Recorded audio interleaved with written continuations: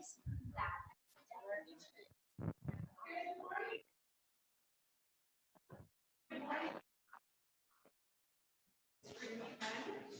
exciting. If I had not had the pleasure of meeting you, my name is Carly.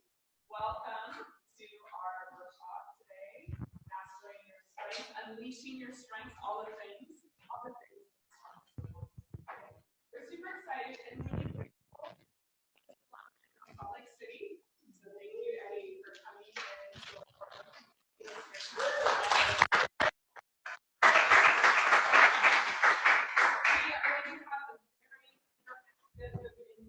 Exciting workshop that hopefully will leave all of you feeling empowered, and also my hope is that you'll all leave with just like a stronger sense of connection of what makes you unique and amazing, so you can then take those strengths out into the world to really benefit all of your life.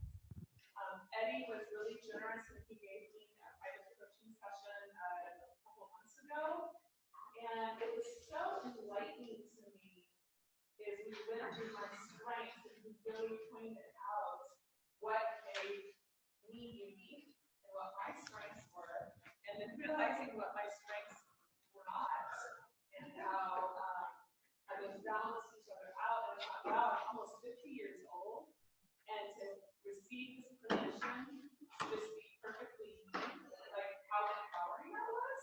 Does that make sense? And I just thought, wow, okay. So I hope all of you have that same feeling, that you really embrace what is uniquely yours and what you really love and understand.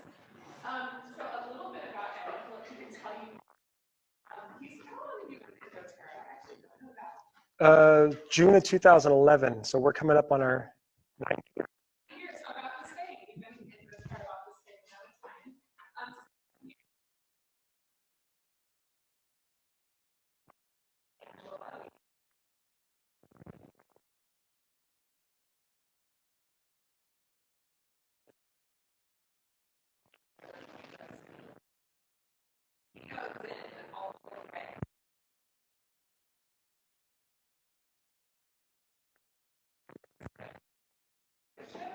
I think all of us were like, oh, that's about ourselves, and then, kind of put that book on the shelf and moved on. And really,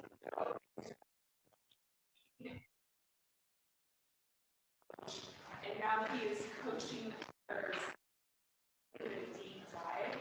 And I'm just really excited to circle back to content because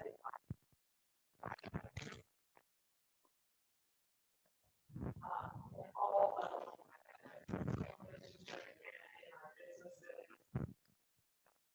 Excited to spend the day. A couple logistics. If you need, the restroom is in just down the hall. If you need to leave the building, the doors are going to get locked. And we have the code is the gates 1116 pound. So if you go outside and find yourself locked out, that's the code straight back in. And I actually texted Jody to let me know if there was going to be a late. And what if you need to take the restroom break, just get up and do that. We're going to have a lot of interacting and kind of breakout sessions. So for you online, I'll help you manage that, and then y'all want to work together. And we'll have lunch about noon. Well, I think roughly have about an hour and a half of lunch. Tracy sent out an email with, but there's quite a few restaurants. Do you have anything to add about that, about lunch, Tracy? No. I said that list, so yeah. Okay. Okay, and you can stay here for lunch too if you like lunch. So let's give a warm welcome to Eddie Diaz. Thank you. All right. How are you? I gotta be honest with y'all, it's a bit of a dream come true because I've wanted to do something like this for the longest time, and I didn't quite have the guts to just go ahead and do it until this amazing person. Right here said, Eddie, we're doing it. I'm getting the room and you're coming. Aisha was just instrumental in being able to put this together. So thank you, Aisha, everybody. Okay, so we have, for those of you who, I'm sure everybody here got the worksheet. If you didn't, don't worry. The worksheet is mainly to keep me on task. But that worksheet, I put that together because it is meaty. There's a lot we're going to be covering here today. And so I want you all to know that we're going to go through it in pieces and chunks, and we're going to be sharing with a lot of you. Some of you are going to, if you don't know each other now, you're going to know each other pretty well by the end of this, and maybe even go home with a couple new friends, okay? So I'm super pumped about this.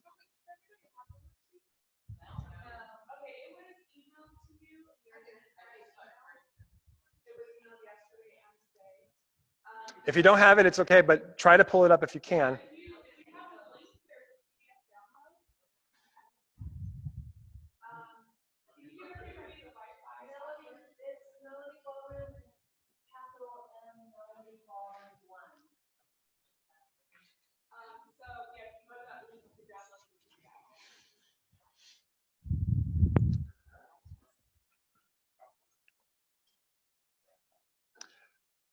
Well, so this is the volume that I'm probably going to be speaking the most. Can everybody in the back there hear me okay? Yeah? Okay. What's that? Okay. All right. I love that. Madonna Madonna sang a song about somebody giving good face. I give good voice. I'll do that. Okay, so cool. Everyone can hear me. So volume's good. All right. So as far as the worksheet goes, I'm going to be real. If you don't have it, don't stress about it at all. It's nice. It'll be nice to have it because I left some room in there for you to be able to take notes along with me to make it easier for you. But if you don't have it, don't worry. We'll still go through it together. Okay. So what we're going to do here today is going to be broken up into two parts. Okay. First is how to understand the strengths report specifically for who you are with life, with everything, okay? That's the first thing we're gonna do. We have to do all that stuff, and we're gonna come back, and we're then going to apply who you are to the business, okay? The business, the health, relationships, everything. So this will, all the things that I share with you will help you with relationships with the people that matter to you most. Maybe the people just come in and out of your life. It'll also help you with improving your health. It'll help you with improving your belief in who you are, that all you need to be is you, and that's it, okay? And then, of course, it'll help you put money in your bank account. Is that cool? We're going to cover those four things. That'll be the last part. So we'll go through those. All right, so if you don't already have it, make sure you've got some notepad and pen. Lots of pens, lots of notepads. I'm going to be dropping lots of information here, and I'll draw some things on this board. So, yeah. This is why I asked, right? We got 3 people. Okay, cool. All right, so the majority of you here probably don't know who I am or what's my story other than what Aisha shared. Yes? Okay. So let me just tell you then. This is I've got 1 million, but this is the shorthand of the story you're going to want to hear. So when this was going back 2011, okay? In 2011, I was working on, this is April 2011, on my 6th promotion in 7 years with this particular company I used to work with, a large real estate company in California. And I was really good at it. I loved it because I saw my wife for 15 minutes. We went to bed, woke up the next morning, and came back to work. And I'm like, I feel like I was just here. And that time frame from the time I went home and the time I came back to work, that's my life. And I'm like, this isn't working for me. I didn't realize it, but it started to sabotage my performance at work. And I started to be really bad at my job. And like within a span of 6 months, I went from being the guy who was getting promoted all the time to the guy that was getting written up all the time. Just like that. Well, subconsciously. Has anyone here ever had any experience where a thought sabotages you? Okay, we're going to be talking a lot about that today, so I'm glad we're all on the same page. So that thought shifted how I was doing things. I started making mistakes, dumb mistakes, little things. And eventually they added up until one day they said, Eddie, this is the last one, you're done, we're letting you go now. So I was fired from that job. We moved to Utah, right next door to a couple of doTERRA diamonds. And then the company that I was working for, the new company in Utah, did the same thing in less than 30 days. So once again, and here's where this whole thing really comes into play. As I'm walking home, my thought is, no problem, I'll find another job. But actually, that's the problem. I'm just going to find another job, and this is just going to keep happening. I need to find something that is me. I need to do something that's my thing. And I had no idea how to go about that. Thank goodness, when I told my wife for the second time in 60 days, roughly, that I was fired again, she said, we're doing doTERRA. So that's how doTERRA came into our life. She started doing doTERRA, and I said, I can't take any more rejection. You do doTERRA. I love it. I love the oils, whatever, do the thing. And I will be the stay-at-home dad. So we started building doTERRA, and eventually we got to the point where I was able to quit this little part-time job I took just to make some extra money while we were growing. So I got to come home and work with my wife to build our business together, but I was still suffering. What happened was, when I got fired, I chose to believe that who I was of no value.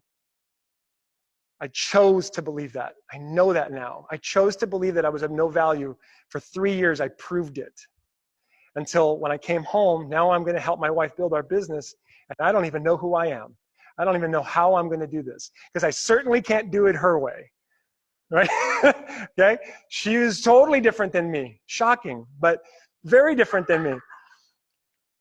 So I had to figure out, I had to grind and work and try to figure out. It was painful. It was awful. Has anyone here tried to figure out who you are without having some kind of roadmap?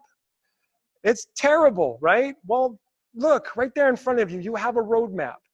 And that's what was introduced to me. When doTERRA said, here, take this test, by the way, I was like, oh my gosh, not another. How many personality tests do I have to take to do this business? There were, like, I'm a blue who's a squiggle and the blah, blah, blah, and the triangle and all this stuff. Like, how many of these things I have to do? So I took it. When I took it, thank goodness, I told the truth on all the questions. I didn't fudge that. I told the truth, and I saw my results. And my top 5, I looked at it, and maybe you had the same experience. Like, oh, okay, cool. Boom, put it down. Never looked at it again. Right? Until I went to leadership, and Jeremy Breckeisen, who I've become friends with, his wife especially. She's amazing. Do you even know who Jeremy Breckeisen is? Okay, his wife wrote the Anchor Your Strengths book. He was part of the group that brought Gallup to doTERRA. Him and his wife actually built a doTERRA business. I think they're gold right now. But anyway, him and his team are on stage, and they're sharing this concept. I'm going to just draw this for you. So you can draw it if you want. I'm not an artist, by the way, so good luck. This is not a complicated design that I'm drawing here. Okay, what is this? Okay, so they drew this, and they said, okay, this is the concept that we're trying to teach. They're like, so you are a star. You are a rock star, in fact. You are amazing at what you do when you do everything your way. Up here, these spots here represent where your energy and your strengths and talents are best used. This is where you are at your best. Down here, these little points here are where your energy is least, where your talents are lowest, and so on. And what they talked about was how in life, or especially when we're growing up, we're taught to develop weaknesses. Has anyone here ever been taught, let's improve your weakness? Know your weakness, right? Know your weaknesses as well as you know your strengths. Let's make those better, right? We're taught that at a very young age. And Don Clifton hated that concept. He said, I don't buy into this concept. There has to be a way to know where we are best. That's where the strengths assessment was born, about 27 years ago, okay? And so here was what they said. What we were taught was to take weaknesses and improve them. But that meant you have to not stop working on your strengths. You have to stop working on your strengths in order to improve your weaknesses. If you're going to do things where you're weakest, you're not going to develop where you're strongest. And so what that ends up doing, if you think about it, if we push the weaknesses up and we bring the strengths down, you turn into this. Eventually. So who I am, infinitely unique compared to everything and anybody that's ever been born, is now gone. And I am, at best, I brought up my weakness just a little bit. At best. Who here are really good graphic artists? One. Okay. Who's the non-graphic artists here, like the opposite of graphic artists. Okay, a lot of people, right? So if I told you to stop doing what you do and go learn from him how to be a better graphic artist, if you spend years and years with him, at best you'll get to here, where he's already there. Does that make sense? Okay, so who's committed to letting go of this crap? Okay, that's what we're going to do. We're going to let go of this nonsense. And I'll explain more later why or how to identify these things and how to use it. So I became obsessed with strengths. I wanted to know everything. My number eighth strength is competition. I didn't just want to know everything. I wanted to know more than the people on stage. I wanted to know what they know, and I wanted to know what they didn't know. Okay? Also, my number 6 strength is learner. I knew I could do it. All I had to do was focus, my number 9th strength to do it. So if I focused, I learned, I can learn more, I can know more than them and be able to impact people better. Because I'm looking at the room, there's like thousands of people in that room, and I'm like, I want to do what they're doing. And that's what I'm doing right here, right now. I'm trying to do what they did, but better. Okay? That's what you're getting here. I'm super pumped about that. So I became obsessed, and I started learning about the strengths for myself. And I had a lot of questions. And I didn't go to Gallup to get them, and I didn't go to doTERRA to get them. I went to other people who were in doTERRA who had already taken their strengths tests.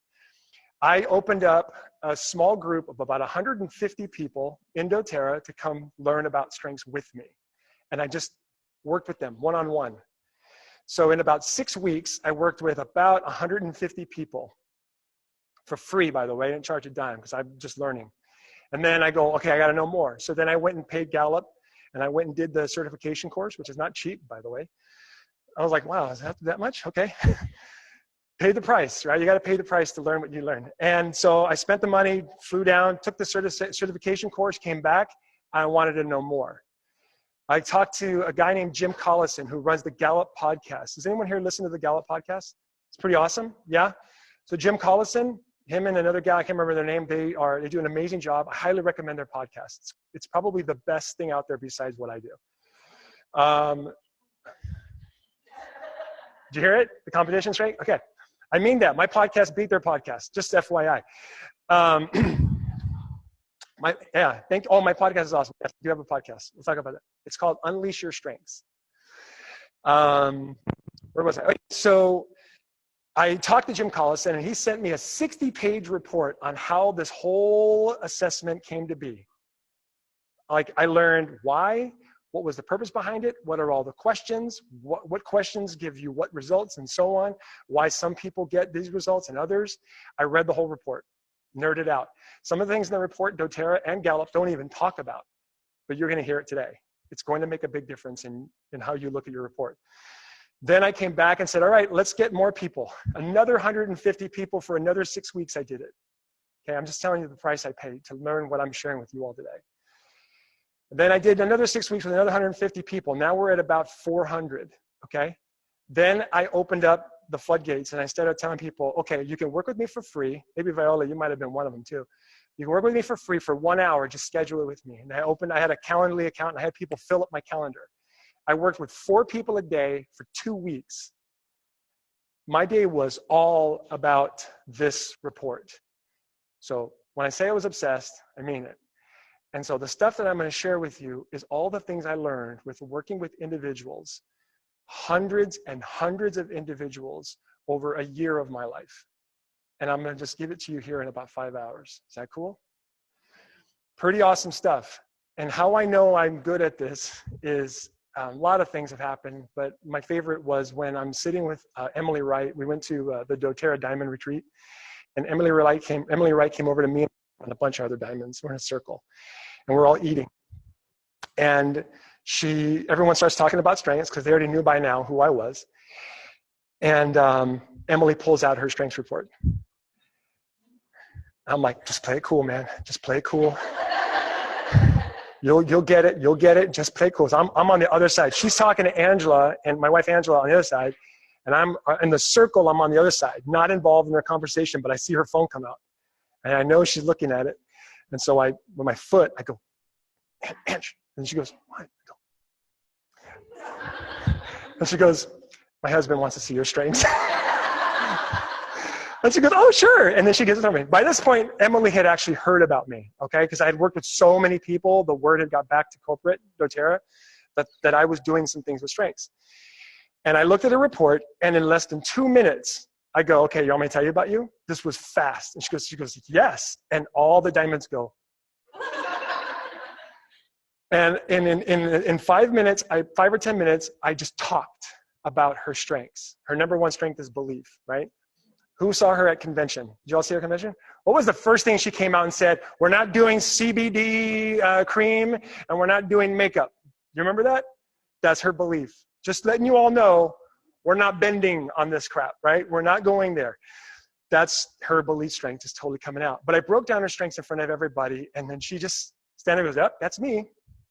And then the very next day, she pulled me aside and said, Eddie, what you did with my strengths report, I have never seen anybody do. I've been to the strengths training, and what you're doing is light years ahead of what they're doing. Keep it up. doTERRA needs it right now. This is Emily Wright's message to me to share with you all. doTERRA is in the business of helping people love who they are. And that's all I want to do, ever, forever. So I've chosen to do this for the rest of my life. When Emily Wright said, go, please do this more. We need more of it. And in that moment, I knew it. The worth that I've been looking for, I found it.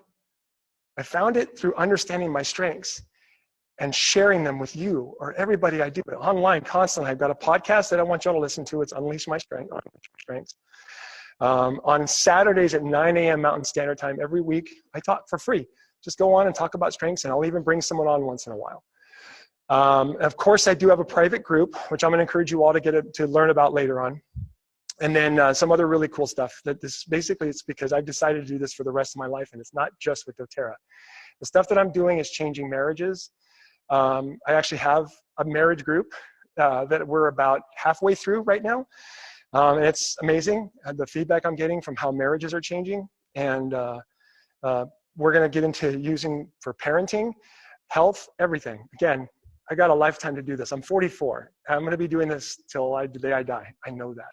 And you guys were here at the very first workshop. Is that cool?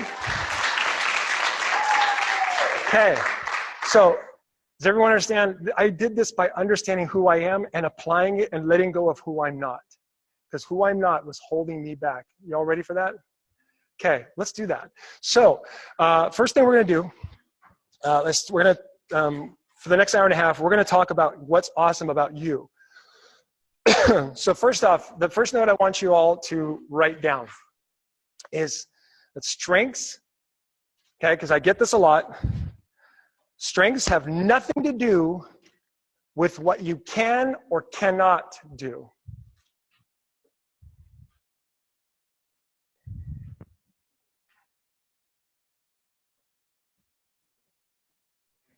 Strengths has nothing to do with what you can or cannot do. The reason I'm starting off with this is because I get this a lot. People look at their strengths and they want to talk about how it's a drawback, how it harms them, and how they screw up, or how they can't do certain things because they have strengths low, or they don't have certain strengths high, yada, yada, yada. We're not going to talk about that because it's irrelevant. Whenever someone says, Eddie, I can't do this well because I don't have these strengths. Well, that's a weakness conversation in a strengths conversation. It's a weakness question, right, in a strengths conversation. We're talking about strengths only. So we're going to cover on how to use those things. The next thing we're going to talk about is we want to understand the importance of this assessment and what it really means. Who here can tell me what are the odds of another person having the same top 5 strengths as you, but in different order? In different order.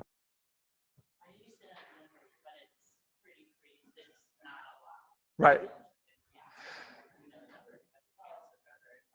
Okay, so what I'm going to do is I'm going to give you the note, and I want you to remember this because it explains what's awesome about this. See, the things that I'm going to share with you, I want you to share with other people.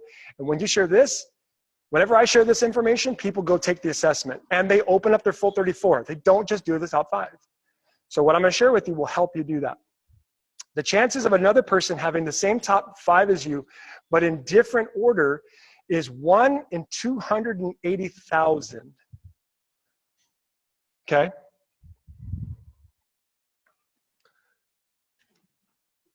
One in 280,000. So who knows how many people are on this planet? What's that? 7.7 billion. That's correct. Okay. So check this out. This is where I started to have some fun. All right, what does that mean? Divide 7.7 billion by 280,000. Go ahead. Who's got it?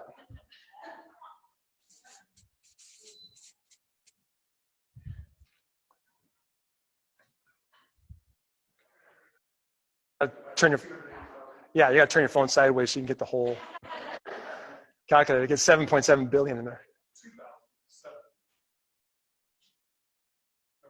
Nope, try it again. But same, the right numbers. 27,500. Okay. All right. Has anyone ever been in a room of 27,500 people? Convention. Okay. Okay. How many of you felt totally unique in that room? Nobody. What's that? 27,500. Okay. That means that if everyone on the planet took the assessment, likely there would only be you and 27,500 other people who would have the same top 5, but in different order. Okay. The order does matter, and I'll explain why. Okay. Now, not very unique, right? So let's shrink that down. What are the chances of another person having the same top 5 as you, but in the exact same order? This is the number they talked about at leadership. 33 million. 1 in 33 million. Okay, do the math again.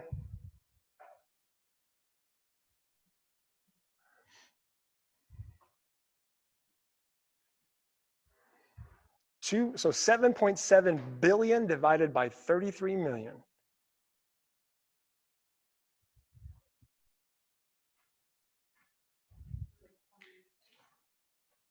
$233.333333. 233. You see that difference? Just by organizing them in that correct order, we shrunk the room down from 27,500 to 233 in the whole world.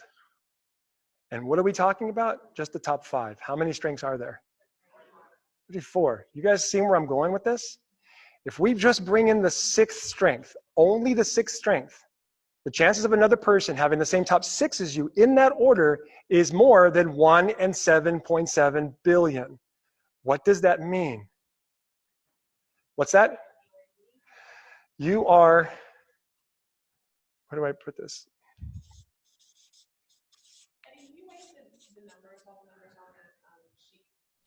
What's that? What sheet? That's what I'm, oh, do you want me to write them down on here? Yes. Okay, I'll get to it. Okay. So just the top 6 alone is more than 1 in 7.7 billion. The number for how the chances of another person having the same 34 as you in that order is more than there have ever been people.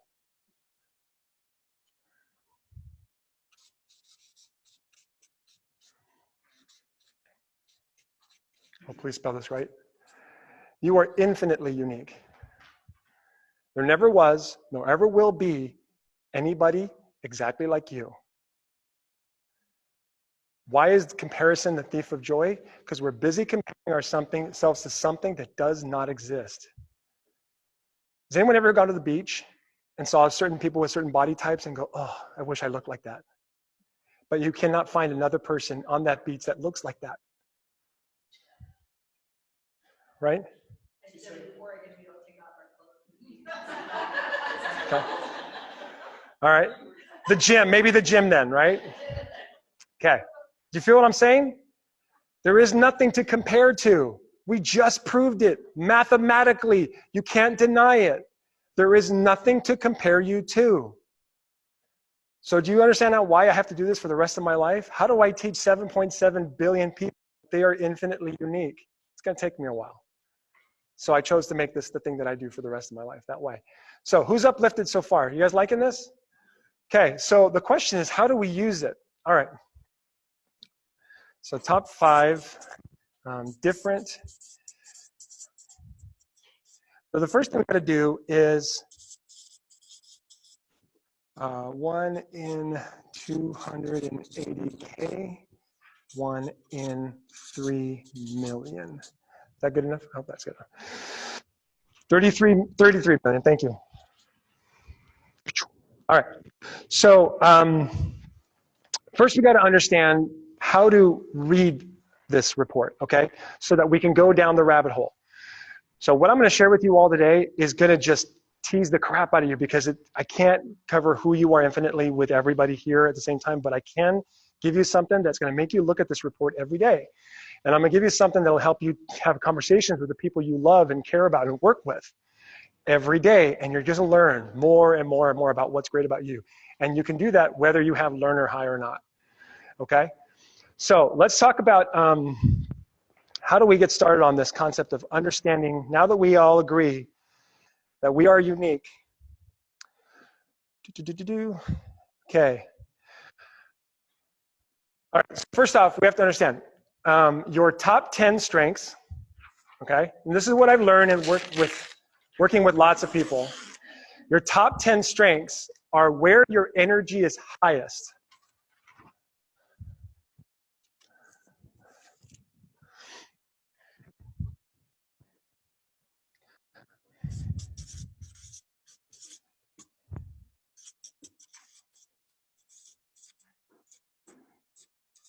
Where your energy is highest is where, when you do things that way, you have more energy and you're far more effective, you're more influential, you connect with people better, you're more productive, right?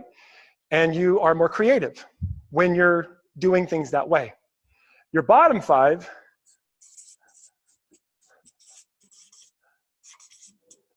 is where the opposite. Okay, now these are strengths, which means you can use them. But when you do, you are your least influential, you're least connecting with other people, you're least productive, and you're least strategic and creative. All right? So you can do them. They're there because you decided those are strengths. You just decided those were low ones for you. Is anyone here already getting some massive revelations just by hearing that? Aisha? You too? You okay? Okay. All right. So who's got one they want to share real quick that's in their bottom that you're just like, oh my goodness, thank goodness. What? Competition is low. So what does that mean? That means, so people of high competition, this is what I look at. So when you look at your bottom strengths, you have to understand, oh, by the way, I forget this little thing. Don't look at the words and bring any past drama with those words into this conversation. Gallup just picked words, so they might as well be Japanese, okay? But, or Spanish, maybe if you prefer. Anyway, so the word doesn't matter. Don't think that you understand the strength just by looking at the word. That was a big mistake I made. When I saw strategic, I'm like, well, yeah, I am strategic, but I didn't understand what that meant until I read the strength. So what you do is you look at that bottom strength and go, okay, well, what do people of high competition do with it? Well, I'm it, right? I look at people on stage and I compare myself and it motivates me to want to be more, okay? Whereas you, the opposite. So has anyone here ever gone to like an event or a training and you saw someone on stage and you're like, oh my gosh, you get inspired for a minute and then you see how they're doing it and then you go, oh, I don't think I can do that. And then you start to become deflated and you feel your energy leave your body. And maybe even, just maybe, you do weird things that make other people around you uncomfortable. Never? When I'm in my bottom 5 strengths, I know when my wife uses the word Eddie, I just want to throat punch you right now. That's how I know, oh, I'm in my bottom 5, I gotta get out. Okay, it's a mantra we have. Stay out of your bottom 5. Okay, so what you do is you look at that bottom strength and you understand it, get to know it. In other words, know your bottom 5 as well as you know your top 10. Because you gotta know what it is that drains you, what it is that doesn't make you effective, and then you can shift it. Do you have a question?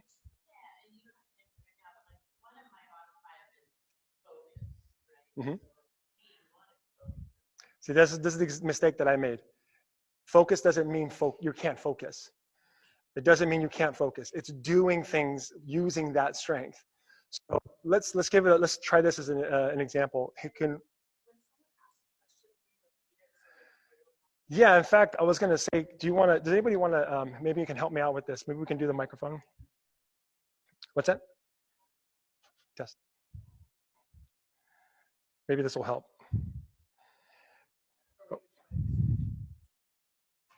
Oh, cool. There you go.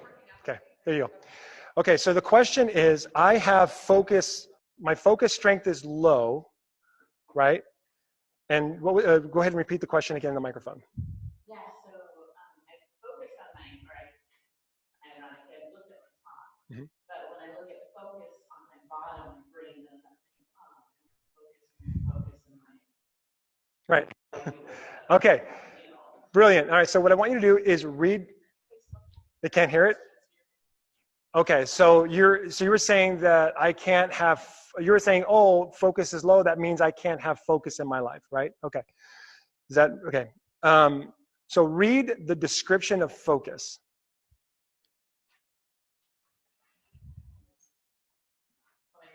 Yeah. Read it out loud.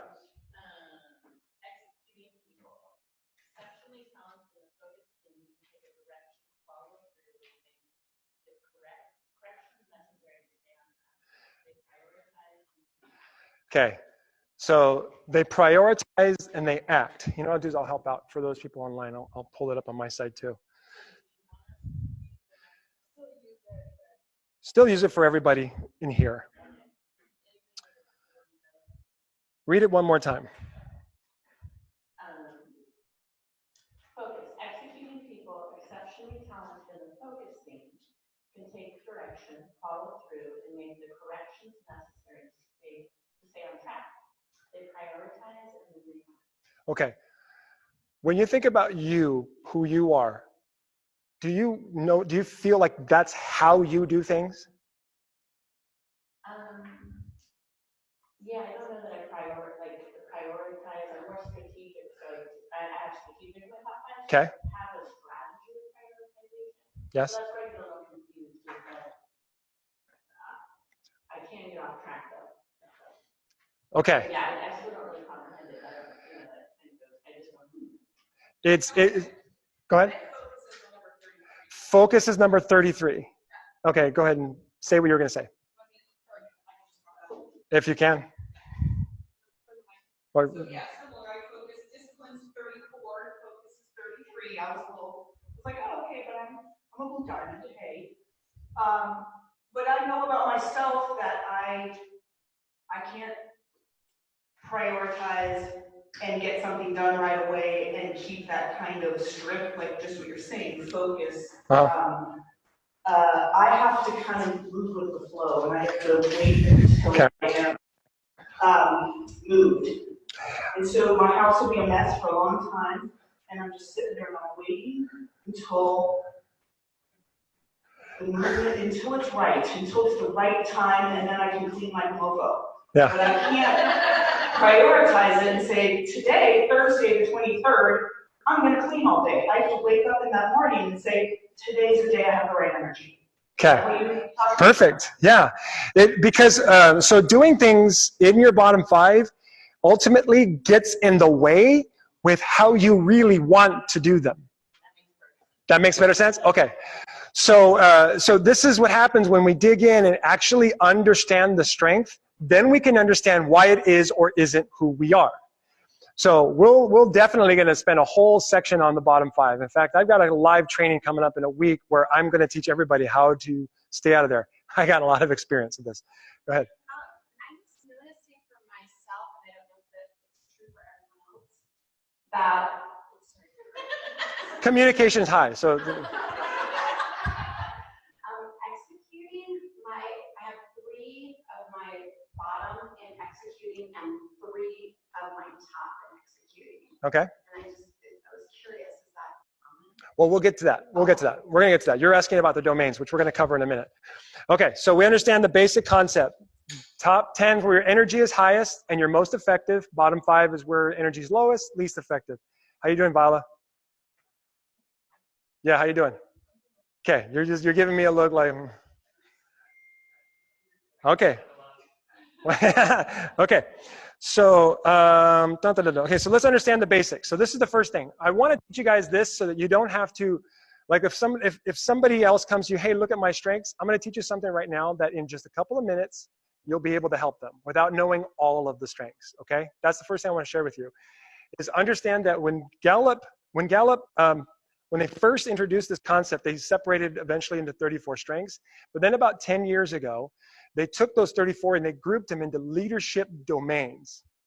This is where we're going to spend some time understanding today. The leadership domains are where they take the strengths and they group them. And what I learned in working with hundreds of people is that the domains themselves has an energy. It has a vibe. It has a desire to do things in a certain way. So I'm going to break those down. And what I want you to do first is, I'm going to do it in the order that I put. Okay, so first I want you to understand the 4 domains. Now these are leadership domains. It's how you influence. But I know everybody here wants to do that. But it's also how we build relationships, how we improve our health, and how we improve our belief in ourselves. If we do everything this way. So first thing we got to understand, in the domains, we're going to talk about, the first one is relationship building. Because the majority of you here are going to be relationship builders. It's a doTERRA thing, probably a world thing. Okay? So relationship builders have an energy and a desire to connect with the right people. So write that down. Now, right people could be a lot of people or it could be 1 or 2. So it's not a picky strength at all. Sure. Relationship builders have a desire to connect with the right people. Now, before you start looking to see if this is you or not, we're going to get to that in a minute. I just want you to understand the energies behind it, okay? So basically, it's to connect. Relationship builders love to connect. They enjoy seeing people move forward, but prefer to connect, right? Like they like to see people accomplish things and such, but they don't ever push them and risk the connection. Okay, that's a good one. You know that if you have developer high and command low.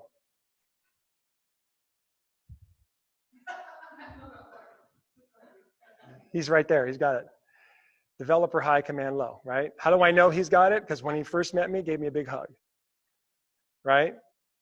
Yeah, I'm reading you. I'm reading your strengths just by looking at you, right? So he gave me a hug and said, oh my gosh, so good to see you, right? It's never like, I'm just here to get things done. There's a couple of you here that are like that. We'll get to that one next. We'll get to that one in a minute. So they're just waiting for me to get to it already. They're like, when is he going to get to it? You know what? Let's talk about them. Let's go to it. Executing. All right. Executors have one desire only, to make sure that things are getting done. And I dare say, but I'm not 100% sure yet, but it's done right. Okay. Get it done.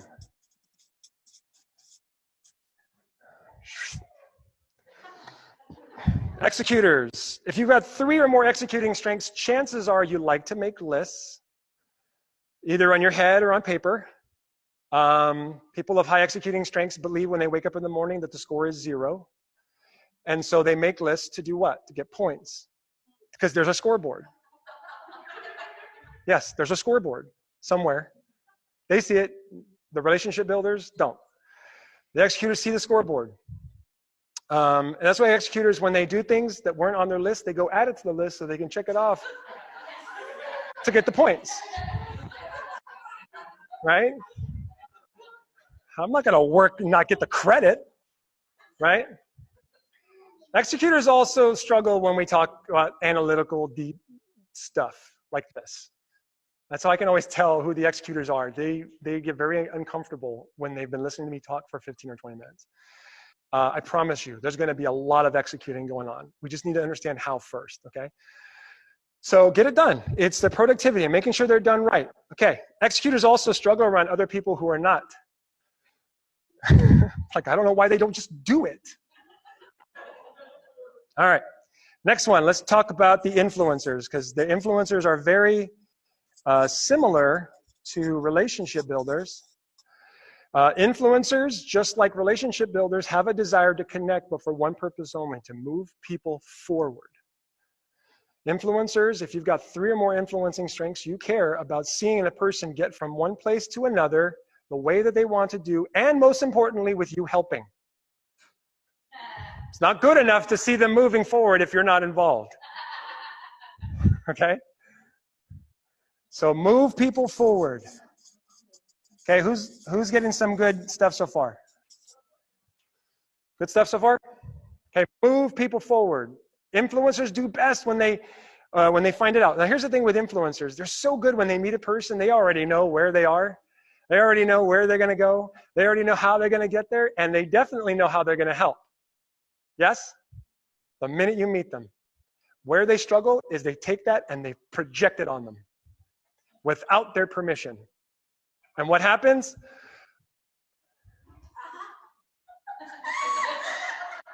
Right? Who's been ghosted? Really, influencers, how many of you have been ghosted? Okay. So where you do better is if you help them establish for you where they are. Have them establish for you where they want to go, and it's always going to be here, even though you see them here. Just be happy that it's on the way. Okay? And they'll tell and help them establish how they want to get there. Okay? We're going to cover that, right? But looking at the strengths, I can tell you, I can easily help you figure out how you want to get there. So, how they want to get there.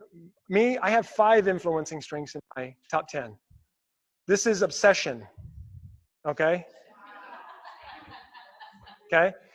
So, this is all I've been doing, is trying to establish where you all are so I can take you from there to where you want to go, the way you want to get there. Go ahead. If I'm coaching someone. Uh-huh.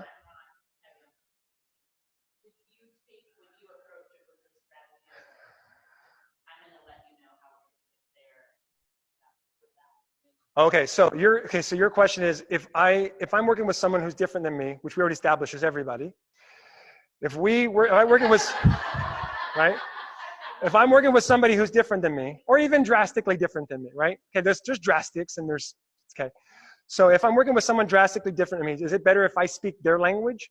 The answer is no. And I'll teach you how. No. Remember, you gotta be you. Being who you're not will drain you.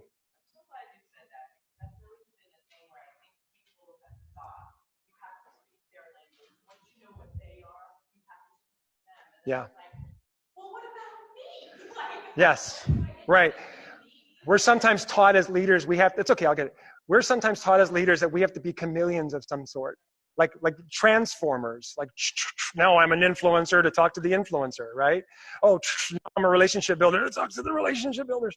You know, it's extremely exhausting and it's not effective, right? So instead, I'm going to be an influencer with everyone. And I'm going to make sure that the executors know I'm here to get things done my way. But I promise you, things will get done. For the relationship builders, I'm an influencer, but I'm going to teach you how to move forward by connecting with the people that matter. Here we go. And then, and so on. So does that make sense? We'll get to it. We're going to cover it. You're going to get a lot of that. Yes. We're getting that one next. So that's what you're asking. What's next, right? Right, I'm going to do the 4th one now. So the last one we're going to talk about is the strategic thinkers. I'm not leaving anyone out because I have 3 of these in my top 10. This is also important to me. So strategic thinking, it's really simple. They have a desire to think, create, and learn, or a combination of the 3. I'll repeat it.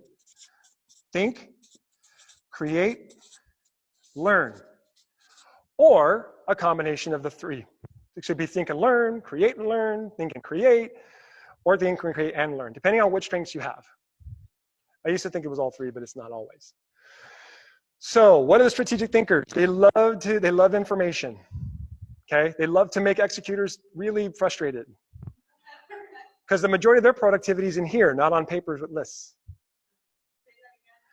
Strategic thinkers frustrate executors because the majority of their productivity is up here, not on paper and lists. A person who's a strategic thinker can go on a walk and get a lot done. Come back with nothing to show the executor. The executor's like, you just went on a walk. What's that? Right? Some of both. I'm dealing in extremes right now because some of you are going to be mixtures of both, and it's okay. It's totally cool. I'm just dealing in extremes so that you can understand that these are like little people living inside of you. Okay? And some of them are a little stronger than others. Ones that are stronger, you're going to give them the wheel. The ones that are not, put them in the driver's seat, the passenger seat, or in the back seat. Okay?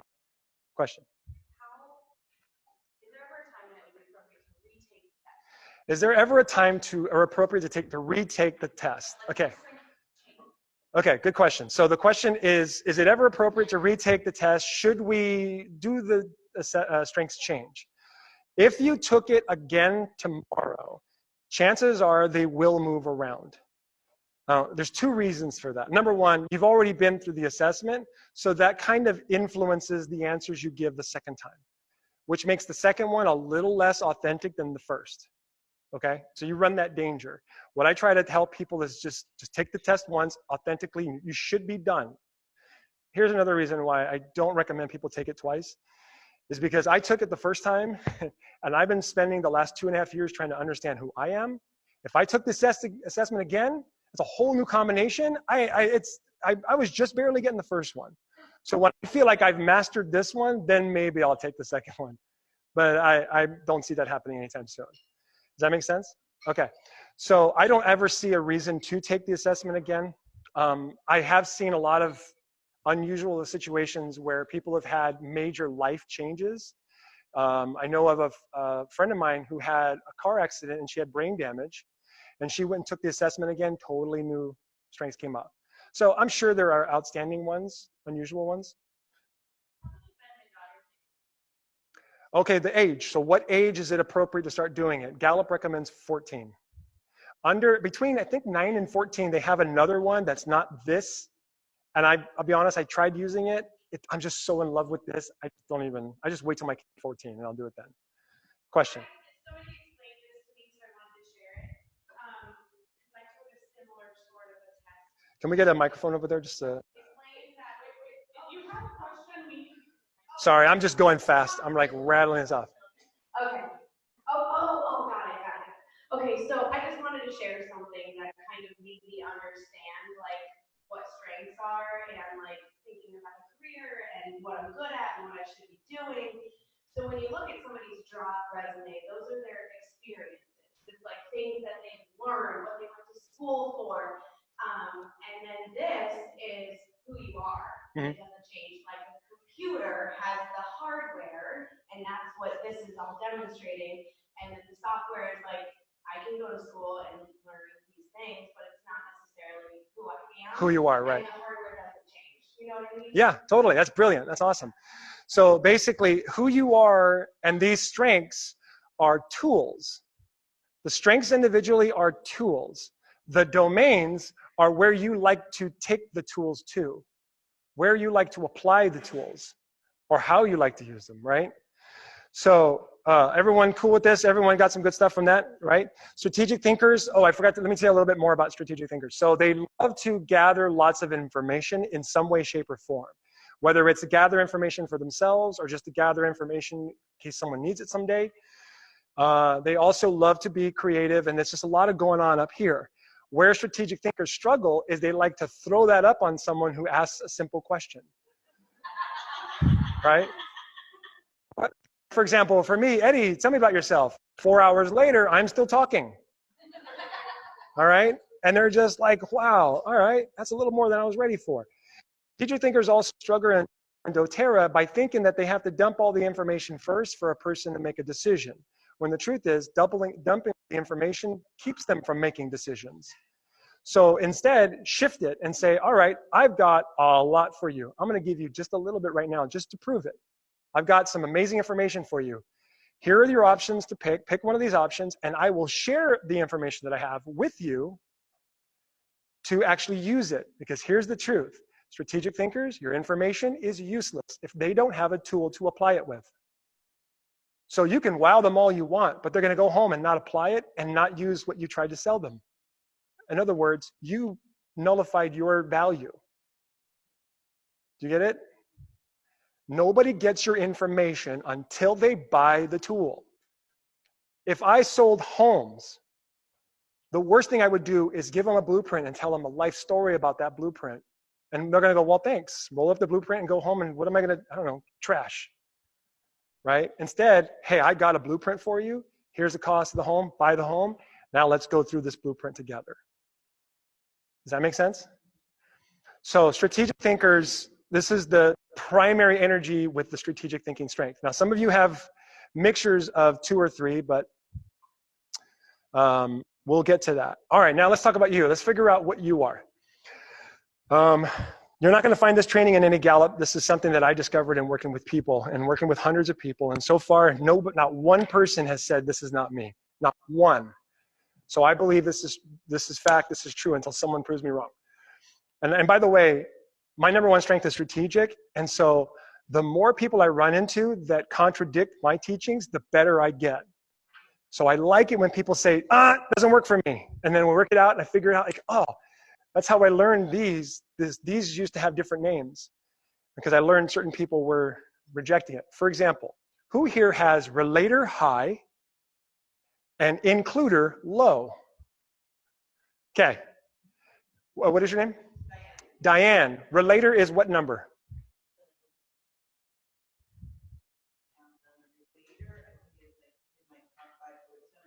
Relator is number 2, and where is includer?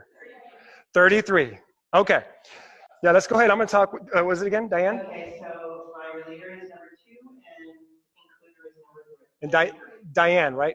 Hold on to the microphone for a minute. Let's keep the microphone there. We're going to talk to Diane for a second. So Diane, I was in a room one time where there was a gal who was in front talking to people about strengths, and she obviously knew nothing because she looked to a relator, and you are a pure relator, okay, because of those opposites.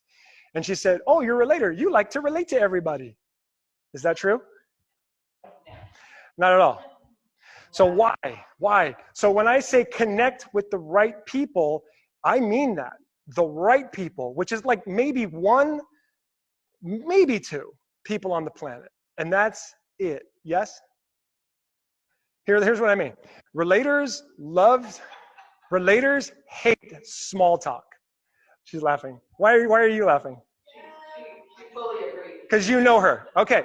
Relators, includer like this, relator high, includer like this. Hey, extreme. Not everybody here is like this, but extreme. Relators hate small talk. Hate crowds. I don't know about hate crowds, but Uncomfortable in crowds. Prefer not to be in. Okay, better. We're getting there. Not all relators want it. Somebody goes up to hug you. You do this. Nope, that's not your hug? Okay, all right. You're this. What are your top 10? my top 10 are strategic, Uh-huh. relator, Uh-huh. activator, ideation, maximizer, Oh, self-assurance, okay. command, connected, learner, and communication. Okay. So I get it. You're a dominant influencer. I'm dominant. Okay. So that's okay. So this, thank goodness, that'll make you a little more friendly. So this is what I'm trying to explain. If you show a person a video about relator, it kind of applies, but it doesn't quite until you look at the whole strengths. So here I am, I'm making assumptions about your one relator. You're like, no, that's not me, because you've got all these other ones that require you to help people move forward. So you connect, hug, to move people forward, to make them feel like they can move forward with you. Yes? Yes. Okay, brilliant. Okay, so includers are the opposite on certain things. Includers love crowds. You can send an includer in a room of 100 people, come out with 100 friends, right? Includers also totally are fine with small talk because they know it's going to get to where we're become friends forever. They're very comfortable in that. So if you've got includer high and relator low, you're like, you just love being around other people, and you sometimes like have a problem with filtering some people that you really shouldn't be around. But you're just so positive and so uplifting and kind. You still them in, even though you probably should be kicking them out. Yeah, you have a great filter. It's a nose you can smell. In fact, I would bet if I sent you in a room full of 100 people, you would come out with maybe one contact. That's probably true. Okay. And that's good, because that one contact can be good. What's that? It's usually a good contact. It's always, yeah, it's a very good contact. And here's my thing is relators are expert relationship builders. Like the way that I would call George Lucas an expert filmmaker. He only does it once in a while. You know what I mean? Because it takes a while to do it the way he wants to do it. Like you, it takes you a while to build a relationship the way you want to build it. And because of that, it involves risk. And because that risk and how much pain, risk also brings in pain possibility. Because people have high relator, when somebody who they let into this small little group betrays that trust, it's excruciating. What's the pain like when someone betrays you? Oh, it's happened in this business a lot. Sure. Sure. Yeah. And that's intense. Right. But you put, you do that, you put all that influence and time, and they come to you with their goals, and you're like, great, I got this beautiful one, and I can get you the steps, and let's do this together, and then, Okay. All right. So, okay. So because of that, you only let certain people in. You have a filter. Most often, you're more skeptical of new people than you are of welcoming new people. It's okay. It's because you're good at this, right? Oh, let me give you one more cool thing, and then I'll let you go on this. A relator has a select group of 1 or 2 people that they're friends with. They've built deep relationships with, deep to the core. That if they called them at 3 in the morning and say, I need you, without no explanation, I need you, click, they will be at your house. yes, Correct. And you can do that with them, yes? for sure. Okay, I cannot do that. I don't have relator high. My wife does, and she's amazing at it. And so one of the things I love about relators is they are expert relationship builders. They build deep connections in a way that I can't even comprehend because I'm too interested in bringing on the world, right? And I'm not saying that my way is bad or your way is good or mine's bad or whatever. It's just my way, okay? So is that cool stuff? Diane? Diane, thank you, Diane. Okay. All right, so let's take a look at everyone's strengths report. And here's what you do, basic math here. Just take a look at your top 10. Let's find out where what I'm gonna call your dominant domain, okay? When I say what's your dominant domain, this is where you find the answer. Look at your top 10 and just count how many of the domains do you have in your top 10. And do that now, if you haven't already. And some of you are gonna have like 4, some of you might have 5 or 6, some of you might have 2, whatever, just put them all down in order of the top to the bottom. All right. Yeah, like for example, if you've got, like I'll give you an example. For me, I have 5 influencing strengths, so obviously that's my number 1. I have 3 strategic thinking strengths, which is my number 2, and then I've got 2 executing strengths, which is my number 3. 1, 2, 3. It's easy for me because it works like that. But some of you are going to have weird combinations that like some of you might even have 3, 3, 3. Yes, wait. You have 3, 3, 3. Okay. We'll get to the 3, 3, 3, I promise. Does anyone here have 3, 3, 2, 2? What'd you have? 3, 3, 2, 2. Oh, okay. You have 3, 3, 2, 2, and oh, okay. Anybody else have 3, 3, 2, 2? This is a newer one for me. It's all fascinating too. What? 0, 3, 3? Okay. 4, 3, 3. See, okay. Okay. Here's the next thing. I want you to write this down. So,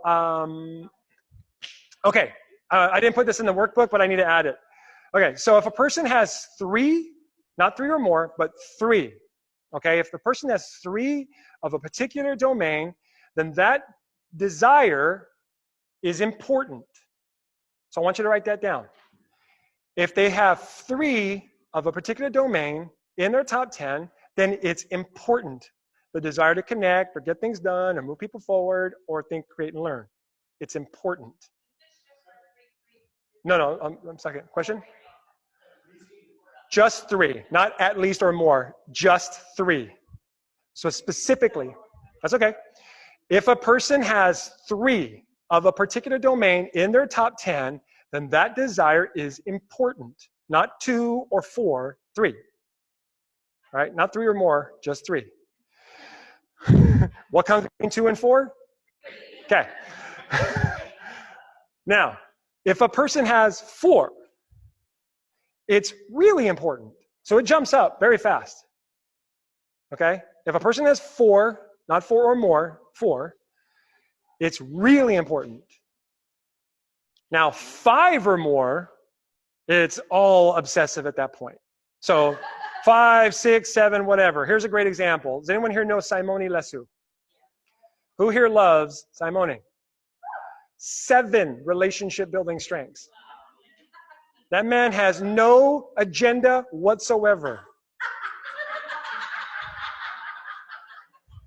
Back there? No agenda whatsoever. He just wants to be present with you. And he just wants to connect with you. He is. When you go anywhere in doTERRA and you find Simone, you will never see him alone. Because it's not where he's best. And he and I had a really long conversation about it. And he just loved it so much. Because Russell Butters is the opposite. Now, it's not a bad thing. Russell is amazing at building relationships, but he doesn't do it the way Simone does. Russell is an executor. Russell is highly productive. Russell is also, if I remember correctly, he's got a few influencing strengths. He does it that way. All right, relationship builders need connection, love to see people moving forward. Influencers need moving forward, enjoys the connection, but never one at the expense of the other. Does that feel good? Make sense? Yeah?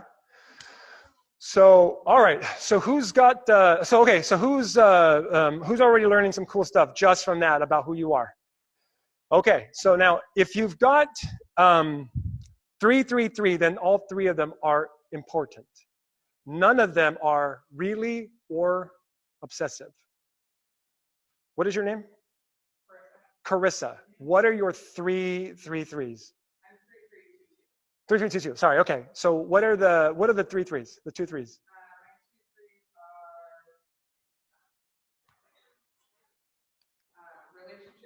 Relationship building. The strategic thing. Okay. So here's what I want you to think about this. What was your name again? Carissa. Okay. If I have to ask you 9 times, just bear with me. So Carissa. All right. So here's what I want everybody to do, Carissa too, is I want you to take a look at your all the domains that you have of 3 or more. Okay. If you've got 2 of something or 1 of something, just throw it out for a bit. And what I want you to do is you're going to write what's called a strength statement. Okay. This is like your mantra. This is like how you do everything. Okay. And the strength statement goes like this. I love to do everything. I love to do everything in a way. I love to do everything in a way that honors my desire. I love to do everything in a way that honors my desire to, and then put them in order. Do you get it? Okay, so let's just use some examples. You back there with the glasses, what is your name? Florence. Okay, Florence, what are your domains? How many? So you have 5 relationship building strengths, right? That's number 1. I love to do everything in a way that honors my desire to connect with the right people. Do you have anything else with 3? And get things done. What was your name one more time? Florence. Florence, the statement says, I love to do everything in a way that honors my desire to connect with the right people and get things done. Is that true? Okay. So Florence loves to connect with people and make lists. See? Cool, right? I don't even know. Here's a weird thing. You guys ever go to magic shows and they say, hey, just so everyone knows, we've never met, right? This is an example. I've never met Florence, but already I know who she is. She cares about connecting with people and making sure that things get done. But connect first, because there's 5 of them. So the getting things done can never trump the connecting of the people. Right? Okay. Next. I get this, but for strategic, so my pathway is connected relationship with as well. How many? I have 4 relationships. Okay, so what's your question? So how to phrase the strategic part? Okay, I love to good question. connect with people and be information. So 4, relationship building, 3, strategic thinking. I love to do everything in a way that honors my desire to connect with the right people and think, create, and learn. Or think and learn, or think and create, or think and learn, whatever. You know, you kind of come up with your own there. Some of this is fluid. Who else has got, who's got there so far? Yes. Well, let's pass the microphone. Sorry, I'm so fast and, okay. So Lindsay here, and I love to do everything in a way that honors my desire to think and create, connecting with the right people, moving forward together. So you have strategic thinking, relationship building, and influencing. Does that order feel like that's totally you? It's super Brilliant, I love that. Does that feel good? Okay, let's pass the mic all the way back there to Carissa, sorry, okay. Carissa, Yes. what is yours? I love to do everything in a way that honors my desire to connect with the right people and create more. How does that feel? Does that feel right to you? It makes sense. Why are you saying it that way? Just because it's still kind of a new, this whole thing is still a pretty new concept. Okay. It's starting to make sense. But It's not an I'm a intense teacher, desire. So it makes sense that connecting to the big things. You're a teacher. Yeah. Okay. That's Okay, so 3, 3, 2, 2. You love the connecting with people and then also bringing knowledge and information, right? Duh, teaching. Brilliant. All right, awesome. Okay, who else has got one they want to share? Let's pass the microphone around. And then let's bring, so there are the 3 of you here. So go ahead, go first. Hi, my name's Stephanie. I'm not getting it, even though these You're fine. are trying to help me, and then I'm trying to offer this. I'm like, I don't get it. But Okay, I have 5 influencing, okay. 2 relationship building, 2 strategic, 1. Okay, so what does that mean? It's all about the moving forward. So that, That's it. Now, it doesn't mean that you don't connect with people, and it doesn't mean that you don't do the other, it doesn't mean you don't do the other things. It just means that your primary, okay, let me just say it this way. This is how I like to do it, because I can't assume anything, and it's always best that you don't. So what I would say, what was your name one more time? Stephanie, 5, so you have 5, 2, 2, and 1? Okay, so 5 influencing, and then 2, relationship building, 2 strategic. 2, okay, got it. Okay, so would you say that you love to do everything in a way that just honors your desire to move people forward? You like that? It looks like you like it a lot. So when, Sometimes more than they do. of course, because you see them going somewhere they can't quite see yet, right? Most often. And that's okay, I get it. So I had to learn how to let go of what I see. Let go of projecting what I see. I still like to hold on to it. Like I see you all here teaching, strengths with other people, but maybe you won't all be there. I let go of that concept. Do you know what I mean? So does that feel right though? Or are you concerned that it's leaving something out? No, it feels right. I just felt like I didn't have the. You have one desire here. Your job is to move people forward. That's it. You don't have to worry. Okay, like does that feel right though?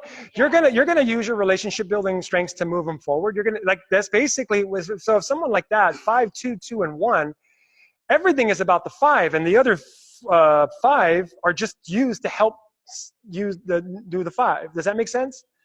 So like for example, some of you might have dominantly relationship building, but you've got this influencing strength thrown in there. You just use that influencing strength to help you connect better, because you decided that's a tool that you're going to use. Does that make sense? Okay, you good? Okay, pass the mic up to the lady in the gown. All right, how about you? 5 influencing, 4 executing, and 1 strategic. Okay, so obsessive and really important.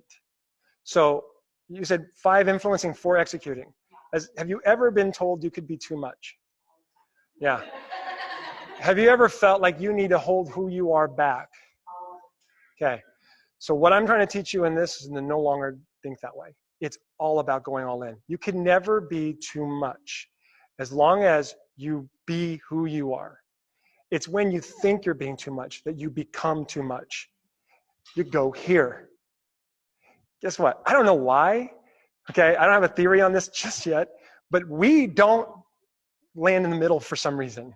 We either go here or we go here.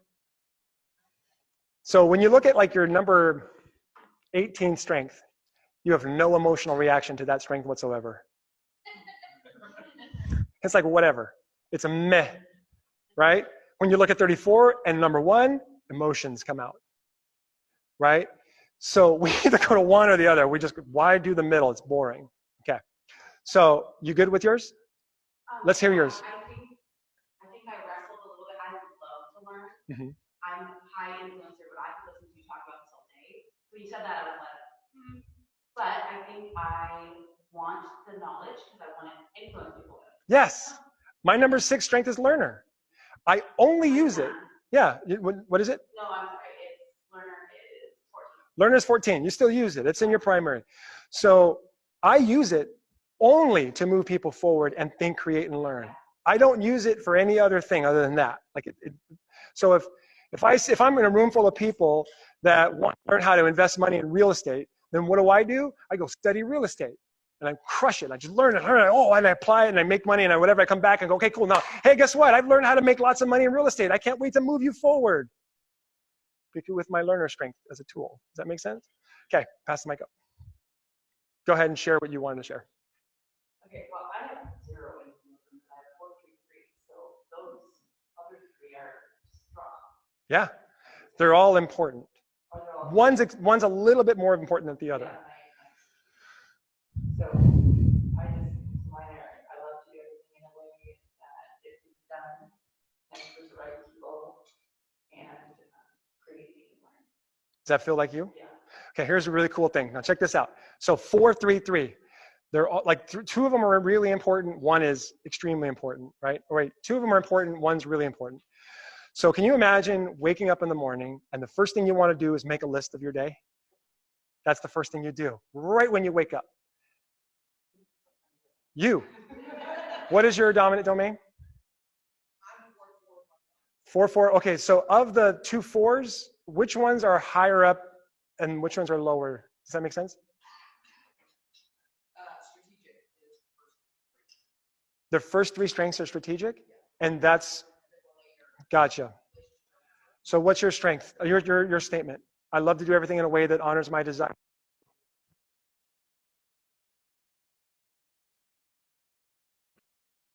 create learn, or I like to think create learn, connect, right? It could go either way, right? Totally cool. What's the first thing that comes to your mind when you wake up in the morning? Is it a person or is it information or knowledge that you have to go gather?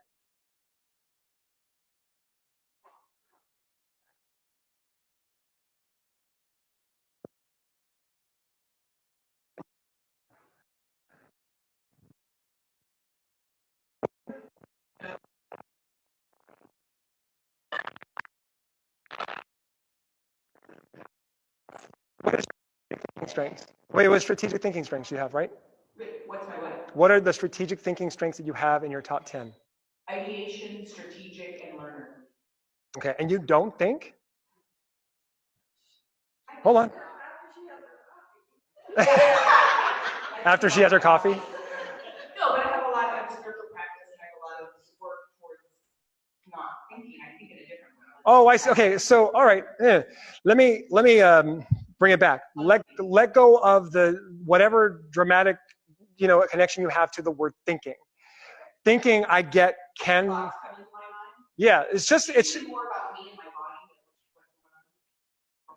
so okay, good. So this is what I mean. So thinking doesn't imply analyzing. It's more of just using your head, using your mind, like creating almost, being productive up here versus here.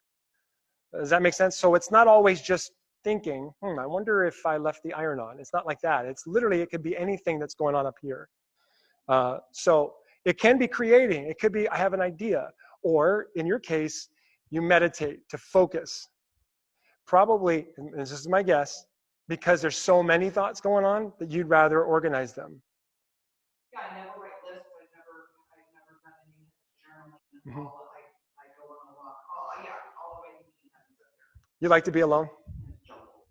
Do you like to be alone? Yeah, sometimes. Because this is the one thing that strategic thinkers love is they like to be alone so they can have space to just get this clear. I do my best strategizing, talking to other people and walking and talking. Yeah. Interesting. Brilliant. Okay. My dear, you appear, I forget your first name. Melody. Okay, there was more, right? Or are you good? You're good? Okay. So, does everybody have a question? No, we had already said that some, we had 7. I had 7 relationship building. 7 relationship building strengths. Okay. 2 strategic, 1 executing, and none in influencing. Okay. So I feel like I'm just swimming in a big relationship puddle. Okay, so she said, I feel like I'm just swimming in a big relationship puddle. Okay. So how is it going to Okay, who here believed? Wait, say that again. I'm sorry, I missed it. I'm sorry. Okay, good.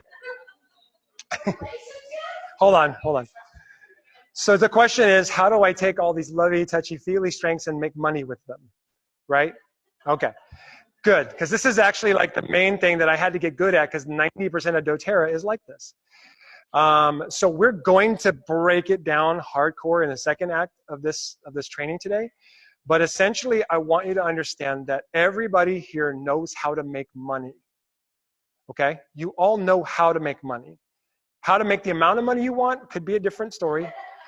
But how to make money, you know how. If you've ever had a job, okay, here's a really cool thing I want to share with you all. Because understand, remember, strengths have nothing to do with what you can or cannot do. Remember that rule, right? So I'm just trying to make sure I'm still on track with where I'm going. Okay, brilliant. Oh, cool, we're ahead. So understand that there's 4 domains here, right? But these are energies. This is the way you do things. But there are 4 things that you want to accomplish. And I want you to write these down. I was taught by a guy by the name of Satem Magali, who's a former NFL player. He one that woke me up. Was when I was in a place of hating who I was. See, what happened was when I got fired twice and I decided to bury my value, I literally buried my value. I buried who I was. Satema woke me up. And I remember sending him a text message with a picture of an empty grave and a shovel next to it. I said, you woke me up, brother. And it's because of what he did. I'm here. What does that mean? So what I want to share what that means is that everybody, he taught me 4 things. He says there's 4 things we all want. He called it core 4, okay? Your health, number 1. Your health can be physical, right? Spiritual, health. Just talking about health, okay? What you take in your mouth, your ears, your eyes, and how you move your body, essentially, okay? Number 2, he called it, what's that? Health is health. If it's mental health, it's health. Number 2 is, he called it something different, but I'm going to synthesize it, which is belief. Belief in who you are. Your center core and understanding the value of who you are. And you can bring in your morality, even your spirituality if you'd like. It's basically seeing your value for the purpose it brings, who you are, number 2. Number 3, the people that matter to you most, your relationships. Whether it's people you work with or people you know, people you're married to or whatever. The people, okay? This relationship is number 3. Number 4 is your bank account. How you bring in money, whether it's getting a job or building a business, okay? So those are the 4 things. We all want to do them all. As you can see, by looking at some of the domains, some things are going to be a little bit more natural than others. Some things we have to aim our strengths. For example, people of high influencing and executing tend to be a little bit more natural with making money, especially when it comes to building a doTERRA business, because they're not worried so much about whether or not they're connecting with people. They do connect with people. They do a great job of it. But they're more interested in making sure that things are getting done and people are moving forward. So it's a more natural thing. Whereas relationship builders are concerned about when they talk to people about those people having some kind of judgment on why they're connecting with them. Does that make sense? So relationship builders, how they make money in doTERRA is they let go of what happens after the connection. Let it go. It's none of your business. What is your business is you spend time connecting with them. Once you're in the moment of connecting with those people, you'll know what to do later.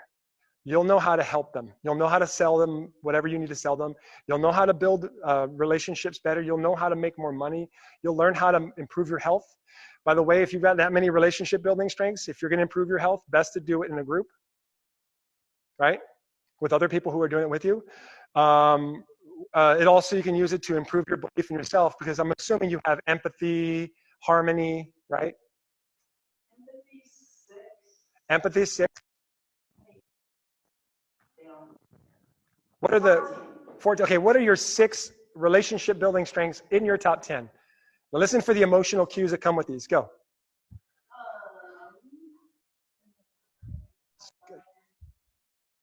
Adaptability, connectedness. Okay, stop right there. Hold on.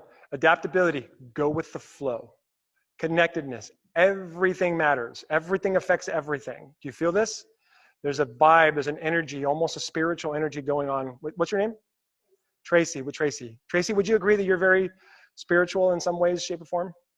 Okay, of course, with adaptability, go with the flow. Don't dictate anything. She's got discipline really low, right?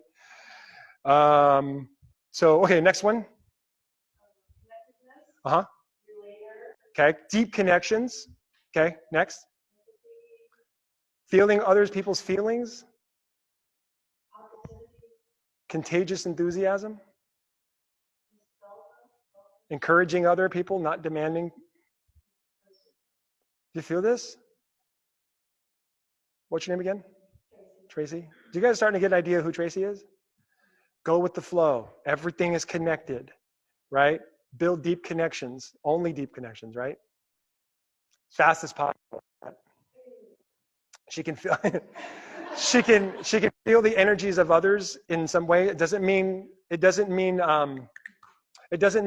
you're okay with the feelings they're having. So you're not like excusing them or making it okay for them to pity themselves. You just feel it. And then what was the last one? Developer. You encourage people to move forward instead of tell them. You like to compliment people in the hopes that they'll go, ooh, oh, she says I'm really good at this. I should go do it more. That's what your hope is when you compliment. Yes? Commanders, people with high command, yeah. People of high command couldn't care less. They're just like, I'm just going to tell you what to do, and you go do it. Right? Whereas developers are like, no, you're really good at this. No, I swear, look, you're really good. You should do it more. And commander's like, you need to do that. Go. And then come back and tell me when you're done. And relationship developer is like, oh my gosh, you're sure really good. We should do this together. Right? Okay. What do you think? How does that feel? How is it helpful? Let's just put you on the spot. How can you use that to make money? Go ahead and speak in the microphone. I think the part of being present in the moment, connecting with the person and letting go of the other. Yes. Is really helpful. Yes, will you please do that? Wanting anything beyond it, just trusting that it has impact. And, Yeah. Have you ever had a job before? You're an influencer. You want to know how I know? You convince that company to pay you money for your services, for your time. Are you married? I was. You're a closer. That's it. And a finisher, apparently. So you understand? You can move people forward your way. Have you ever made $1? Have you ever made $1? Have you ever done something and someone paid you $1 or more? What? Yes. You're a salesperson, right? Have you ever improved your health in some way, shape, or form? You can use you did it with your relationship building strengths. Have you ever had a moment where you looked in the mirror and go, damn, I'm good? Ever once? Yeah. You can believe in yourself. What I want to help you do is understand why it worked. And here's what we're going to do before we go to lunch. Understand that the reason why we struggle is we don't spend enough time understanding why, when things go well, understanding what we did to make that happen. We look at these great experiences and we blow it off. And we say this, that was a fluke. That'll probably never happen again. Raise your hand if you've done that. No more. Now when good things happen to you, the first thing you're going to do is grab your strengths report and say, how did I do that? And what happens when you do that with every good thing that happens around you? At some point in time, you might actually believe that who you are is all you ever have to be. That's it. Done. What's that? At some point, you'll create enough experiences after you look at your, it's like when anytime something good happens, you look at your strengths report, how did I do that? How did I do that? That was good. I want to do that again. When we do that enough, that exercise, when we do that enough, we'll finally at some point be convinced that who we are is all we have to be. That's it. Done, right? This is what I'm spending all my time trying to convince you to do, is to look at it and go, oh, I get it. This is my strengths report. I know what to do with it. And when things go wrong, we go here. We try to figure out what the heck was I trying to do. Because here's what you're going to learn. I want you to think about this. Whenever you do things in your top 10 strengths, you're influential, you build relationships, you get things done, and you are creative. All of them. You do all of them. When you do them in a way that honors what matters to you first. Okay? See why this stuff is more important than going in to tell you about how to sample someone? This is so much more important.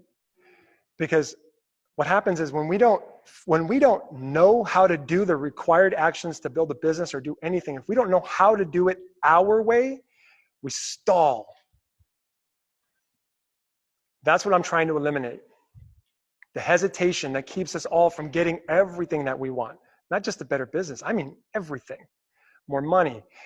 Have you guys ever met somebody who is overweight, but they're the most fun person to be around? Right? Or somebody who is super spiritual, but dead broke. Right? Or super wealthy, and everybody hates them. Right? What I want to teach you guys is how to use strengths to get all of it. More money, improve health, better relationships, and a close connection, deep spiritual connection with Heavenly Father, your belief in yourself, whatever it is you want. All of it. You don't have to sacrifice anything. But the way you do it is by doing it in here. All right, who has questions? It's heavy stuff I'm hitting you with.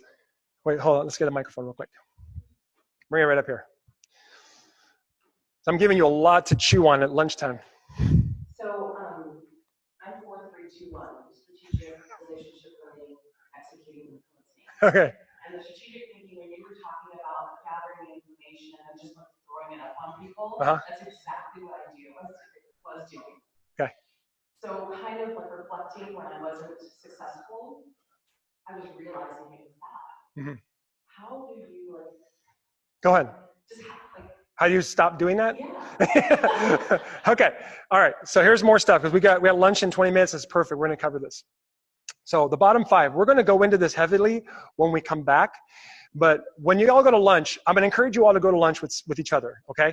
Don't go out alone. If you're go to lunch with at least 3 or 4 people or more if you can, because we're going to be doing some breakout sessions in a little bit, and we're going to have you all talking with each other and working through these concepts. But understand that this is the thing that I learned in working with a lot of people is that why? Like why? So the question is, Eddie, if going into here drains me physically and makes people around me sick, why am I doing it? Why do we do it, right? Who can give me an example of a time in your life where you're trying to do something in a way that's totally not authentic to who you are? Now, hands flying up like crazy. Okay. What's your name again? Alyssa. All right, Alyssa has got the mic. For those of you, I hope, let's see, everybody on Zoom here having a good time? Okay. I totally forgot about you guys. I'll try to repeat it. I'm sorry.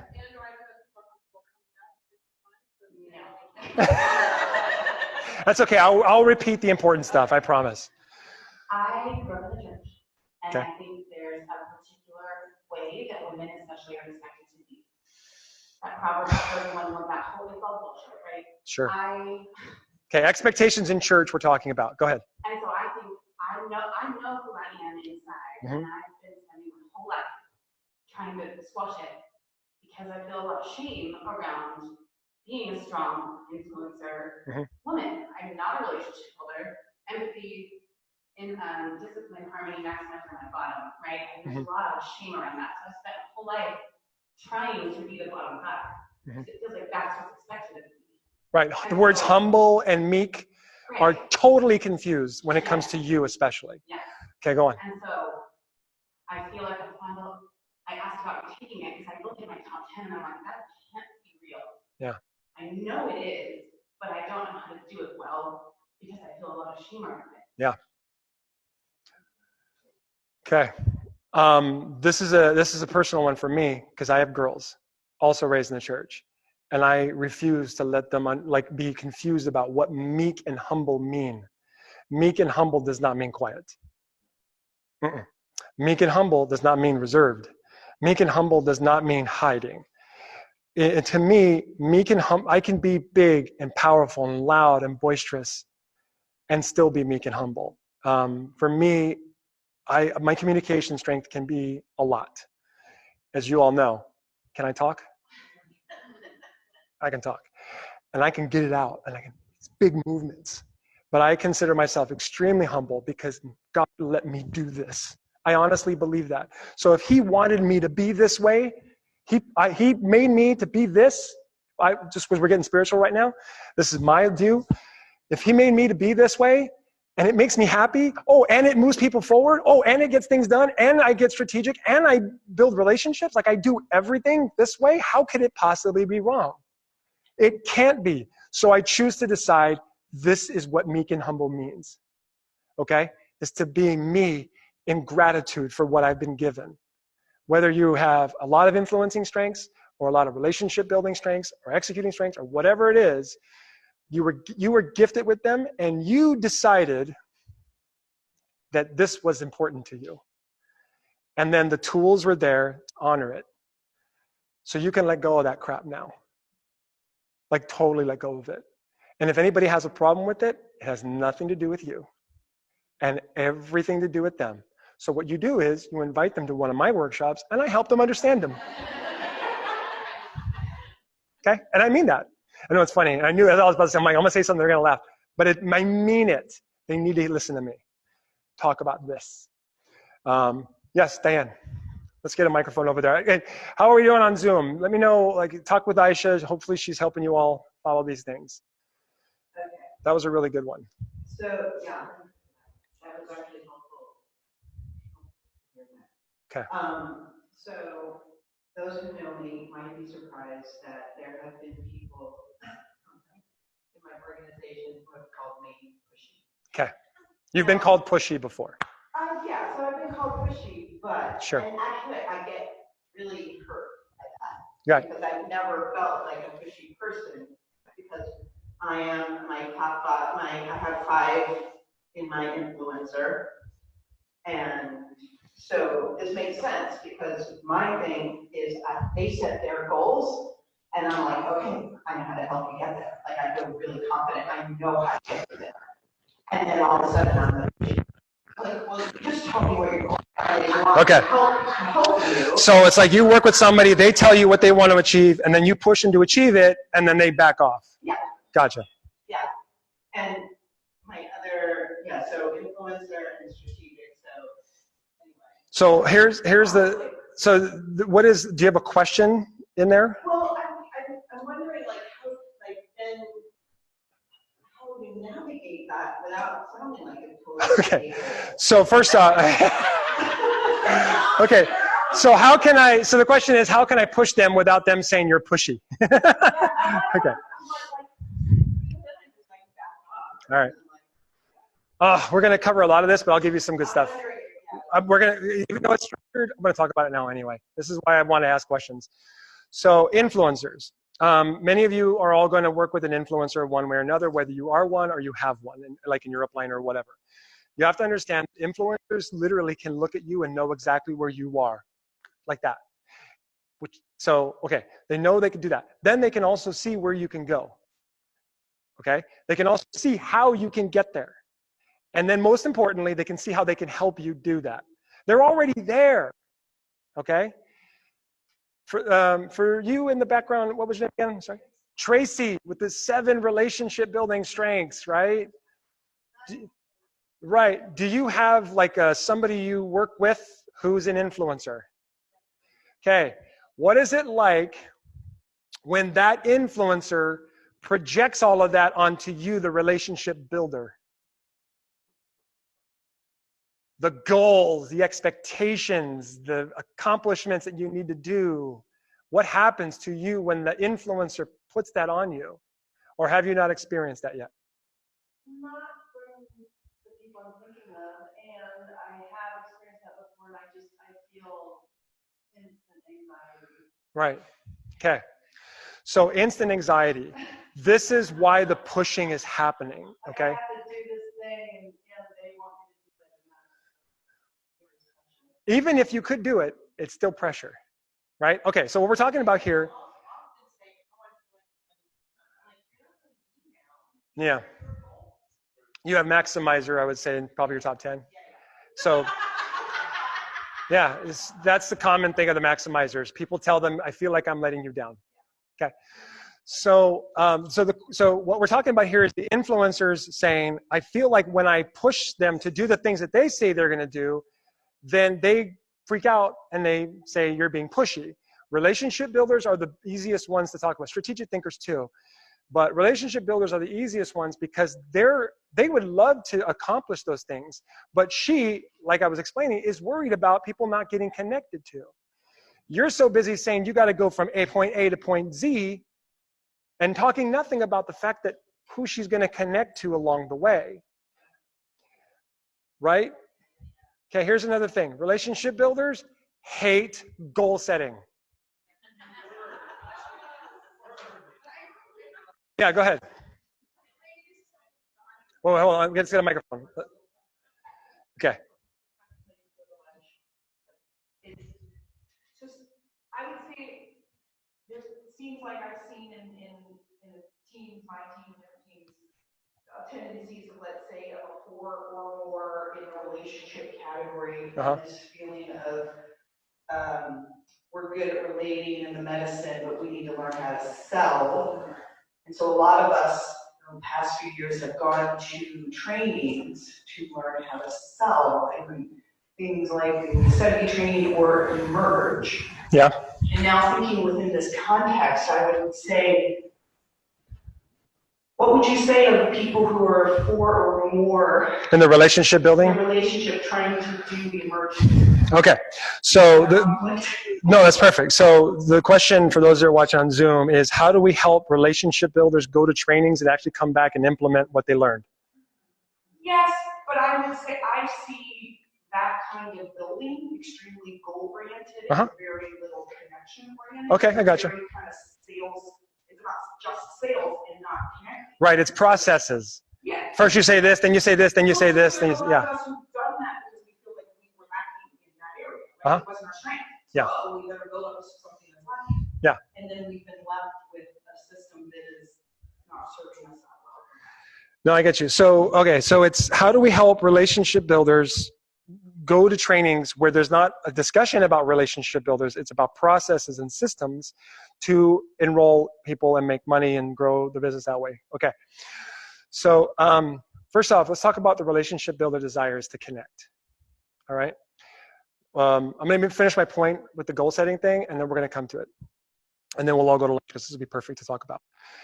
Relationship building is like the dominant theme in doTERRA. Okay. Why do you guys think it is? Because the relationship marketing, right? Network marketing is relationship marketing. It's people, right? And relationship builders, like I said, love to see people go from sick to healthy. Won't demand it, but love to see it. People buy from who they know, like, and trust, which is about the relationship. Brilliant. That's awesome. So relationship builders hate goal setting because they think it's promise making. I want you to write that down. Relationship builders hate goal setting because they think it's promise making. If I ask you to set a goal, they hear, I want you to promise me. Why? Because they're busy connecting. You're busy getting things done. They're busy literally trying to be you. They're trying to put themselves in your position. And so when you're looking at them, say, I need you to do this, right? They're like, oh. Okay, so if they look at it as promise making, but what I teach them instead is to shift all of that crap and just call it target setting. Okay, so why do I love target setting? When I think of a target, what do you think of when you think of targets? Archery, brilliant. That's exactly what I was thinking, right? So here's the bullseye. Let's pretend there's a bullseye here. I'm not gonna draw a bullseye and waste paper. So let's pretend there's a bullseye right here, right? And what's the bullseye? Presidential diamond. You guys all deserve that, nothing less, FYI. So I cringe when I go to leadership and I hear people go, I'm gonna diamond. And I'm like, you deserve more. You deserve better, okay? Diamond is one of the worst positions to be in. I'm just be real with you all. Some of the diamonds in here are like, oh my gosh, yes. It's hard because you're basically having to work for 4 silvers.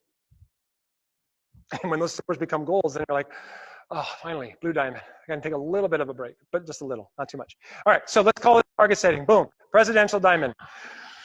Okay, presidential diamond, here we go, right? All right, there's presidential diamond. Okay, Eddie, I need you to hit presidential diamond. What? That's crazy. I can't promise to do that. Well, no, don't worry. This is archery. What am I going to do? I'm going to give you a big barrel of what? Arrows. Brilliant. And I'm going to strap it on your back. Does anyone ever see The Lord of the Rings? Did you guys know that Legolas actually has unlimited bows? Right? He just keeps going back there. There's always an arrow there. Sure. It's movie crap, but we'll call it magic. He's always pulling back. There's always an arrow there. He's like 7, 17, 25. He's counting them. I'm like, dude, there's no way your thing carries that many bows, but it does. That's what I want you to understand. As a relationship builder, you have a target with unlimited bows and no deadline.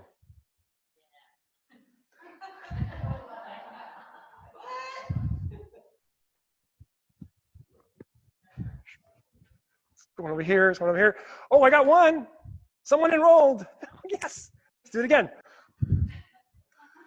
Right? Now, I'm not saying they don't need a deadline. I'm not saying they don't need urgency. They do. All I'm saying is that they're going to do best if they let go of the concept of limited arrows and no target. And limited arrows and promises. See, that's the thing. Relationship builders have to understand they don't have limited arrows and promises. They have unlimited arrows and targets. That's it. So what does a relationship builder do? They connect. They go out and they talk to people and they find out what their deal is, what's going on, what's your problem. We're going to break all that down later, specifically what you're looking for as a relationship building. They go and they talk to them. They find out they have problems. And you have empathy, right? Who else here has empathy in their top 10? Lots of people. Look at this.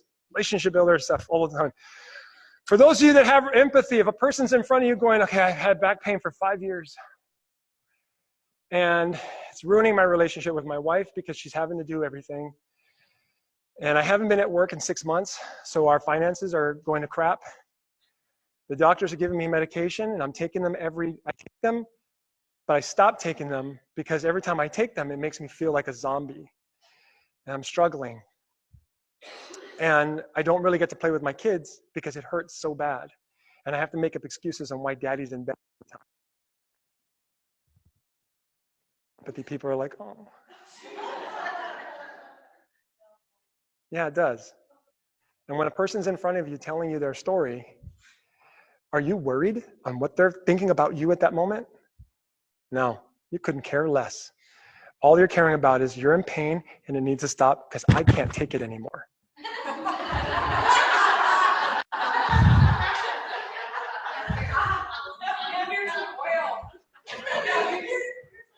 Here's oil. Where relationship builders go wrong is, here are my oils, here you go, use them. But what you have to understand is what you've done is you've disempowered them. Here, by giving them the oils, you've taken their power away and yours.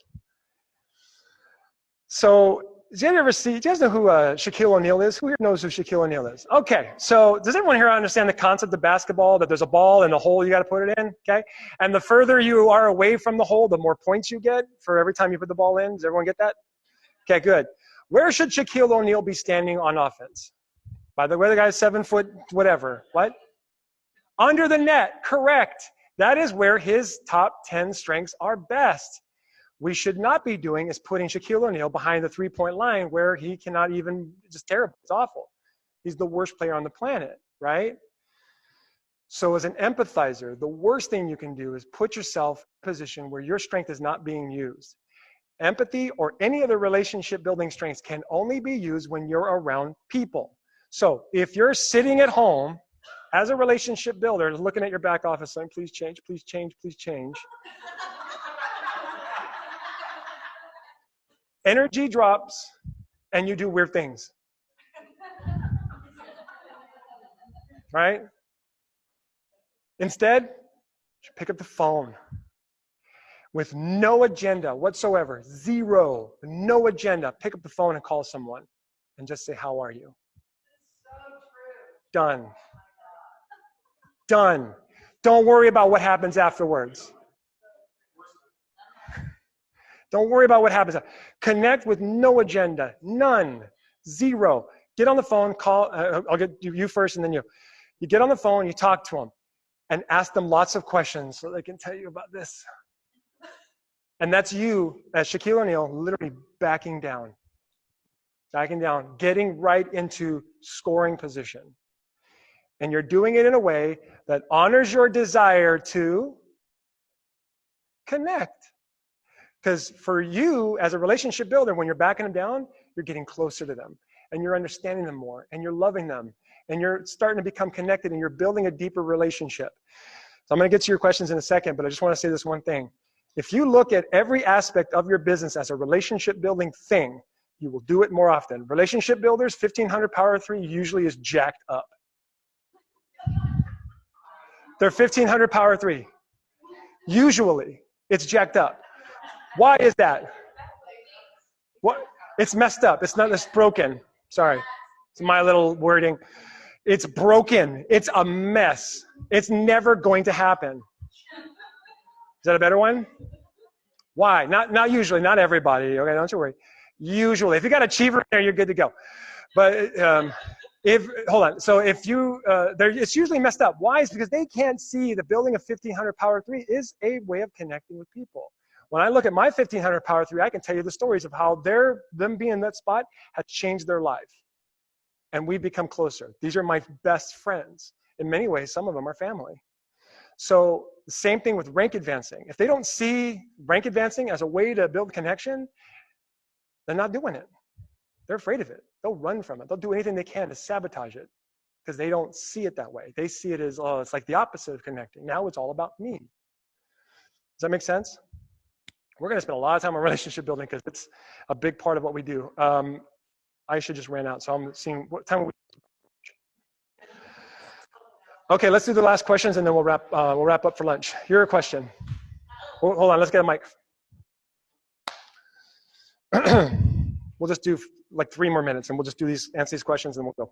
Yeah, mine was just an affirmation about being a relationship builder, and to me, I always use the word.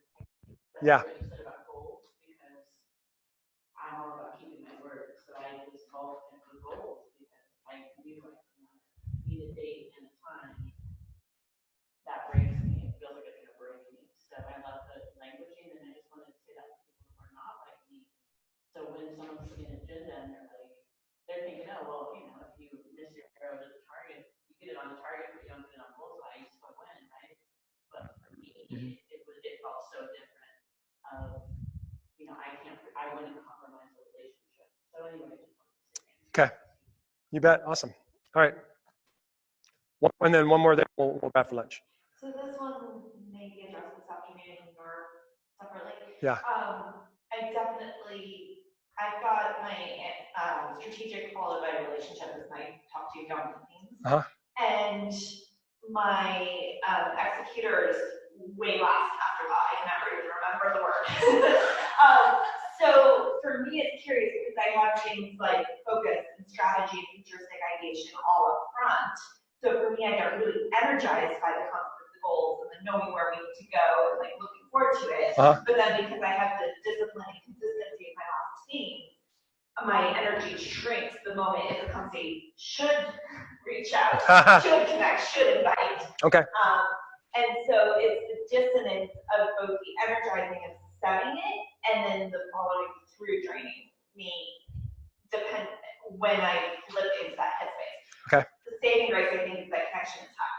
Yeah. Do you have a question? So I guess, is that like how to work with the dissonance of that, or like how to use the high energy, like how to find my way into the high energy of it? When you're doing what? When you're doing exactly what? So the focus, as I understand it, is like, and the futuristic allow me to zoom out to the big picture, to Okay. have the ideas, to be in that thinking and creating an action plan state. But then when the action plan actually comes around to doing it, is where my energy self-flows. Okay. So. Okay, I got you. All right. So so you're saying that, okay, I love doing certain things, but when it comes to actually putting them into play, something stops me and I shut down. Well, it's because it feels like it comes to my bottom five of my energy. Sure. So let me just ask you this. Do you think there's a possibility that the reason why you're stopping is because you can't figure out how to do what you need to do authentically? Is it possible?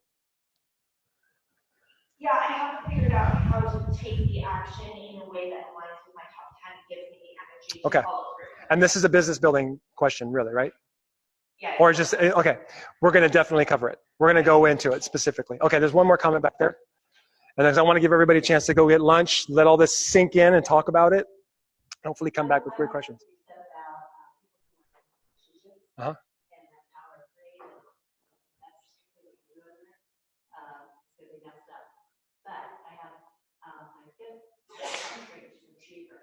So I've always been goal-oriented. Sure. That I would do good or I would grow. And so my power 3 is stronger than 2. Right on. All right. So it's because of the relationship And achiever. So 5 relationship building strengths, and then you just worked achiever in there. So, so think about that, right? So you would use achiever differently than Diane. Do you have achiever? No. Who? You have achiever. I'm sorry. Read your name one more time. Melody, you have achiever, and you have 4 executing strengths, right? The way you use achiever is dramatically different than how she does. Dramatically different. For her, it's achieving relationships. For you, it's achieving productivity. Connecting, I'm fine by myself. Yes, but I also have relationships. Okay, so both, a mixture of both productivity individually as well as with other people. Yes. There you go. Do you feel like that in some way, like making new friends is some sort of an achievement for you? Totally. Okay, so is everyone cool? Get that? All right, let's break for lunch. Here's what I want you to do while you're at lunch real quick. I want you to have conversations with each other about your dominant domains only. Just keep it that simple. Talk about how you, and here's what I want you to do is let go of what you think you can't do for now. Just look at how your dominant domain has already helped you in every aspect of your life and talk about it, okay? We've got, what time? It's now 12:07. Be back by 1:20, 1:25-ish. We're going to start right at 1:30. Okay? Is that cool? All right. Thank you all. Have a good lunch. As a dynamic at the table at lunch, not knowing each other previously.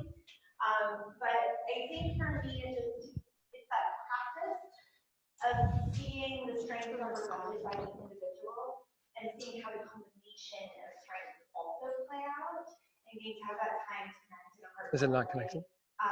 To really see that, okay, this is how I turned it off while I was gone. Okay. You just need to turn it. And then Oh, also. okay. Do you think I should how change the batteries, or you think and That's okay. see how it can form stronger connections, stronger community, but also stronger teams.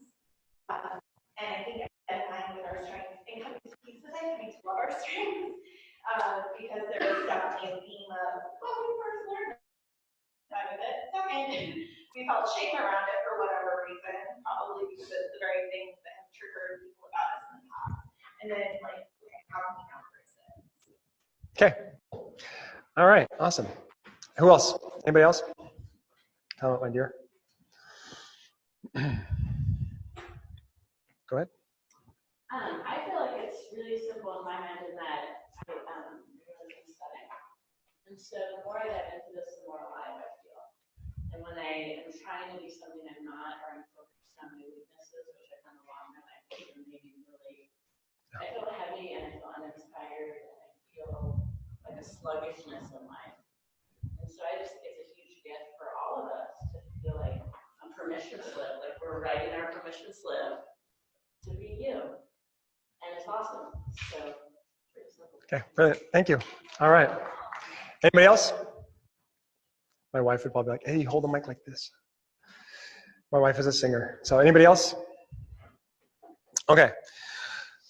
You can turn that off now. All right. So, oh, sorry.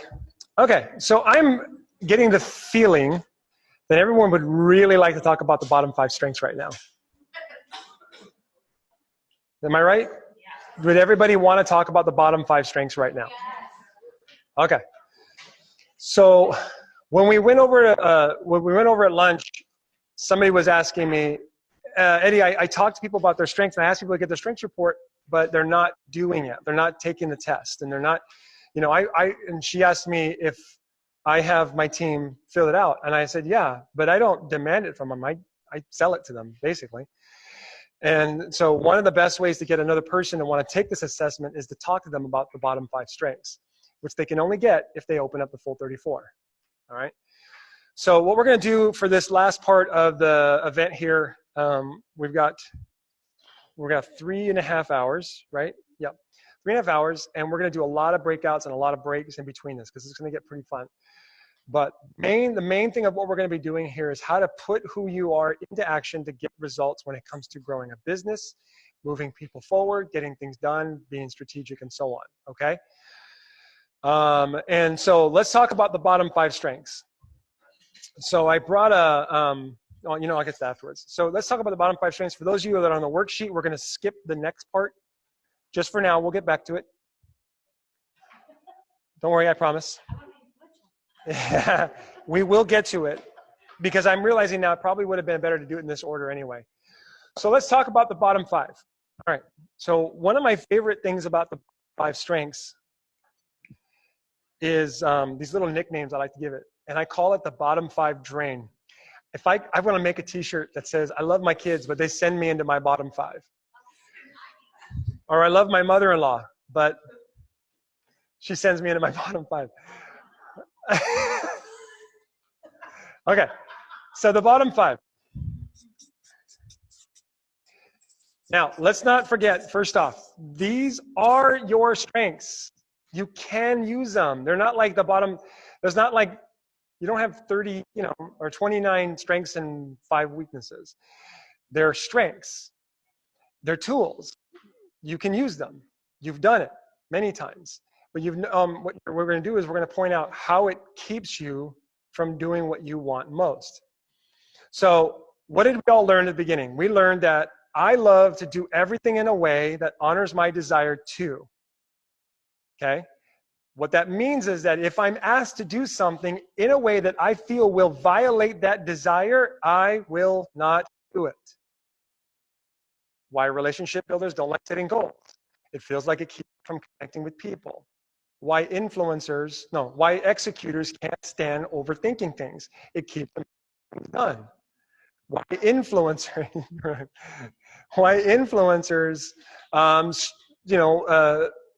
let's see, they can't stand just relationship building because they don't understand what's the big point of connecting if we aren't going to get somebody moving forward, right? And strategic thinkers, why we're doing all this stuff if we're not going to grow internally and and so on, and be creative, think outside the box. Do you understand? So what I want you to start with is looking at your bottom 5 strengths as tools that you have that can work. You can do them. But look at them first, right now. Look at your bottom 5 strengths and ask yourself, if I try to do things that way, does it get in the way of my main desire? Does anybody here say no? Because I haven't yet to hear one person to say no to that question. Looking at your bottom 5 strengths, if you try to do things, can you see how doing things that way gets in the way of your ultimate desire? to connect or get things done or move people forward or whatever? Can you see how it gets in the way? Kind of, but it's like harmony, like, I don't think harmony. You don't dig harmony? Well, it's 32. Yeah. Can you see how it gets in the way of you honoring your desire to do something else? Whatever your domain is. You can't see how it gets in the way? Okay, so what, Viola, go ahead.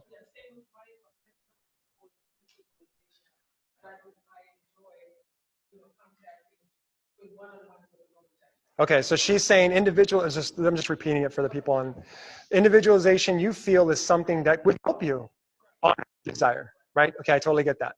Yours? So for me, my bottom line is maybe executing, whereas my top domain is the strategic. Mhm. And so I think jumping in too fast into the doing doesn't give me the time to like think about it, make sure that I'm doing it. Okay, so as a strategic thinker, you can see how just doing things doesn't honor your desire to think, learn, and create, right? Yeah, and then the ideation and being answers for the other stuff. Okay, we'll get to it. All right, question. Someone else had a question over here. No, I acknowledge that deliberative is one of my low, one of my bottom five. Yeah. And it is sort of in opposition to my intuitive self, my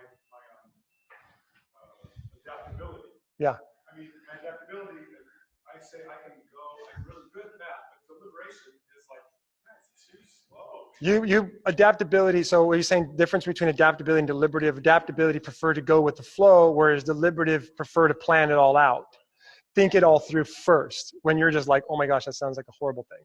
Okay, you in the back, Tracy, right? Yeah. Okay, I'm getting names. So we talked about in the relationship. You have 7 relationship building strengths. And so includer and woo are 33 through 4. Okay, cool. So See how this could work. So you have, this is awesome. I'm glad you have that one. So you have 7 relationship building strengths. You have a desire to connect with people, but woo and includer are, right? Okay, let's use that one as an example. First thing you want to do is when you're looking at your bottom 5 strengths, we have to understand what exactly is this strength that we're talking about here, okay? We can't just look at the word, think, oh, I know what this means. Oh, I know what woo means. You have to understand the strength. So people of high woo, Tracy, are very much about making other people love who they are. All right, here's a great example. Let me just show you woo, okay?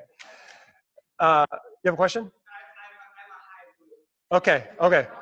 So let me give you guys an example. Greatest baseball players ever, has more hits than anybody in the history of Major League Baseball. His name is Pete Rose, one of my favorite people on the planet. Why? Because Pete Rose became the best hitter ever by just getting to the plate more than anybody else, by over 1,000. Love this man. I got a chance to sit next to him one day. I had to pay $100 to buy a baseball that he would sign so that I can sit and tell him how much I admired him, because that's how he broke the record. That's how he beat Ty Cobb, by getting to the plate more than Ty Cobb. That's how he did it. Not because he was better, because he did it more. That's it. It's very inspiring. And I sat and I talked with him, and if you watch this video, I had my wife videotape it. Pete Rose is just signing a baseball like every other schmuck that comes in to meet with him. Right? He's like, and I'm talking, and in 10 seconds of me talking to him about how amazing I think his feat is, he's like this. And after 10 seconds, you see him go, and he shifts his body and he goes like that. He literally, his whole body moved when I wooed him. Oh, totally. It's my number 4. I'm amazing at it. Yeah.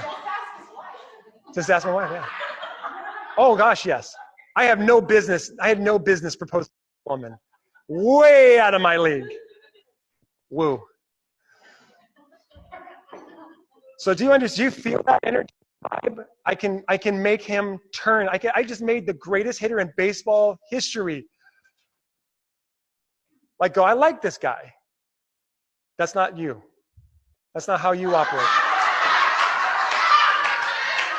Wait, go ahead. That's not how you operate. You don't care that much. You perfect. Brilliant. You don't care that much. I do. Woo. Right?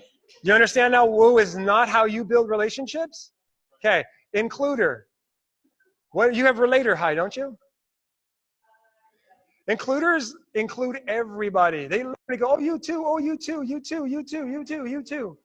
Can you understand how there's very little connection going on when you're saying you too, you too, you too? Do you get that? That's why they're low, because they don't honor your desire to build a deep connection. So you shove them down and say, no, don't need you. Get it? But when, okay, so does everyone get this concept? All right, so let's understand this. All right, I got to get real because, and I know a lot of you just got back from lunch, so I'm hoping that I'm hoping our stomachs can handle this pretty intense part. But I promise this is intense as it'll ever get for the rest of this training, okay? Can we get real for a bit? Just for a bit, I promise. Okay, why do we do it? First off, we got to understand the symptom. This is the symptom. How do I know? First, I got to know I'm getting it because it happens so fast. It happens so quick you don't even realize it's happening. Yeah, it happens so fast that we don't even know like what's happening. I'm going to give you a couple of stories that are very embarrassing, but I got to be vulnerable here for you all to get the point. So where was I? Okay, the symptoms. So first off, it's two things. Number one, low energy. You literally feel the energy in your body draining. For example, when you try to be harmonious, which is to try and get permission and avoid conflict. Have you ever tried to do that? No, of course not. Because when you try to avoid conflict, boom, you drain yourself and you want to nap. Okay, next thing. How do I shorten this? Okay, I'm just gonna write this down.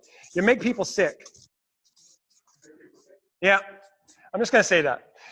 So what that means is that you literally physically, you drain yourself and people literally are repelled by you. Okay? Here's a great example. This is where we're going to help you understand the genesis of the throat punch comment my wife made for me. So there was a Gallup, when I went to the strength training with Gallup and I was in there and I remember I was like, this is amazing. I want a planner. Who here uses planners? Okay, a few of you. Okay, so I love planners and because it keeps me on task. And so I asked them, do you guys have a strengths planner? And they're like, what? Like an arm was growing out of my head. I'm like, yeah, a strengths planner. And they're like, no, we're not. Anyway, moving on. And I'm like, oh, strengths planner? That's crazy. So they had a strengths planner, and it just stuck in my head. And so when I created, when I went to all this training, and I created this private group, where it's a group right now, and people can come in anytime. But essentially, in this group, I'm constantly teaching, constantly training, and giving new stuff to help people. And it's a group that people are in for life. This is my lifetime group. Anyway, I wanted something that would help keep them all on task. And a strengths planner where they can write down the things they want to do and they remember what their strengths are and they apply their strengths to everything they do. Brilliant. And it'll keep them working because I care about them moving forward. So I wanted to create a strengths planner. Long story short, I go to work on this thing and there was something wrong and it was awful and I'm not getting it done and I'm getting frustrated. I'm trying to draw it and I'm like looking at a bunch of other planners and it's just this process is awful and I didn't realize what was happening, but I was experiencing this low energy drain. And then I started getting really frustrated with it. I started putting together and then I go to my wife, who's this expert right on planners, and I go, honey, like I want this doesn't work and I want this and it doesn't work and I can't figure out how to do this. And then I found out, oh, that's right. I need to like get Gallup's permission if I'm going to do a strengths planner, so it's going to have all their intellectual property in it. So I'm like, all right, I better call them. So I called them and talked to them and found out that I have to get like I have to do a license, pay to get a licensing contract with them, and then I have to give them a percentage of everything I earn with these planners that I sell. And I found out all the parameters are if I'm going to use any of their IP, even like the names of strengths, that's their IP, I have to get their permission. So I'm like, I don't want to do that. That's stupid, but it was nice talking to Jim Collison and whatever. And then I came back and I got frustrated even more. And then I started to tell my wife all the problems. And I started telling my wife, here's what's going on. I can't do it this way and I can't do it that way, but I really want to do this planner. And I was starting to get really angry and frustrated. I go, what do I do? And she just let Eddie, back off right now. I seriously want to throat punch you. It got that awful. It got that intense. So who wants to guess? It's harmony.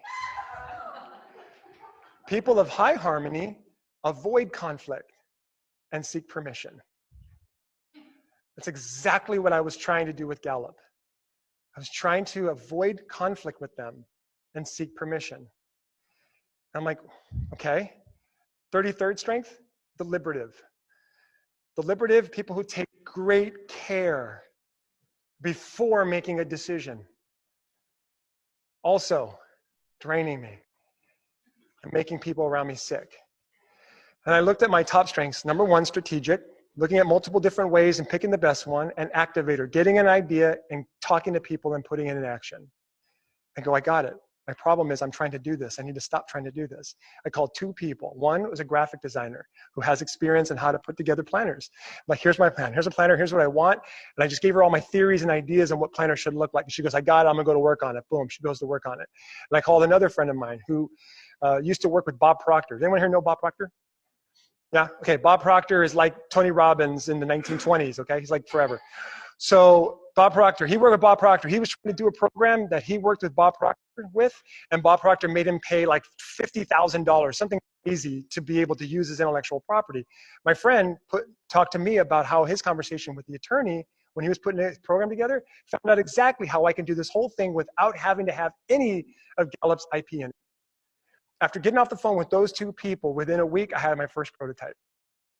Done. Freaking pumped. Right? That's what I'm talking about when it comes to staying out of your bottom strengths and going into your top. Going, oh my gosh, my energy is low. I'm making people around me want to throat punch me. What am I doing? Oh, okay, I'm doing that. All right, stop. Where's my top strengths? Where am I best?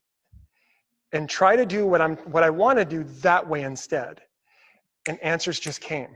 Things just got done. People got moving. People connected, whatever. Does that make sense?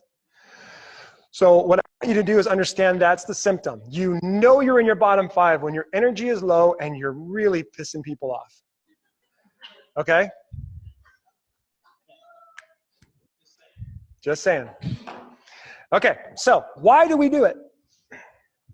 It happens in the blink of an eye, and the only theory I've been able to come up with, and everyone here, 90% of you are going to be like, that's totally me. Some of you are going to be like, I'm not sure. But it's this. Whenever you're in a situation where you feel like you are either not enough or too much, you just do it. You just go there. You're worried that who you are is going to be the wrong person for whatever it is you want. And you do it so fast you don't even know what's happening until after a while, you're physically draining and you've already made a few people uncomfortable. Sometimes relationship builders will do this in classes when they have a really good time when they're teaching people about essential oils, for example. They're having a good time, but as soon as they get to the close, they think, oh, I can't be that anymore. I have to be something else. Okay, so Elise Chedevy said, first I say this, and then I say this, and then I say this. In that moment, you've chosen to believe that who you are is not the right person. You've decided to be somebody else. And guess what happens? During that close, your energy starts to dip, and everyone around you can't wait to get out of that room. Because they saw it. They don't even know what happened, but they watched it happen. You transformed right in front of them. And when you're one person doing a presentation, oh wait, let me go back. You're one person when you invited them, and you're that same person when you're presenting them, and you become someone different when you're asking for money. Are you shocked when they say no? No, you shouldn't be. What we want to do is understand, like, I'm going to do everything my way, including asking for money. Is this resonating? So what we have to do is realize that the reason why we're making people uncomfortable is because we're not being who we are. The best salespeople are cool with who they are. That's why they just sell the way they presented and invited. It's the same thing. Relationship builders and strategic thinkers mostly too, they just get into their heads so much through that whole process that they literally make it worse. They could say all the right things. They can do everything perfectly. It's just this weird vibe that they put out that makes another person go, I don't think so. You're laughing back there. Yeah. So what we're going to talk about today, we're going to talk about how to be you through that whole process. But first, understand who you're being. So this is, has anybody here, like this doesn't relate to them? Do you feel like this doesn't work? It's okay, because it helps me learn. The cause is thinking. First off, thinking. That would be your first sign, right? I'm not enough or too much. That's the cause.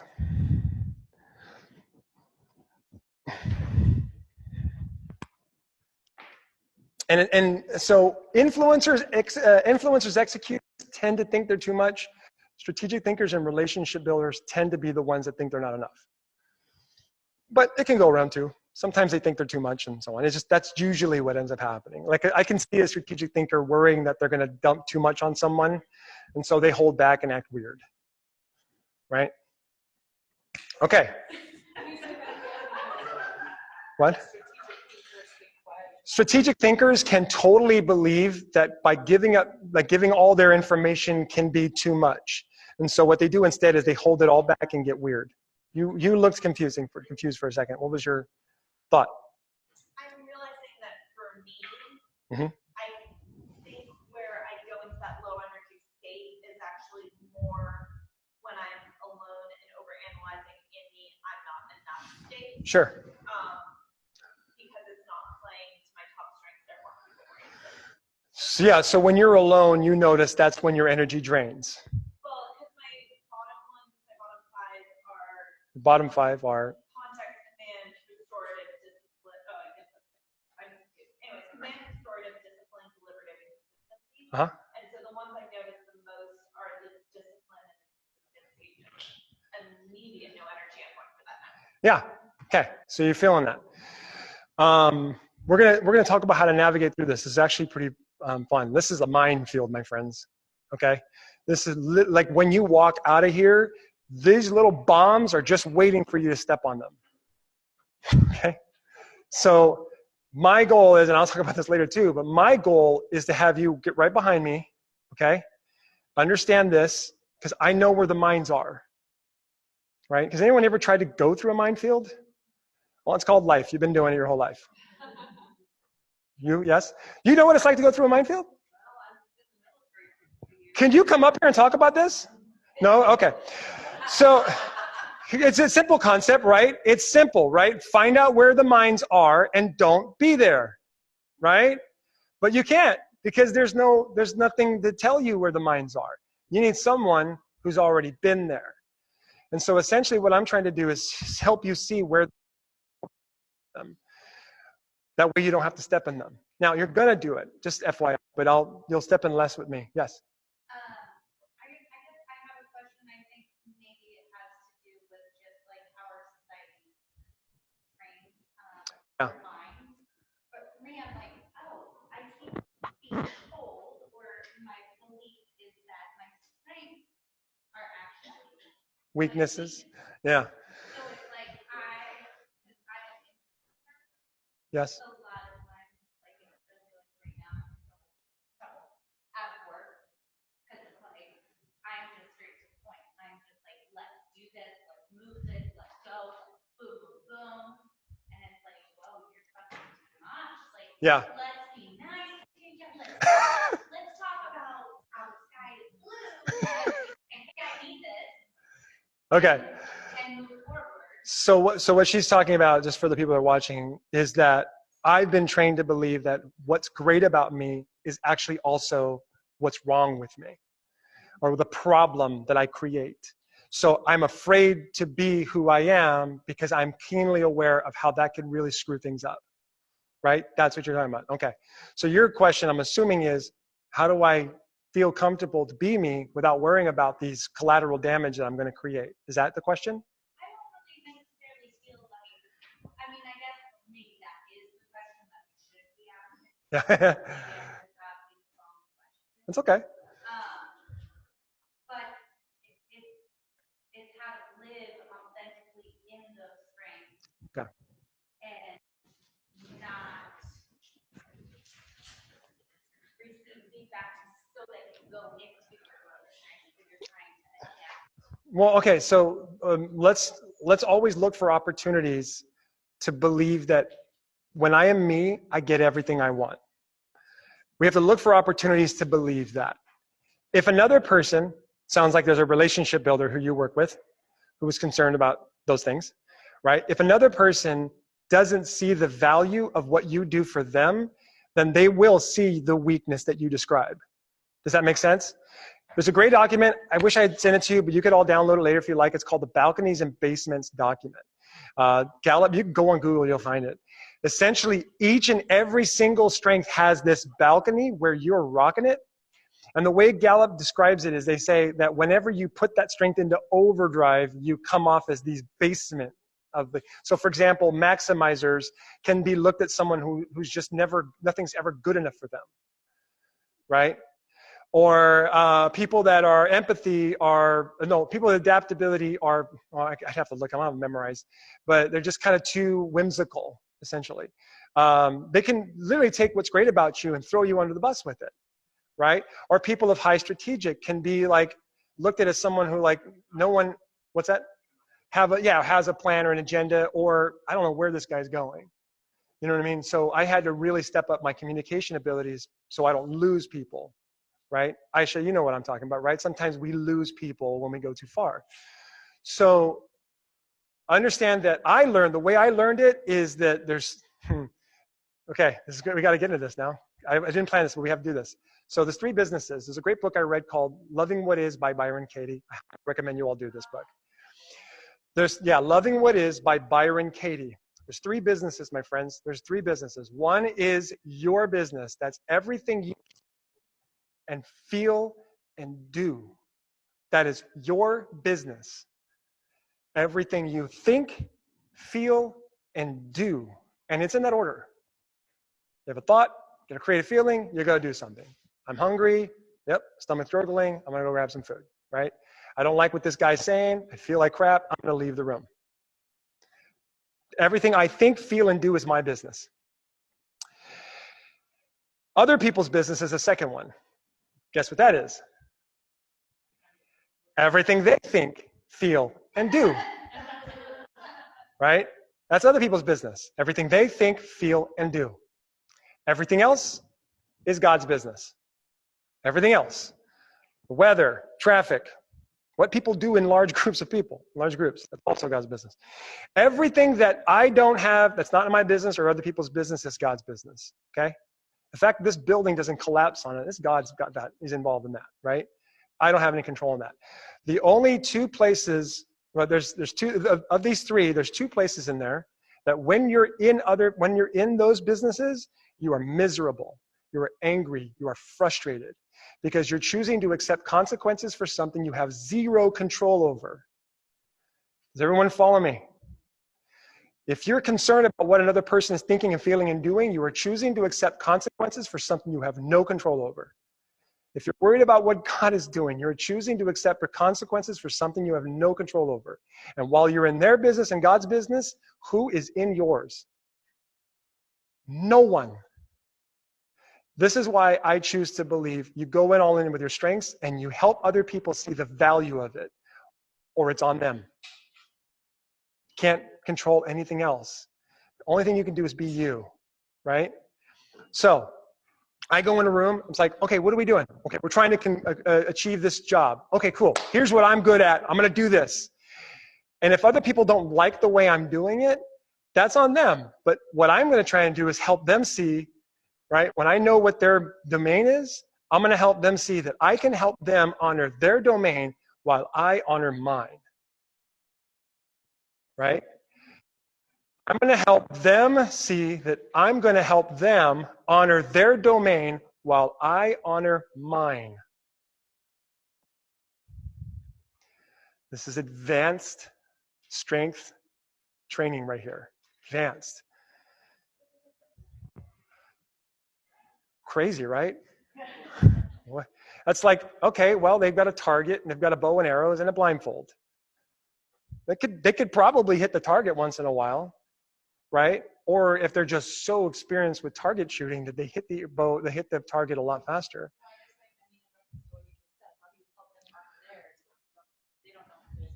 Okay.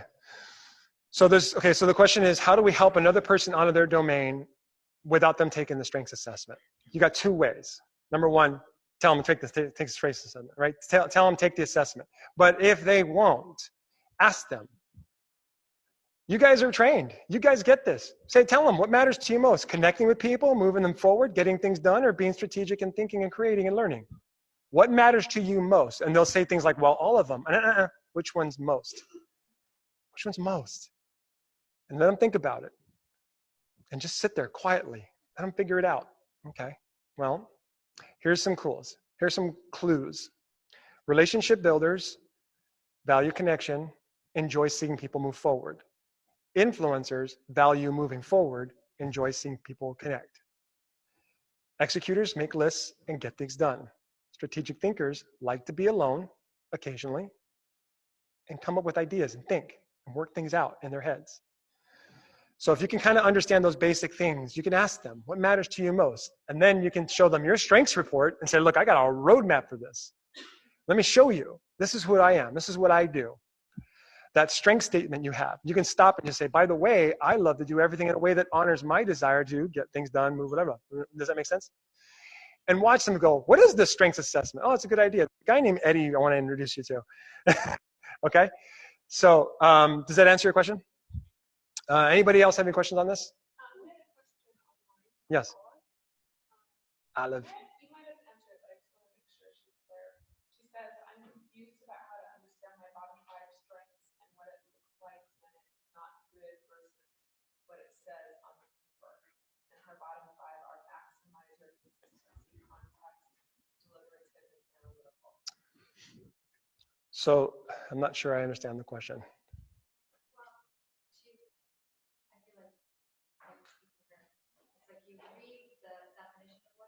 Uh-huh. She needs more. Oh, okay. So Shane, she needs more information on that strength. Yes. How does that relate?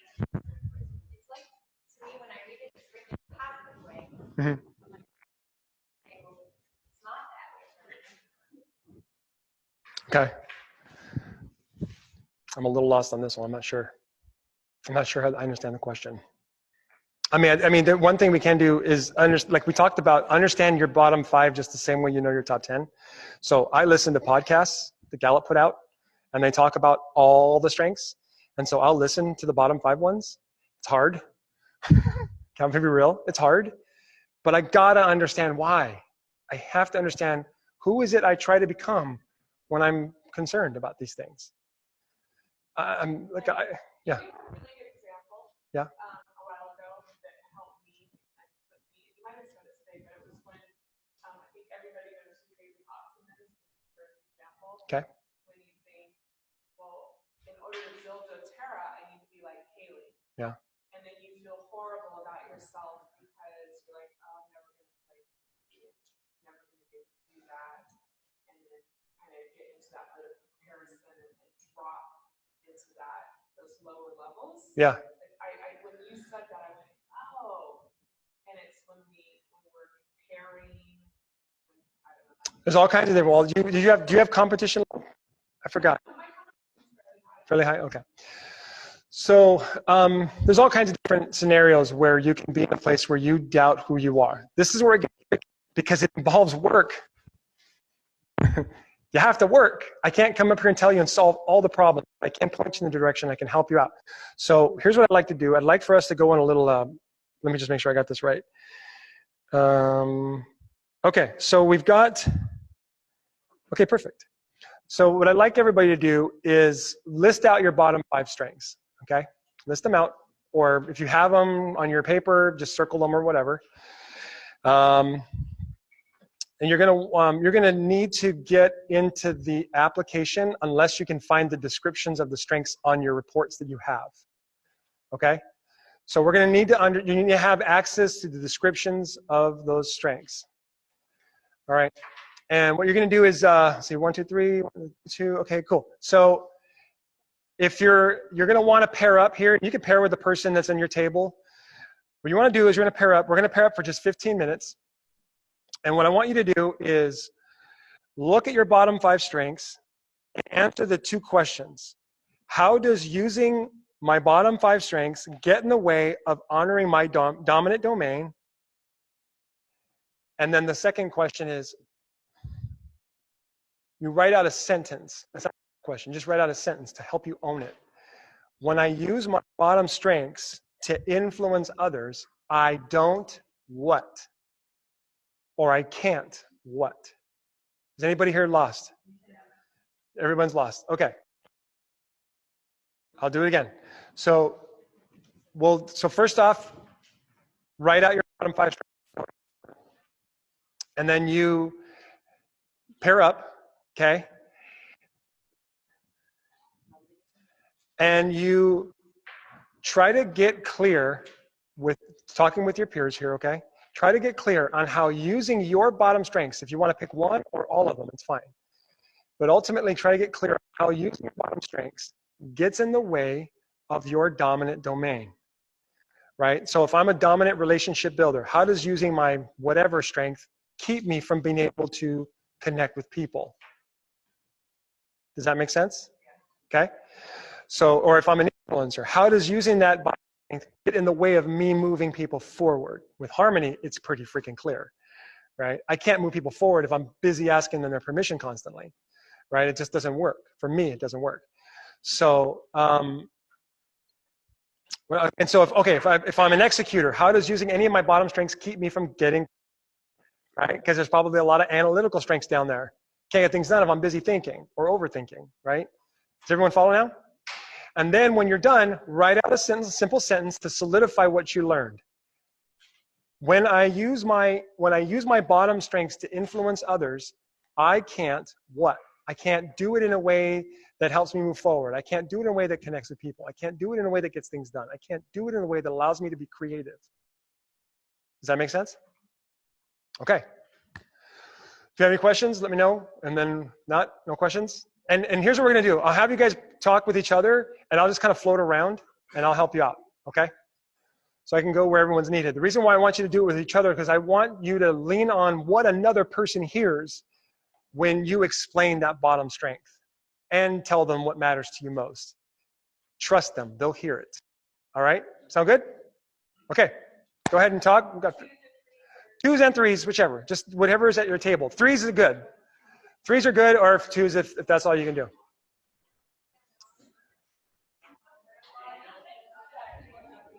Right? To presentations or classes. That is the task that is required. So what you want to do is you want to make sure that you're always doing that task using your top 10 strengths. And as best you can, avoid doing them in your bottom 5 strengths where you are less effective. So I hope that it helps. It's not about removing or replacing tasks. It's about how you do things. So Paula, give some feedback. Let me know if that helps you or if you have more questions. We can talk more about it. Since everybody else is breaking out, I can work with you here.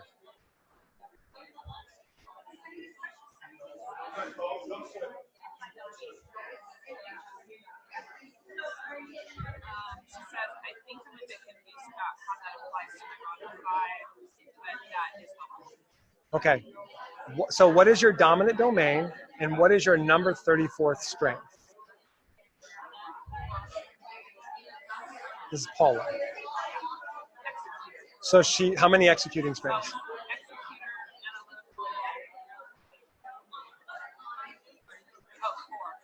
4 executing. Strategic thinking?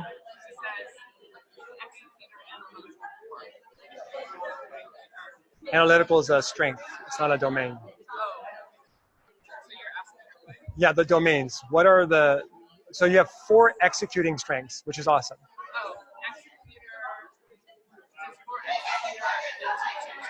Okay, brilliant. Okay.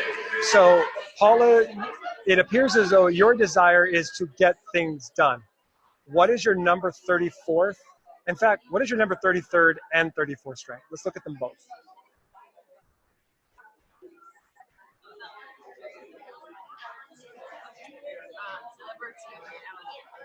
Okay. So, Paula, this should be obvious, right? Okay, so people with high deliberative are energized by taking a lot of time and care before making a decision. Okay? You get how that's so not you, I hope. You should get that. It should be obvious.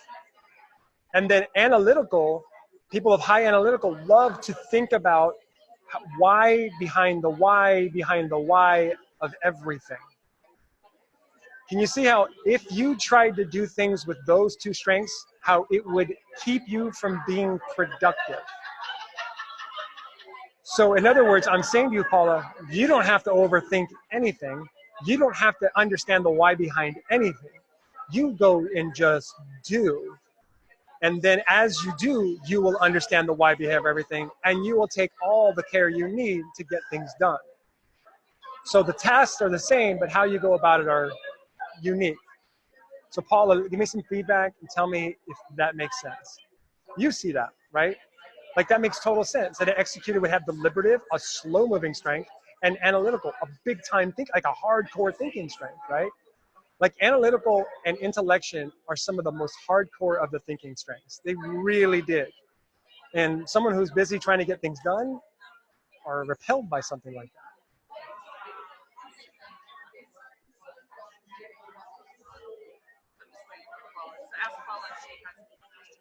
Paula, okay, Paula, let me know if you have any more questions. Does that, I mean, but give me some feedback. Does that resonate? Yeah, she said it's helpful to review. Okay, don't get your head around it. Just know you don't have to overthink, and you don't have to like take a massive amount of care before doing anything. You're best when you go do. Sure, we all over something, but when we all overuse our bottom 5 strengths, essentially.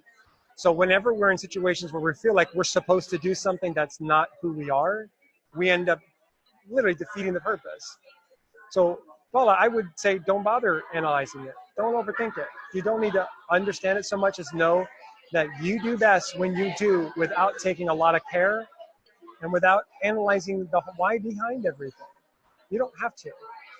And more importantly, I think it would be important for you, Paula, is to understand is why would you think you have to? Why would you feel like it's a smart idea to overthink when it's so not who you are? All right, so I would challenge that, Paula.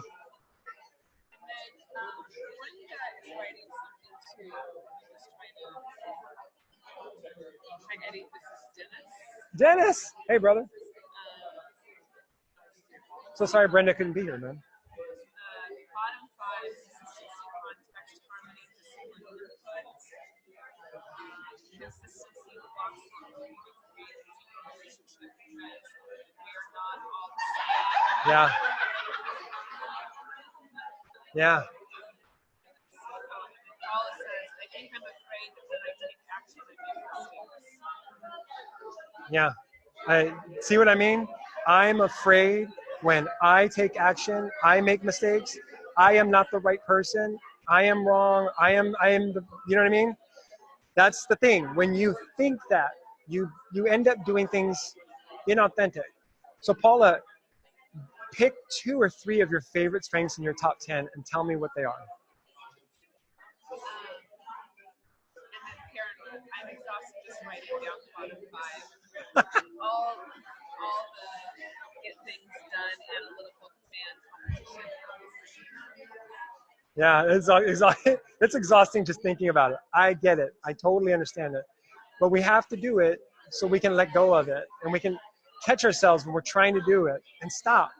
One of the things I love about my wife is that her and I have this unspoken communication where she goes, Eddie, you are in your bottom 5 right now. And when I say, Angela, you are in your bottom 5 right now, we rely on each other and we go, oh, you're right. I didn't see it. I slipped into it.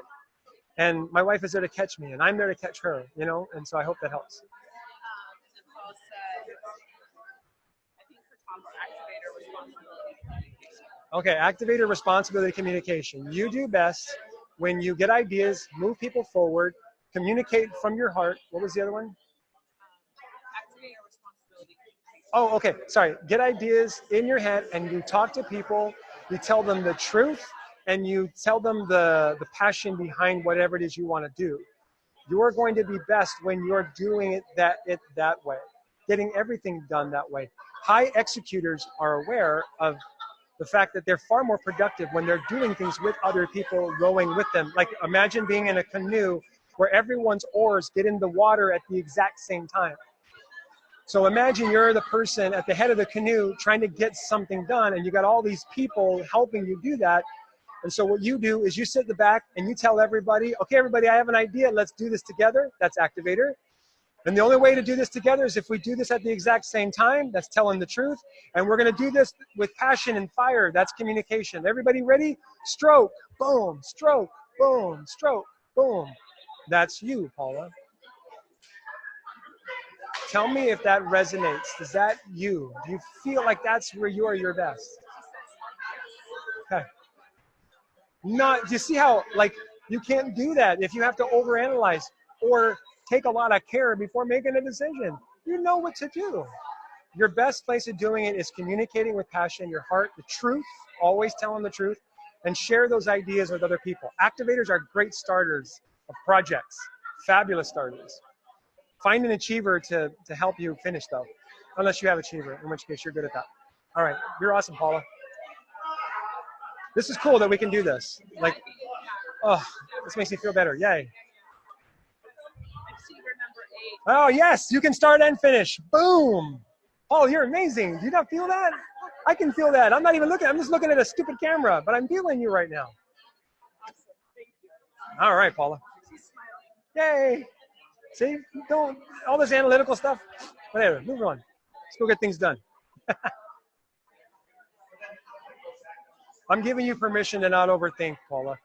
That's what I'm trying to do. Give you permission to not overthink. Yes. Okay, cool. All right? Okay, keep these questions coming. We're gonna do. Yeah. Yeah, so that's when she's in her bottom strengths. Yep. So that's how she can recognize it, right? Yeah, and activators are very inspired by ideas, and they just want to jump, and you just feel this like fire inside of you. And the worst thing you can do is keep it to yourself. That's the worst thing you can do. The best thing you can do is get on the phone and share that idea with someone and say, let's go do this. All right, keep the questions coming. I'm going to go float around the room now. What did we learn? Who learned something cool? Who would like to share? Come up here, brother. Let's go. Front and center. What is your dominant domain? I am the executing. Executing. How many executing strengths? Altogether 5. 5. So how is executing to John? Extremely. It's bordering obsessive. Yes, was that true? Okay, go ahead. All right, so my bottom 5 are communicative, deliberative, futuristic, empathy, and maximizer. So how does using my bottom 5 get in the way of honoring my desire to get things done? Well, I feel it holds me back from completing my vision of what I need to do by spending a lot of time focusing on other people's vision of what they think should be done about it instead of my vision. So, Okay. and then, What was your bottom 5 again? The last thing you said describes which of the strengths. so I kind of put them all together. Oh, Okay. okay. And then just, we talked about each one of them, and then that was the general consensus between all. The bottom 5 are like the cool kids that mom told you not to hang out with. Okay, that mom was right. They seem cool, but they're not. Yeah, go ahead. And then, so when I use my bottom 5 strengths, I can't do it in a way that gives me the freedom just to be somebody else. So that's Brilliant. Well done, sir. You're awesome. Okay, who else has got one? Come on up.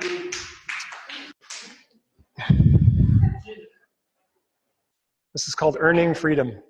Okay, Carissa, Yes. dominant domain. Relationship building. How many? is, Oh, it's 3 and 3. Yes, Okay, relationship and strategic thinking. got it. Okay. But relationship building is one form of it. So I'm gonna go with that. Okay. Looking at my bottom 5, actually my partner and I noticed we have a lot of our bottom 5 in the domains that we don't like, that we aren't as strong in. Bottom 5 are mostly executing and influencing. And when I was looking at it, I had the realization of when I'm in those domains, I feel the walls going up that prevent me from building the relationship. So I feel like having to make the decisions and having to always have people see me as the same thing puts up walls that like stop me from wanting to make the relationship connections that I want. Okay. Awesome. Is that powerful or what? Yeah, you can applaud that. That's a pretty powerful revelation because so many of us go through thinking that we're supposed to be those things. Why? Because we see them on stage. Yes? Totally, hyper, like, Yeah. Okay, then let's come on up here and work on it. I love it when someone's confused because when someone's confused, then I get to learn because apparently I'm not doing this right. So I get to learn. This is Eddie's learning time. Come in here. We need theme music. Ding, ding, ding, ding. All right. So first question. So the first thing is, what is your dominant domain and how many strengths in that domain? Go ahead. Use this microphone. Okay. Then you can just speak up, right? Yeah. Hold on. Let's try that. Hold on. Okay. Okay, so dominant domain, how many strengths? You say this. I have 5 influencing out of my top 10. Okay, how important is influencing? Extremely. To move people forward, right? Okay, what's your bottom 5 and what's your confusion? My bottom 5 is maximizer, consistency, harmony, restorative, and context. When you listen to those 5, which one is the one where you immediately go, I don't get it? I just don't get how I don't think I understand the whole concept of what we're supposed to be doing necessarily. I can have like emotional responses to these things. Like when you say harmony, I have to look for consensus, like waste of time for me. Like, you know, like, and it's not that I don't want people to be happy. It's just like, let's get on with it. But yeah. So I think you did this perfectly, actually. How to put the. Okay. So what's your question? I don't understand. Help me understand. Look, harmony. Don't ever ask for permission. Just find out where they are, where they want to go, how they want to get there, and how you can help them. That's it. You don't need permission. And you don't need to worry about avoiding conflict, because when you do that, you drain yourself and make people sick. I put sick. It's just funny. You don't actually make people sick, although sometimes you do. But does that make sense? Let's look at context. Can we look at context? Because there's something, you got a really interesting combination. Yeah, there might be some drama here, but I won't dig, okay? Let's talk about this. So, all right. You ready? Okay. Do you trust me? I don't know you, but sure, I'm here. Okay, so when she said that, I'm like wondering, where's relator? Where's relator? Oh, it's 17. Okay, all right, let's go back. So, okay, it's not about me, it's not about you, it's about other people, right? Remember that. It's about other people, moving other people forward. That's all you care about, yes? Sure. Yeah. All you care about is moving other people forward. Is that true? Yes? I don't think that's all I care about. Well, okay. Is that the primary energy source for you, to help other people move forward? Yes. Fair enough. Okay. So context is about the past or just history in general, okay? People of high context feel like the present is too unstable and they prefer to use the past to help them make decisions about the present or the future. Do you understand that? So you get that? Do I get it in the You understand the that's concept? what it's about? Sure. Okay, but you don't understand that's foreign to you. Why? I don't know that it's necessarily foreign to me. I just don't know that it's it doesn't feel very useful to me. Okay. So looking in the past is not useful, right? Your next one up, well, nor the future too. That's why you have adaptability, number 11. You care about the moment, who we are right here, right now. You're not worried about what happens after this or before this. Yes? Okay, I'm with you. But my dominant, see, here's the thing. I want you all to see this. We're doing a coaching session right now. I am a dominant influencer who only cares about what she's going to do after she goes out that door. That's my concern. I'm not worried about this. I already got this. I'm already done here in my head, okay? But when she's done, I'm concerned how she's going to go out there and use this, how she's going to talk about this, how she's going to apply it into her business and life or whatever. That's where my head. I am not going to compromise that for her. I'm going to use it to help her do things her way. She loves to be in the moment. The past is not relevant. We know that so far. Asking permission, also not relevant for her. You guys starting to feel like this woman's kind of a bulldozer right now? You feel that? And how long have we known each other? A couple of hours? Okay. See this? All right, here we go. Restorative. This is where it gets crazy. You got to go with me and trust me, okay? Restorative. People of high restorative. Let's say there's a doll, okay, and a doll has a function, but the doll is not functioning properly. There's a piece broken or a piece not working or whatever. A person of high restorative loves to focus on what is broken in order to bring that doll back into operating order. That is also a low strength for you. You don't like to focus on what's broken. In fact, instead, you prefer to find things that are already great, and you try to create something that other people will recognize you for. Yes? I believe so. Would you say you're motivated by recognition just a little bit?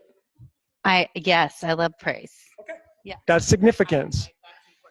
So fixing things broken is right next to looking at the past.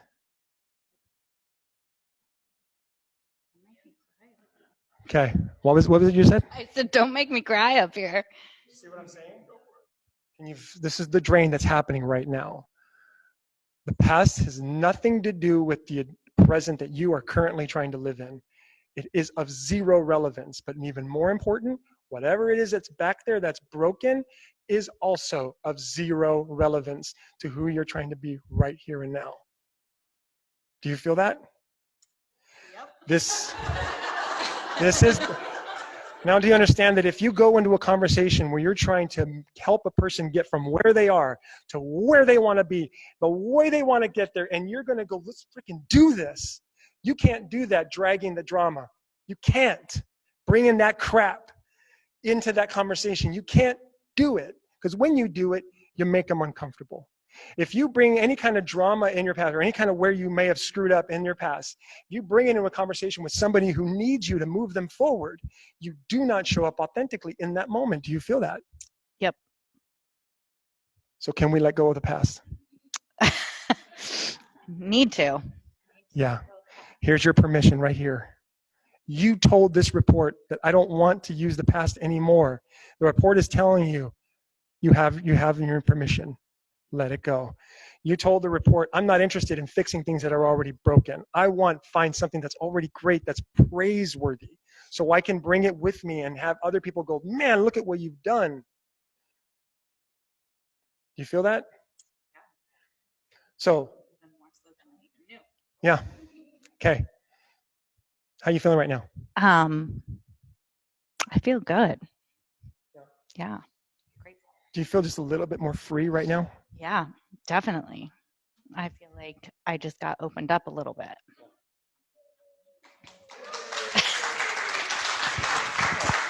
Thank you. Appreciate that.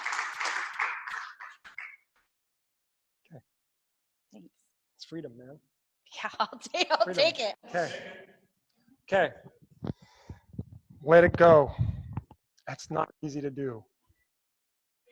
But here's the cool thing.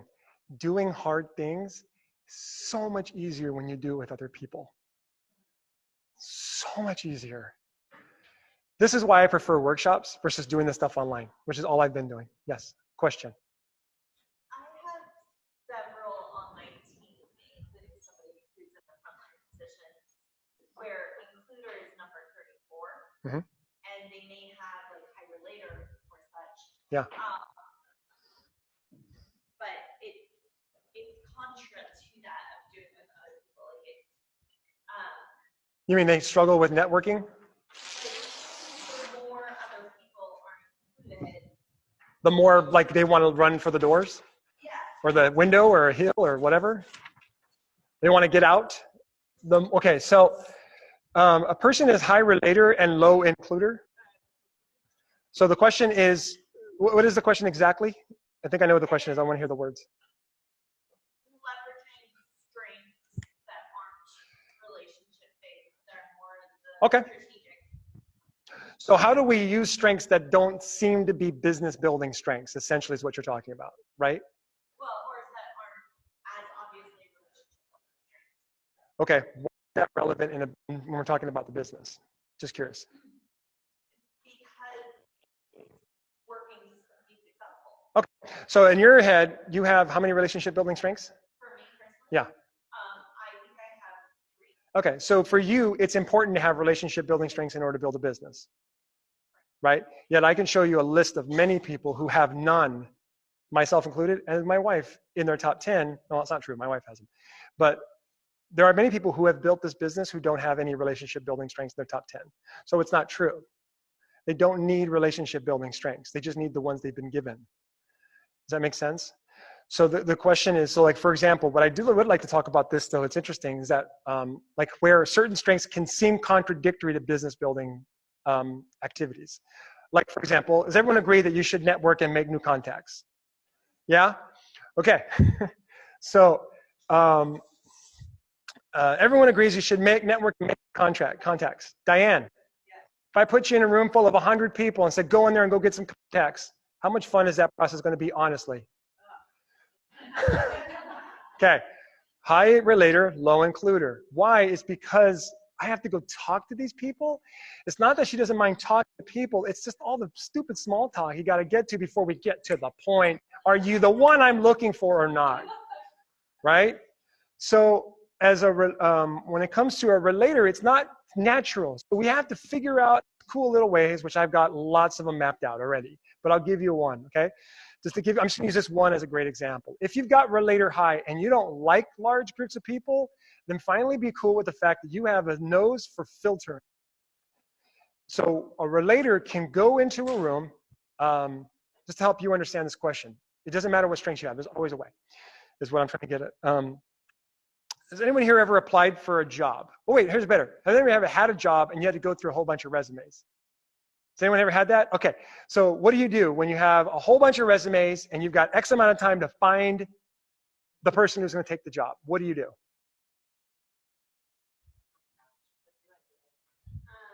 Do you pick up the phone and call them all? No, I do sort it. Correct. I sort it. How do you sort it? I ask myself what are the top qualities I'm looking for. Ask yourself, do you see that? On that, and then I call them because I want to know, like, how do you talk on the phone? Yeah. Can I connect with you? That leaves it out. You feel that? That's relator activity right there. That's how relators build relationships. They sort out the fat. Sure, swipe right, whatever, right? So what I'm trying to say here is that a relator can totally go into a room full of 100 people like this. Hi, nope. Hi, nope. Hi, nope.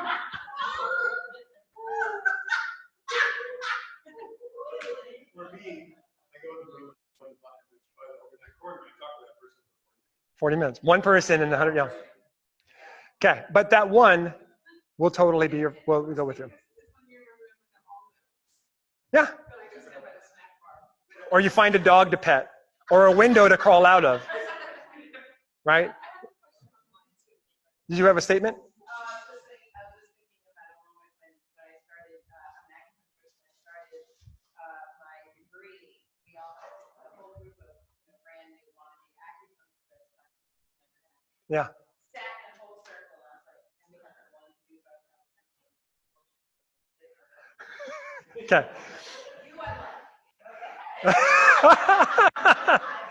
Okay.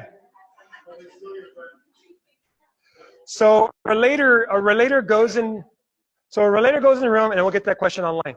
The relator goes in the room full of people, and then they go, all right, and then these are the ones I'm looking for right here, right?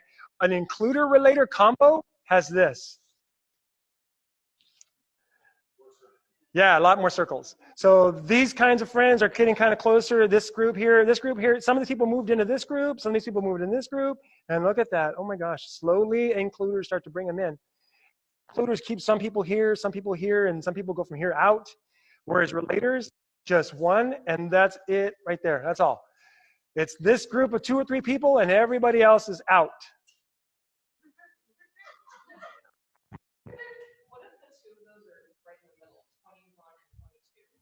It's whatever. It's me, actually. Relator and includer are low for, like, they're in the middle for me. Everyone's included, and everyone's not. Does that make sense? Like, that's it. Does that make sense to you? Did that resonate for anybody else? Everyone's included and everyone's not. I'll decide when you're in and when you're not. Sometimes I get bored with you. Sometimes I want to hang out with you longer. Weird. And some people don't like that. No. I like the real talk. Okay. So, question online. Let's find out the question.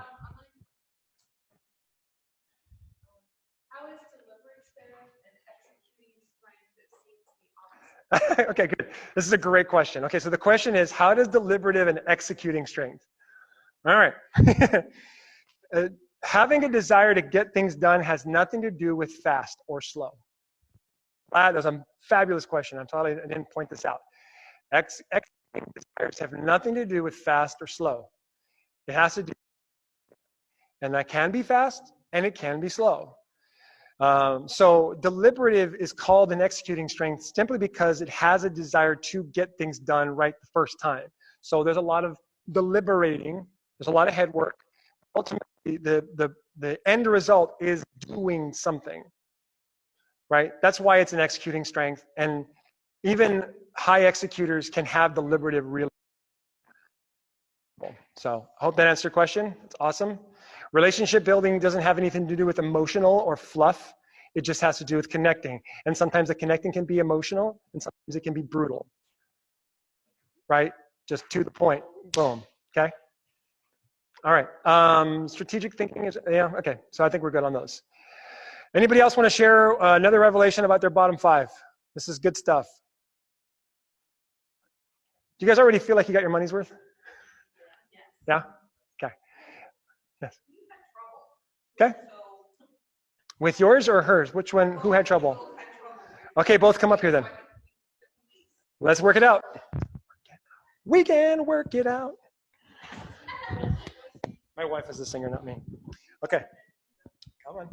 Yes, you said we. So you included you.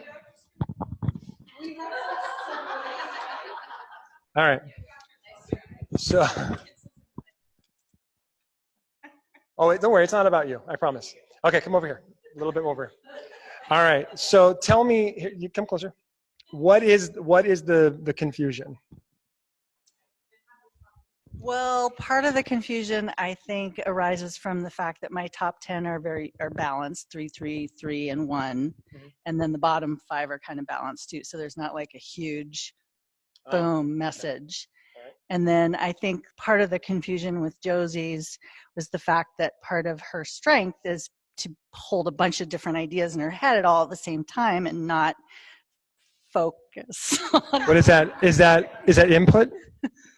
Is input one of your strengths? No. What is the holding all the information in your head? What is that? Ideation's my top.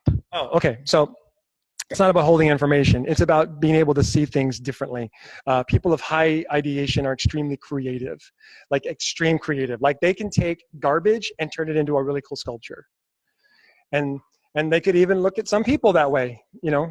So, so do you understand? So that's you. It's not about holding information in your head. It's creativity of all creativity. All right. And ideate. Yeah. Okay. So people of high what is it? Ideation hate to be told how to do things because they would rather.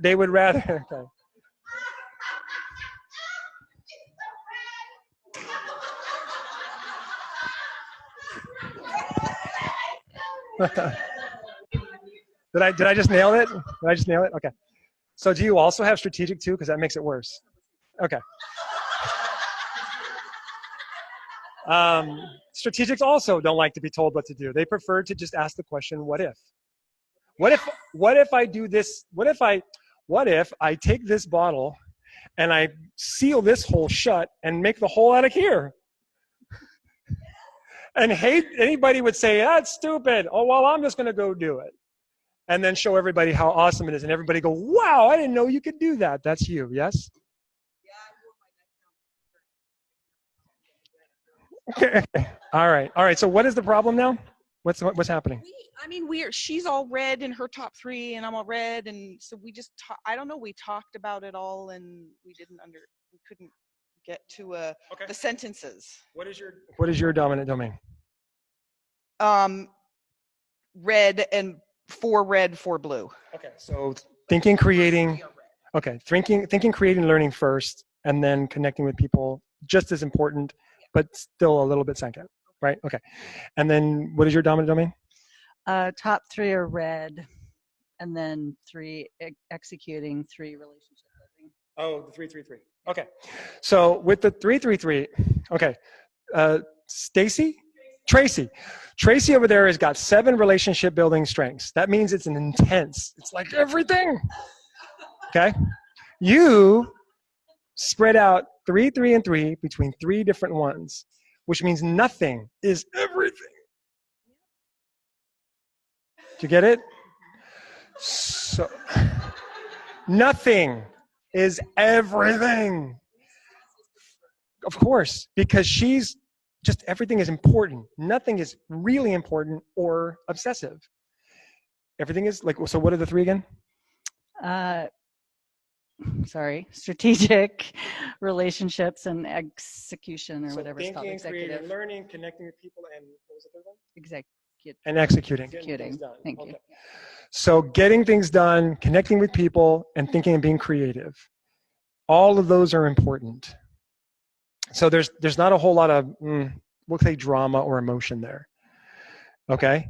So what is your number 34th strength? Woo. Okay, so why is woo low? So here I want you all to think about this. All right, those of you watching at home too. Why would a person who says it's important to think and create and learn and connect with people and get things done not have woo? Like, why would woo be so low? So let's talk about woo. Woo is, people of high woo love the challenge of making new friends and completely winning them over. Okay? How does that get in your way to think, create, learn, connect with people, and get things done? I think what I identified is that, and I also have includer in the bottom 5. It's like, I don't want too many people needing shit from me because I gotta have my alone time to do my thinking. Strategic thinking. So there it is. So if you woo people, you get no alone time. Yeah, right.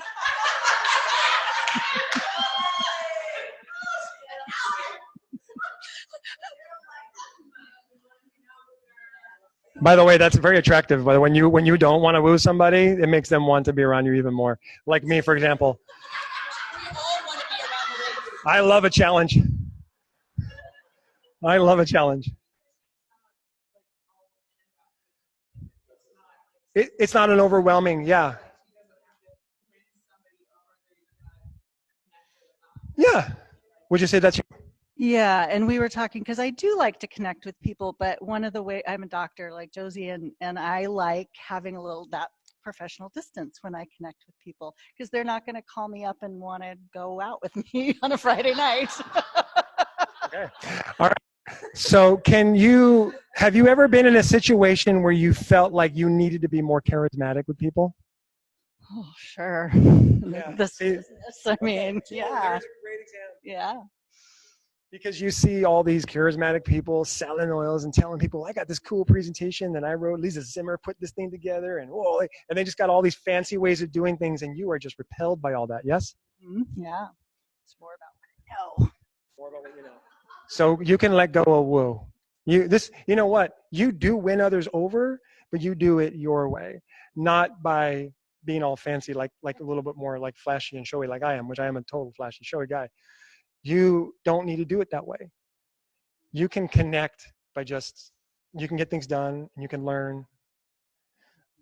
Could you do that big sigh again? Belief. Belief Yeah. Okay, people of high belief stick to core values. They're not changeable. They're not bendable. They're strict to those values. They're not really open shifting those values in any way, shape, or form, or adapting them, or growing them, or evolving them. So maybe more my intellection side is like, oh, well, I'll think about any idea and weigh it and blah, blah, blah. Yeah. Anytime you think you be strict about a value, energy drain, make people around you comfortable. You feeling this? Are you seeing this? What about you? Was this all about for her when you came up here, or was there something you too? Look at you. Well, my bottom two are discipline and focus. Did you have a problem with that? I had a hard time keeping her on track to do the exercise. Wait, say that again? I had a hard time keeping her on track to do the exercise. Wait, she has low focus and low discipline. That's weird. Okay. So, all right, so stand right here for a second. And so your dominant domain is connecting with people and getting things done? What was it again? No, strategic thinking. So connecting with people and strategic thinking. Connecting with people and strategic thinking. Can you see why discipline cannot be lower for you? It has to be that low. So wait, let me get me clear. High discipline, people of high discipline know what they're going to do at 8 o'clock, 9 o'clock, 10 o'clock tomorrow. Okay? Not you. This is not you, yes? Why is it not you? Oops, sorry. Why is it not you when it comes to your dominant domain to connect with people and think and learn and create? Why does that structure get in your way?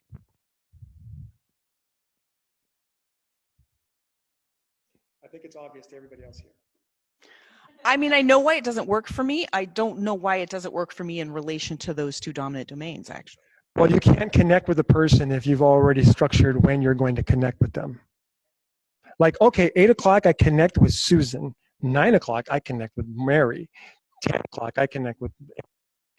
You can't do that because it gets in the way of the actual being present and connecting with the person if you're so busy structuring it. She does it, but it's a struggle for her. Okay. Like she goes over. Do you feel uncomfortable when she does that? When she goes on those things, do you feel uncomfortable? Be honest.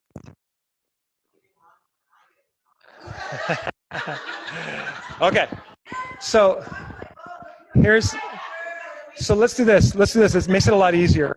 What is your number one strength? Ideation. Okay. So extreme creativity. Even a total stranger you've never met before. I can completely read people. Can you read people if you already have a plan on how you're going to read a person? No. That's how it gets in the way. Do you get it? You can't read people if you've already got a predetermined structure. Do you see that? Yeah, my husband. You can't. You can't read people if you don't live in the moment. You have adaptability? No, maybe not. Yeah, you do. Okay. You can't be adaptable if you're structured. Where there's people here with high discipline can't understand how you can get anything done if you're not structured.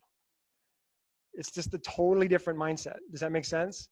So can you let go of discipline? Discipline doesn't mean you're not disciplined, okay? It's just a word. Just so we can let go of that, all right? I promise. You're totally disciplined because you wouldn't be where you are right now if you weren't. We teach. I've never time blocked. True confessions. You didn't need to tell me that. I know. I see discipline. You know, it's like one of the number one things we teach, and I'm like, no. Now, does it mean you can't time block? No, you can. It's just not. It's a natural reaction. It's a natural thing for a disciplined person to time block. It's not natural for a relationship builder. But guess what?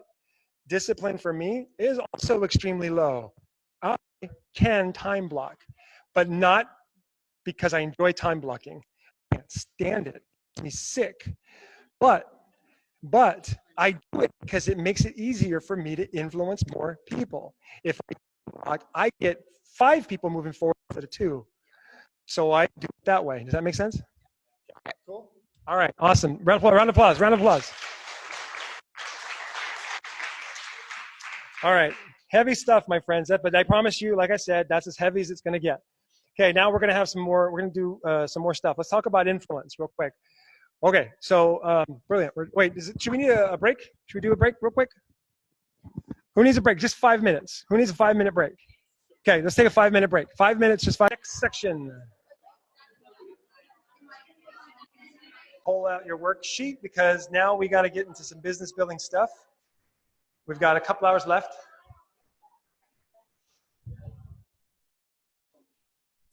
All right, so we're going to get to the next section kind of fast because I really want to get to some powerful stuff that we're going to do later. So now that we've covered the weakness talk nonsense, all right, let's get clear. Are you starting it? Okay, so let's get clear on what influencing is, okay? Because ultimately, if we're here to build a business, we have to get good at moving people forward through a process from I've never heard of doTERRA to I love doTERRA and I tell the world about it and I'm now Presidential Diamond. So that's the concept. We've got to help people move from one place to the next. So in the workbook you'll see, or write it in your notes, influencing is simply moving a person from where they are to where they want to be. We skipped it over when I went over to the weakness stuff, the bottom 5. So it's part 3. Sure. Discovering your influential power. You see that? So influencing, I'm just going to give the answers on these because we're going to move a little quick on this. I want to get to the next part. So influencing is moving a person from where they are. This is the activity, okay? Moving a person from where they are to where they want to be, the way they want to move there, with you helping.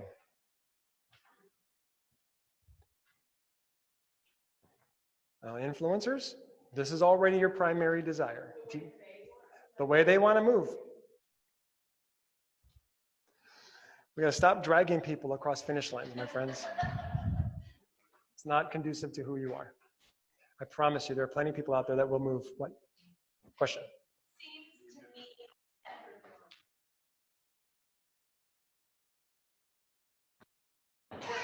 Working with the right people. Say that again? It comes back to also that key piece of working with the right people. Yes. Because if somebody's perfectly content where they are and it fixes the state of being and they don't want to live, then what am I putting my influential energy? Brilliant. So what she just said is that if I meet a person who's not interested in moving forward, why am I spending my time with them? Excellent.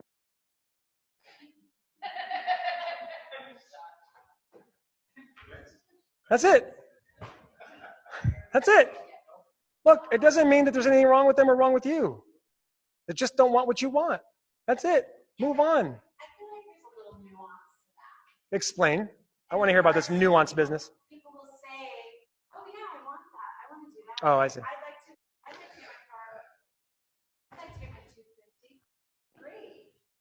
The people who say, Actions don't match what they say. So that I feel like sometimes you get caught in this like, crazy. You said this. Oh, but you're okay. So for those of you online, what she's saying that there's people that say they want to but don't do. Okay, there's 3 categories. There's people who don't want to and say. 1. Category 2, people who say but don't want, but so they say they want to but don't do. Category 3, they say they want to and they do. These 2, we can move on. I mean that. Let them say it's fine. Oh yeah, it's great. I'm happy. Let me know when you actually do something. Your job is to convince. Your job is to do it and influence them to join you. Some will, most won't. That's it. Some will, most won't. Now, this doesn't just have to include work. It can do with every aspect of your life. Think about this. In order to get things done, you're so much. Yes? Yes. So if we want to be highly executing, we got to be influential. Yes. If we're trying to build relationships with people that are going to matter to us, whether it's now or later, we have to be more influential. If we want to be creative, our best thinking and creativity when we're around other people. We really do. Like I learned more about strength with hundreds of people than I did in that classroom in that certification course. Like truthfully, 90% of what I learned about strength in working with people, not in a classroom. okay? I paid the price. Spent a lot of time with people for free. This is time that I wasn't working on our business. So we got into a situation where we were hitting Blue Diamond a little bit more regularly. And in the year that I spent trying to do this, we moved down to Diamond. I'm aware of it. We moved back down to Diamond, and ultimately now shifting that. And I'm glad it's perfect timing now because I know my stuff. I don't need to put in the same time that I did. Now I can just do these workshops, drop my knowledge and move on and go help my wife build our business. But anyway, getting back to what I'm saying. So influencing is important to understand that we all desire, whether we're trying to do this for the business or just life in general. Influencing others will help us get what we want, no matter what it is you want to do. So what is influencing? Who can say it again out loud?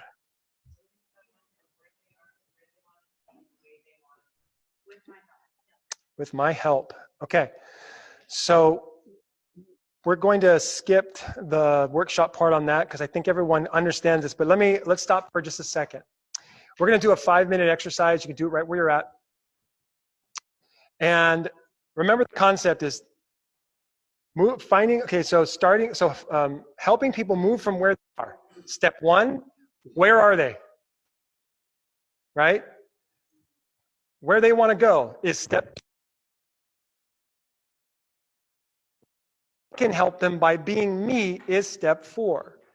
Okay, this is bare bones, basic influencing desire process. Okay, so what I want you to do right now is take a look at your strengths, your top 10 strengths. Okay, and keep them in mind. What I want you to do is go back into your past, and I want you to think of somebody you helped by establishing where they are, where they wanted to go, how they wanted to get there, and how you helped them. Everybody has to have done it at least once. Okay, so here's some ideas. If you've ever had a job, that's one. If you've ever been married, that's another one. If you've ever talked a friend off a ledge, figuratively and literally, right? How did you do it? I want you to we're going to do 5 minutes on this online as well. Take 5 minutes and think about that. And just write out a short, like a 1 or 2 sentence synopsis of what happened. Okay? Let's take a look at your dominant domain. All right? Who here still hasn't finished? Everyone good? Okay, cool. Everyone came up with one. Look at this, a room full of influencers. What do you know? Okay, so everyone's got one. Here's what I want you to understand. Think about this. How did you establish where? Okay, just think about it for a second. How did you establish where they were? Establish where they wanted to be. How did you establish how they wanted to get there? And how did you establish how you were going to help them? Take a look at your number 1 strength. Take a look at your number 1 strength and raise your hand when you're ready to share how you use that strength to help that person. Go ahead. Well, you know what? Here, come on up here. Let's do that. Let's do it this way. We'll do it on the microphone. This will be fair. Perfect. Remind everybody again your name and your dominant domain.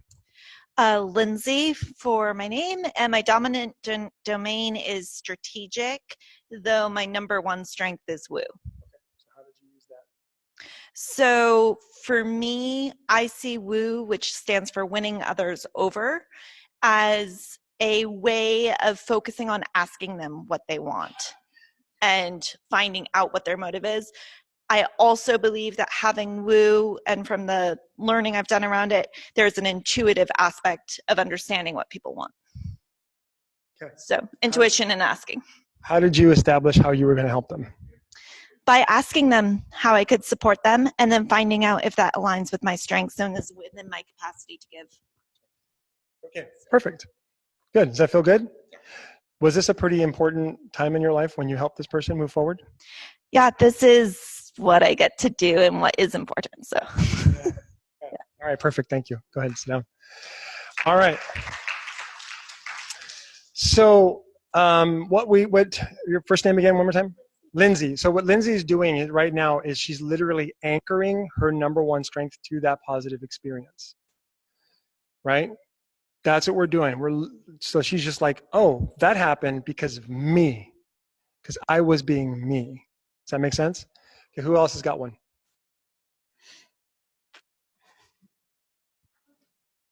Come up.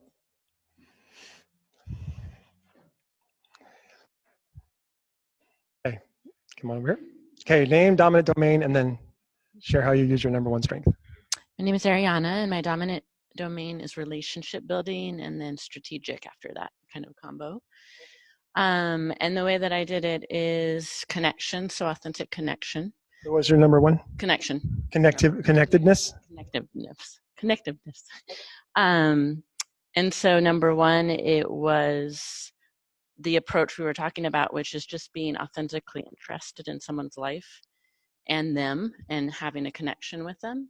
And then hearing a goal, doing some really active listening, and then bringing in a strategy of then brainstorming some ideas with them side by side of how could we implement could we look at it this way? Have you thought of this idea? And because I heard their goal and because we were working together in the connection, they were walking with me to achieve the result that they achieved. Okay, so relationship building and strategic thinking. Did you see that whole analyzing and the relationship happening in all the words that she was using? Did you guys catch that? There was a lot of thinking and feeling going on in there. Not a whole lot of worrying about structure as much as we had ideas and strategies. Ideas and strategies are far more exciting than structure and routines, yes? Oh, yeah. 100%.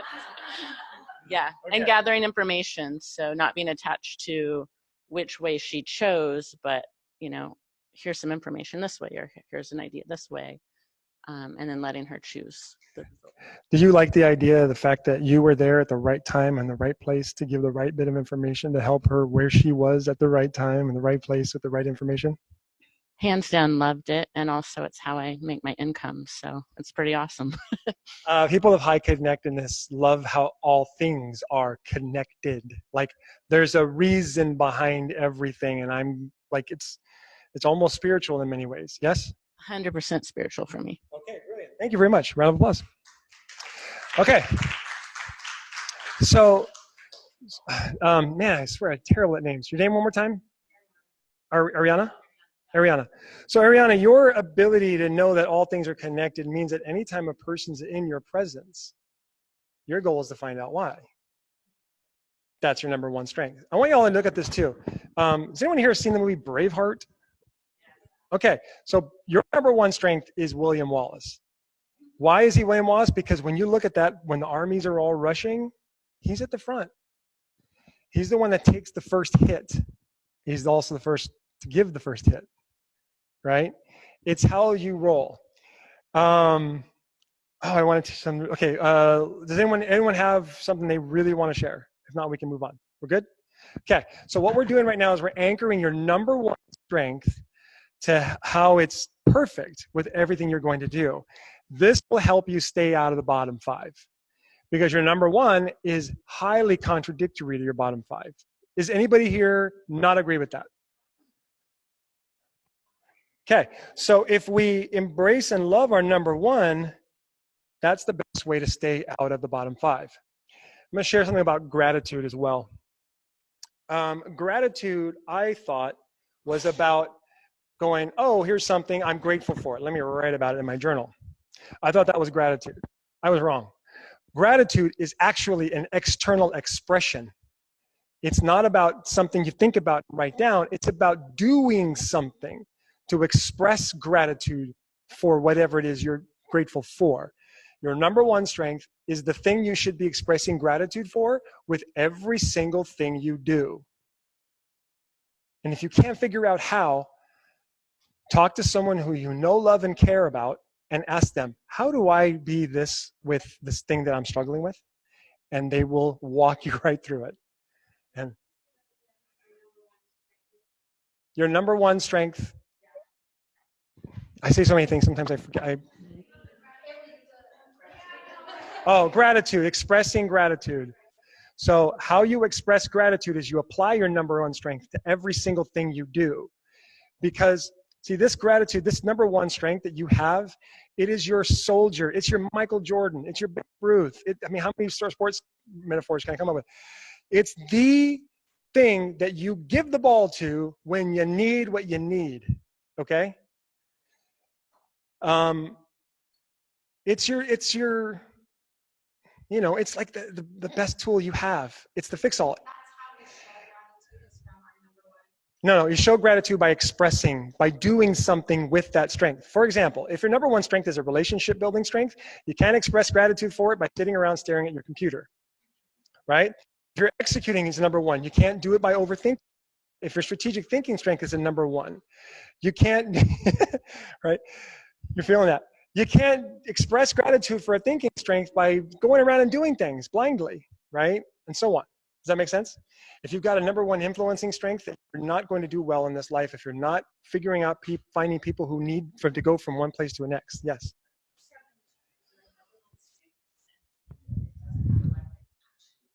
Okay. So this is an excellent example. Thank you. And for anybody else here have empathy in their top 10? Brilliant. Okay. Who wants to know how empathy can be the strongest closer in all the business? Like, okay. I'm going to bet you don't remember when I talked about it earlier today. Does anyone remember? I used the example. Do you remember the example of the person's back? Were you here for that? That's how. You see, you have to understand that empathy is a person with high empathy can feel the feelings of another person. Like they can literally feel their vibe and the energy. So remember the example I used with the networking? Networking? Remember that when I used the example of networking? I drew the big circle? Okay. So when I drew the big circle, so let's talk about networking with empathy. If I put a blindfold on you, and I walked you into a room full of people that were all chit-chattering, or not, or whatever, you could instantly feel the vibe of that room, yes? And you would say, oh, this room feels serious, or quiet, or excited, or unhappy, or nervous, or uncomfortable, or whatever. You could feel it, yes? With a blindfold. It's like a mutant superpower, right? Did anyone here watch X-Men, right?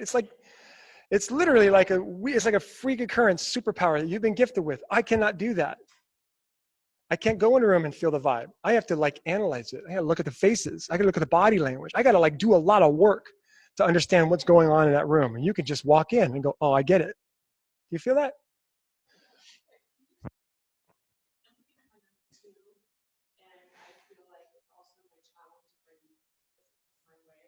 Oh.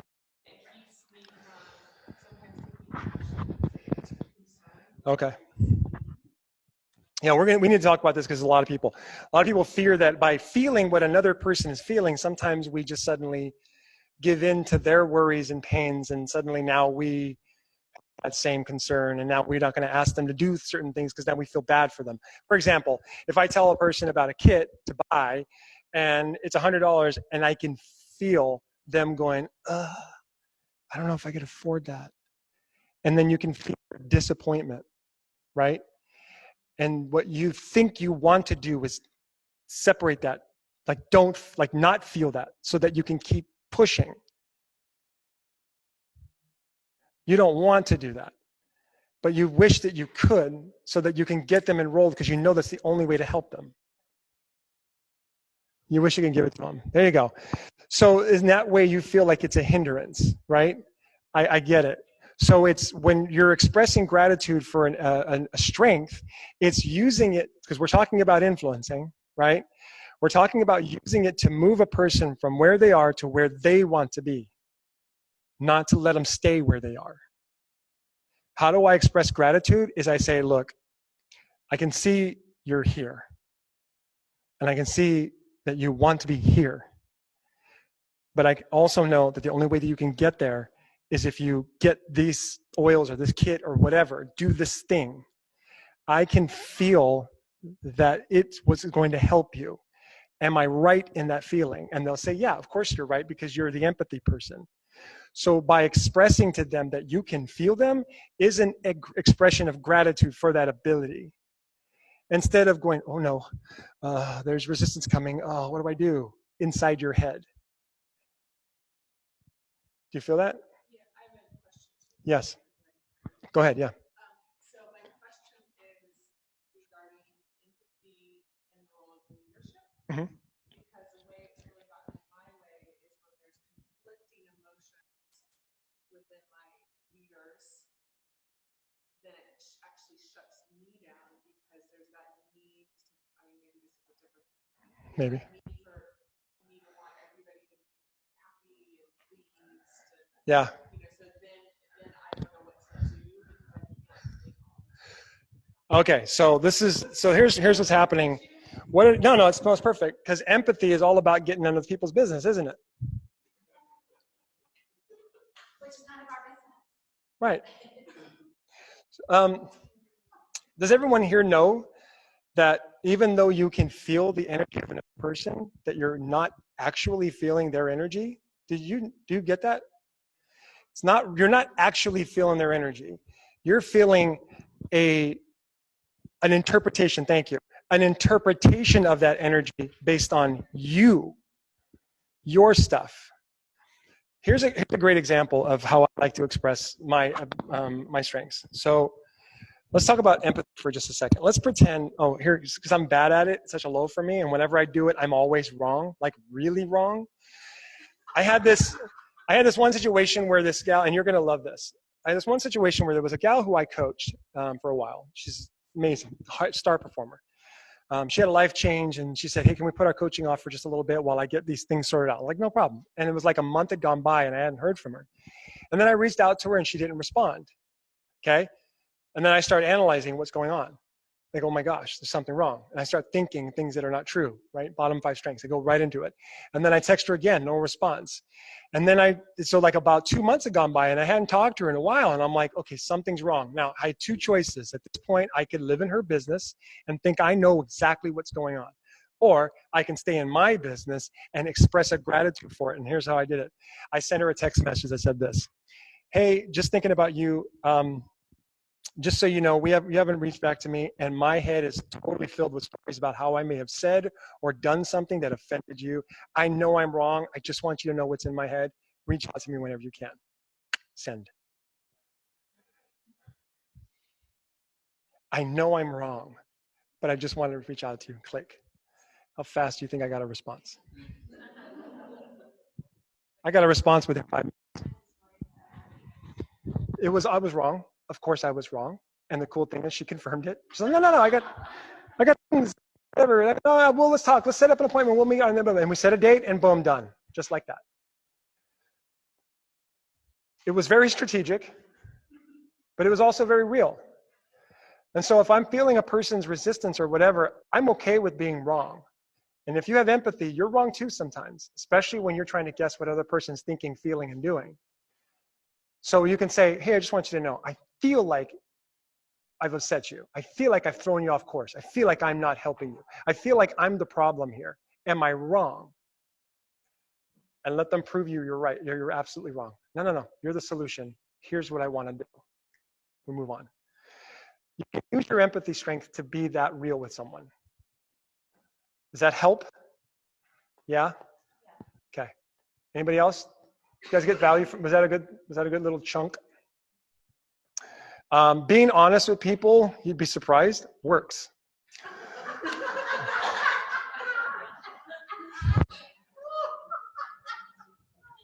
Okay. How are we doing, Vala? Good? Okay. All right, let's move on next. So we're going to go back into some little bit of workshops here. What we're going to talk about now is 4 different aspects of building the business, okay? There's inviting. Ooh, let me just write this down because this helps me stay on track. Okay, inviting. So we're going to talk about how to invite authentically. Presenting. Closing. And duplicating. These are the 4 activities that are required to build a business. The activities don't change. How you do them is you, okay? Everybody invites, everybody presents, everybody closes, everybody duplicates. You can't get away from the activities. So, just to summarize, you are infinitely unique, cannot be duplicated. You can't do things the way other people do things. You can do what they do, but you do it your way. You can use the same scripts, but you can do it your way. You can literally say the same things, but you put your own flair onto it, okay? Your top 10 energy, remember your top 10 is where your energy is highest, bottom 5 is where you're lowest. You have a desire to build connections, to get things done, move people forward, and so on. Those are how your energy is highest. When you're doing all of these things, remember, I love to do everything in a way that honors my desire to connect with people, move people forward, get things done, and so on, right? That means I love to, look at your script, look at your line. I love to invite people to look at doTERRA in a way that honors my desire to. I love to present doTERRA or present ideas or whatever to people in a way that honors my desire to. I love to close sales. Okay? I love to get people to give me money, and I give them oils in exchange in a way that honors my desire to. And I love to get them to duplicate this process with other people in a way that honors my desire. I love to rank advance in a way that honors my desire. I love to hit my power 3 in a way that honors my desire. I love to have a $500 fast start in a way that honors my desire, right? Always in a way that honors my desire. So with inviting, what we're gonna do is a little exercise here. And we're gonna just do it with inviting. These other ones, we're just gonna do some talking. So with inviting, there's 2 steps to inviting. There is, let's do red. With inviting, there's 2 steps. There's list making,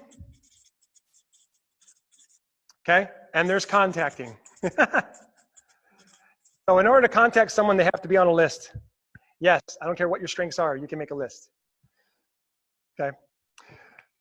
So what we're gonna do here is I want you to think about how do you make a list of people to contact in a way that honors your desire to build relationships? How do you build a list in a way that honors your desire to influence? So what is relationship building? It's connecting. That's it, with no agenda. Can you make a list of names with people with no agenda? Huh? Yeah. Okay. Yes, question.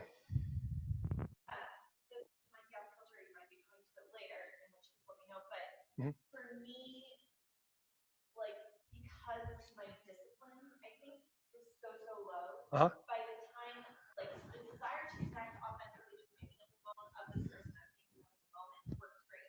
But the action of the shouldness, the discipline of creating a list, by the time I create the list, I've either run out of time and or run out of energy to actually do the contact. Yeah, we got to figure out how to do that without the energy drain. Yeah. Okay. All right, so here's what I want you to do is look at your, okay, think of it as, have you ever had to make a list of people's names to reach out to invite to a party, or to just call because you had some people you need to talk to that day? Has anybody here never done an activity like that, made a list of names for something? Everybody has done it. Okay, so that means you can do it. Brilliant, that's awesome. So what I want you to do is look at your top 10 strengths and ask yourself, how did they come into play when I did that? Okay? Think about that for just a sec, literally just a second, not long.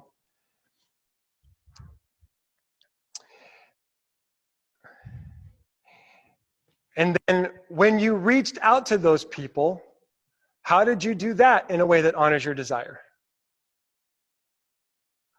So what I want you to do is, in your groups, think about that experience and share that with the group. Have them all look at your strengths and help you figure out how your strengths came into play in that activity. All right? And then we're going to take a little break after that, because this is important.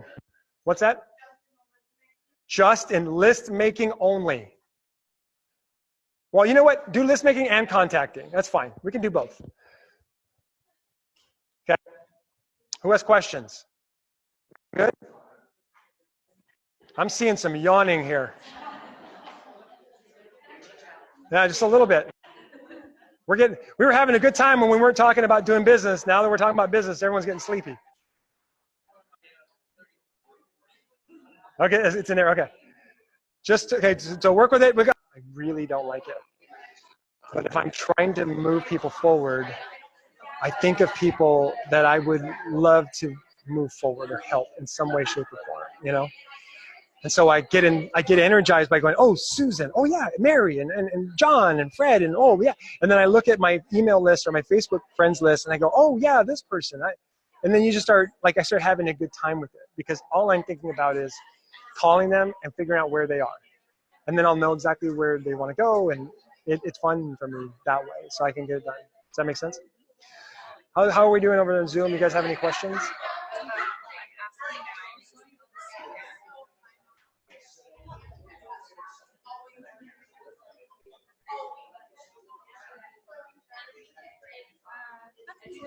Nothing's coming up? Okay. Everyone's good? All right, that's cool. Oops, sorry, I keep bumping into everything.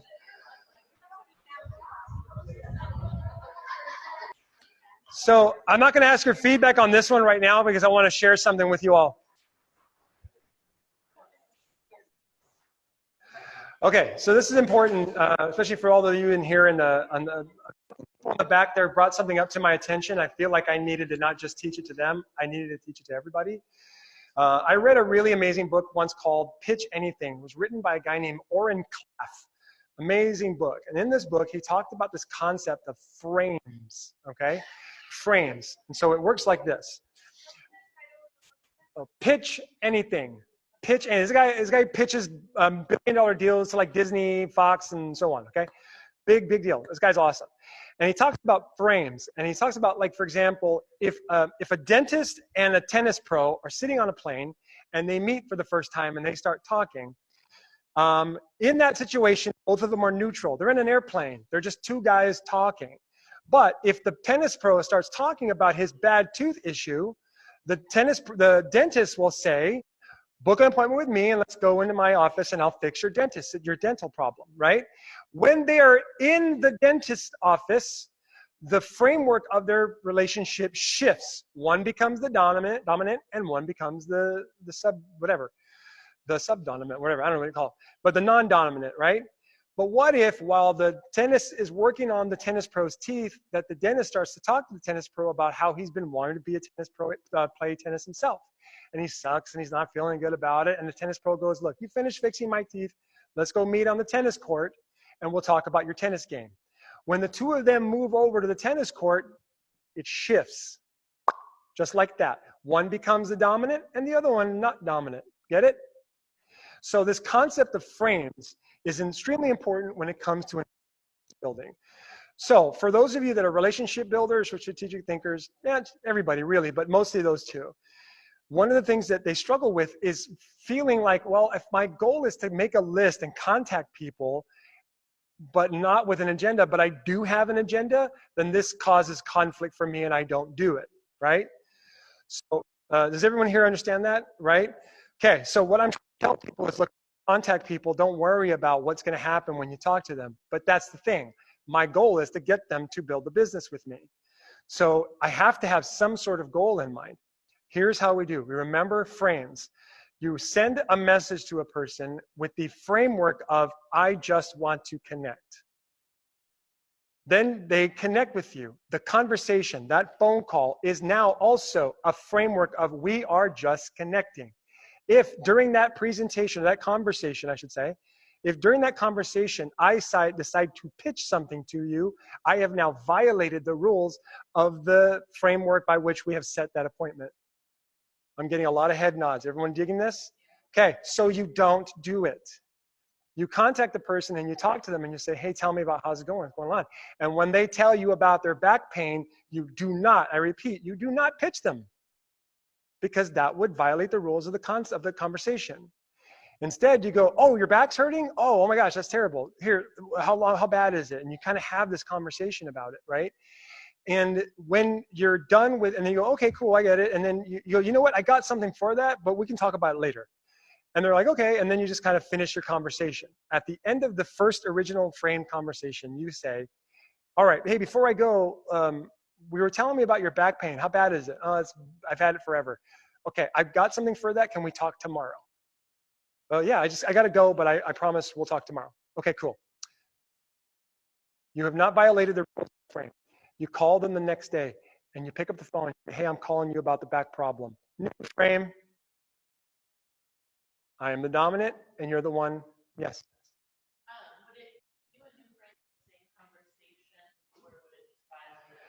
You can if you can. You know what I mean? If you can't, don't. I've done it. Go ahead. And it's a permission-based aspect. Sure. too, As well as, I don't know if it's the glue factor or what, but when people are in pain, they want out. And so if they're intrigued enough, they'll be the ones turning it around, bringing it back and say, can you tell me about it? Sure. Absolutely. So you're saying that if they're talking to me about it long enough, they probably won't let me get off the phone until I give them an option. Or they'll even sort of like at the end of meeting somebody new, say, hey, you said you have something for me on that. Brilliant. That's a great idea. I like the way you did that. That's good. So essentially what we're doing is here, we're not, we're going to get into this a little later, but there's 4 things that we want to convey. One of them is trust. And so in order to create trust, we got to let people know our intention is to be of service to them and be of value to them, right? And so if I'm calling them, pitching them things, I'm violating rules of how I'm presenting these conversations. So does that really help a lot? Yeah, okay. So who came up with some good stuff when it came to list making or contacting, and who has a dominant relationship building strengths that came up with a good way to make and contact people? It's not you in the back, obviously. You guys are back there laughing. I just want Ashley gave an idea that I thought was brilliant, where she's not so by writing this down. She'll do that sometimes. She's talking about making a list on a little voice memo that she wants. Oh. So it's, and then she sends it to herself, and I just thought that was really cool. So Ashley, you're a relationship builder? Okay, and you like going, oh, Susan, Mary, Joseph, and whoever, Susan, Mary, Joseph, weird. Anyway, you talk the names of the people you want to call. That's your list. Totally cool. Awesome. I love it. That's a relationship builder style of way of making a list. There's a list that's being made, and we're going to call these. Okay. Who else? Anyone else? Okay, we'll just go with that one on the relationship building. Let's talk about executing. Who's got one? This is probably easy, right? Who's got at least three or four executing strengths that have a simple way to make a list other than just make the list? Or is it that it? Is that easy? Like, yeah, that's it. Yeah, sure. How do you use your phone? I have a notepad on my phone, so You type in. I'll type it. Okay, so simple, executor, just get it done. Phone, this is 2 phone suggestions. Okay, how about strategic thinkers? Who's got 3 or more strategic strengths? How did you make a list? I've also got focus and strategy. So with you were talking about, but my next dominant is later. Oh, okay. And you were talking earlier about 1,500. For me, the first people on my list every single time are the key people on my 1,500. Okay, awesome. So you think about people that are in certain areas of your life and business. And then you... They're the number 1 group I serve. Okay. And then it is who else do I need to as well. Brilliant, awesome, okay. So what she's saying is she goes to who I like to call the choir. Who's the choir? The ones that are already loving my product and using it every month and getting a check, right? That's the choir. Those are the most fun people to preach to, right? So she starts with them. Excellent, okay. Influencers. Who's got a good one if you're 3 or more influencing strengths? Somebody back there. Yeah. I honestly, when I think of it, Uh-huh. when I think of like people that are on my list, are like, who can I serve, who can I support, who do I think I can help? Yeah. Honestly, I do that naturally. Okay. So you start thinking of people that you would like to be able to move forward or just find out where they are. Where do you go to get these ideas of who to put on? Or do you literally just go in your head? Do you look at your email list or your Facebook friends list or anything like that? Okay.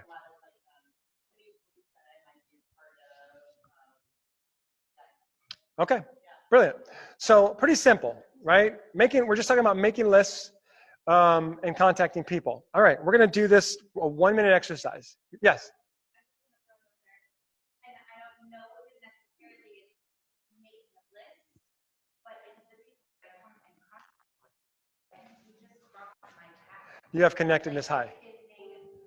Do you have connectedness high? Okay, how did I feel that? How did I hear that? Like, how did I know that? She's literally saying, whoever just comes into my world, right? Did you ever see the movie Broken? No, Unbreakable, where Bruce Willis just walks through the crowd with his hands like this, and he's literally just finding villains? It's freaky, but that's totally what you're talking about.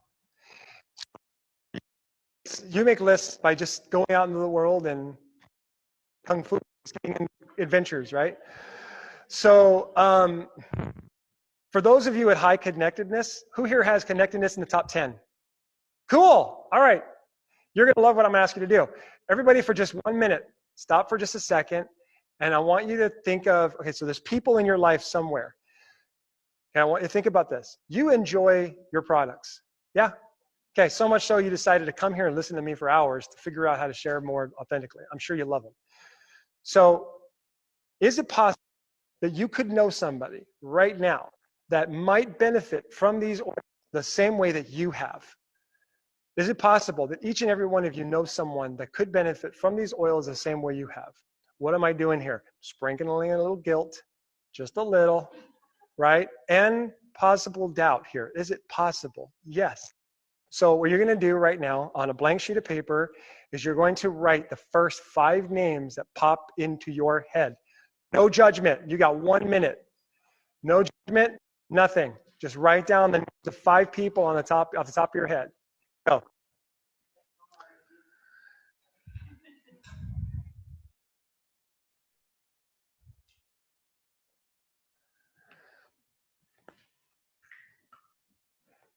Okay, 30 seconds.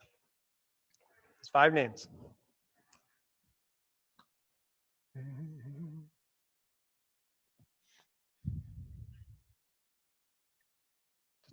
Don't think, just write them down. Who's coming to your head? 20 seconds. No judgment. No stories. Don't worry, we're not going to call them right now. Just so you know, be free. Write down names. Okay, got 5 seconds.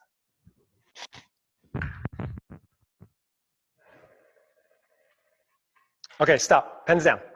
Okay, who did not come up with 5? Raise your hand. Who did not come up with 5? A few of you. Okay. For those of you that didn't come up with 5, where is connectedness for you?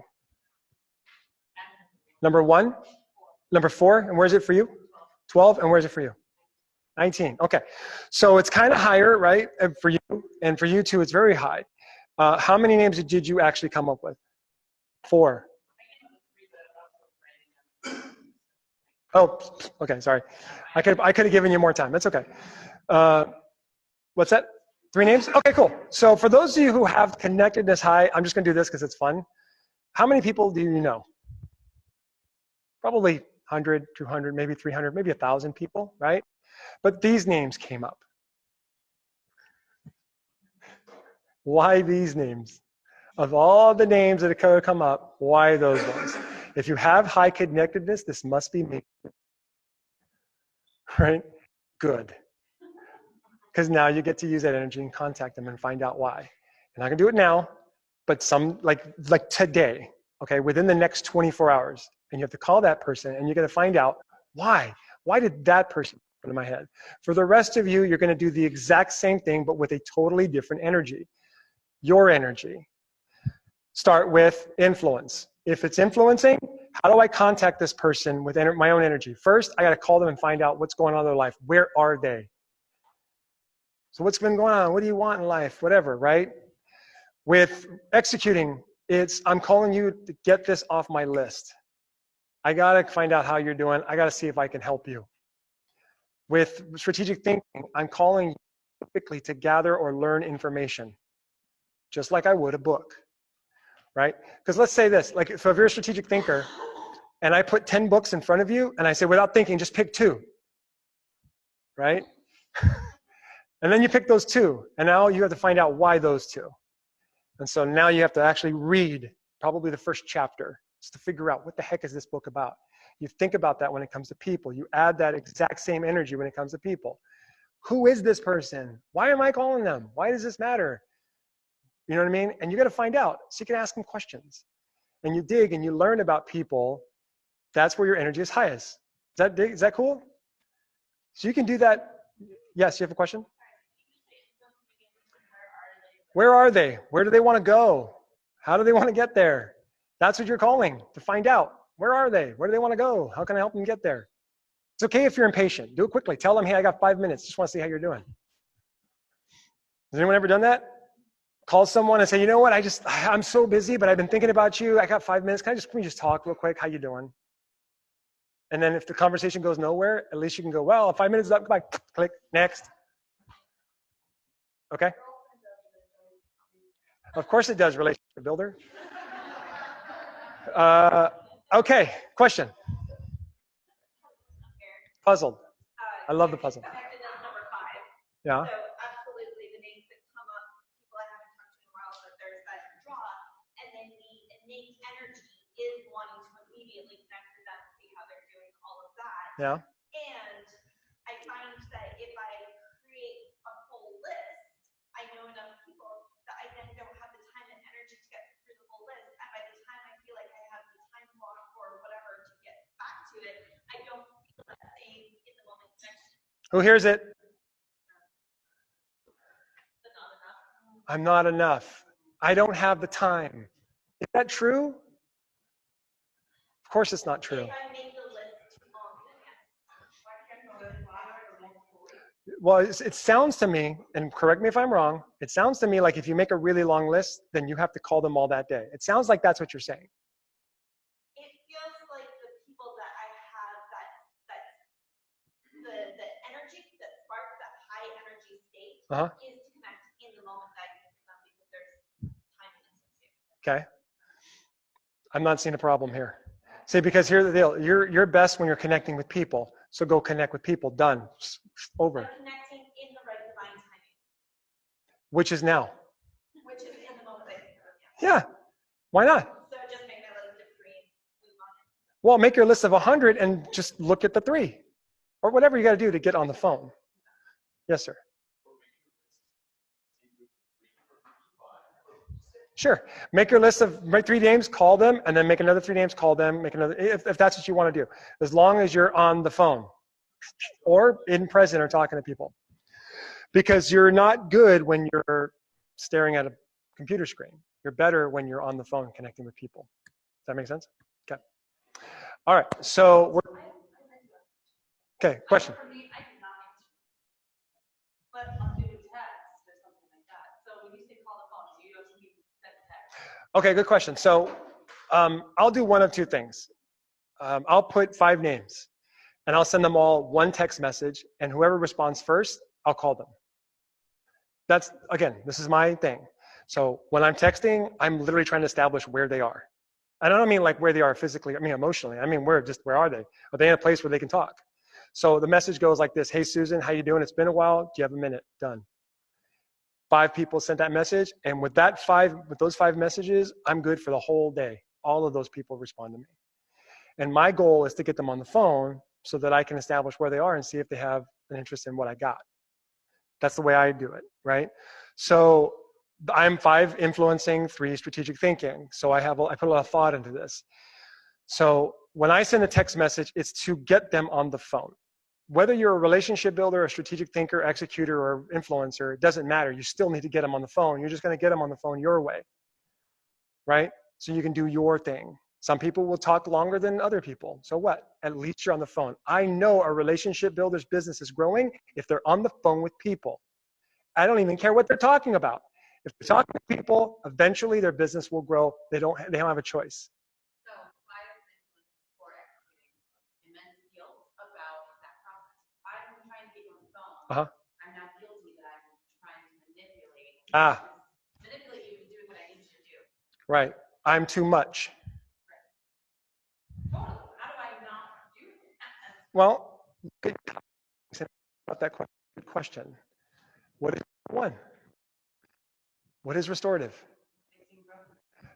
You're calling for. What are you? I want to influence you to do what I know you need Sure. to do because I see the problem. What's your number 34? My number 34 is maximizer. Okay. I love this. You're figuring this out right now, aren't you? Maximizer, okay, It's already great and make it better. 4-star to 5-star. Restorative takes 1 star and move them to 3 or 5, right? So if you think when you're contacting them that you need to do anything other than just to find out what's wrong, then you go into thinking that you have to be a maximizer. It's going to get a little weird, but just think about this. Your job is to call people and find out what their problems are, because you love it when people tell you they have problems. Yeah, that's a process. That's a thing you enjoy. When you are you at a 10, between a scale of 1 and 10, when you are you at a 10, how do other people benefit? When you are you at a 2, how do people benefit? They don't. Right. So be you at a 10 and help them get what they want. Your job is to help them move from where they are to where they want to be. Does that make sense? How many names did you put on there? Who's the first one? Really? Why are you delivering samples to them? She has anxious feelings? She has anxiety and she's not sleeping well. Okay. You gonna go fix it? Yeah. But I mean at a high level, no holding back. You are not too much. Here's a cool one. By the way, relationship influencers, if you're worried about being too much, here's what I want you to do. Share your strengths with the people you're trying to help. And then ask them this beautiful question. How can I be me at a higher level in a way that helps you solve this problem? So I'm listening to all this, and you're talking about influencer. I have 0 influencing. So Yeah. for me, I'm just an achiever, responsibility doer. Get it done. So I just feel influencing, getting you from point A to point B, I don't feel strongly about. No, of course, not a desire for you. For you, a desire is to accomplish, to process, like do things. Make a list and check them off. Do you understand that the day you starts at 0? That's where you are. What is it you want to be at the end of the day? Well, I don't know how many things you put on your list. 20, 15, 33? Sure, but I'm okay with not being stop. Sure. So where you want to be is productive, whether that's 15 or 20 things. Somewhere you want to feel like you've got things done. How do you want to get there? Systematically, right? Just one thing after another. Just do it. Okay, awesome. I am an influencer. My goal is to help you get from where you are to where you want to be your way. How can, I understand where you're coming. I'm going to flip it so you can understand. How can I help you get there by me being me? Start with that just for a second. How can you help me get there by you being? Yes. Think about it for a second. You've got to know me now. You're going to recognize my strengths. Uh-huh. And you're going to help me recognize my strengths to get there. Yeah. So how do I take my strengths that aren't influencers Mhm. at all? How am I going to apply you just wanting to do something and try to apply it?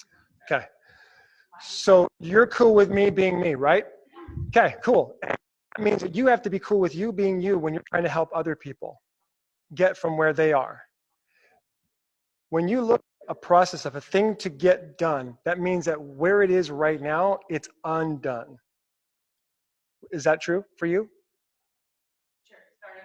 Yeah, when you're starting off, it's not, okay. So when a person comes to you and says, I have all these health issues that I'm struggling with, for you to be authentic, it's to say, okay, tell me all the problems so that I can make yeah.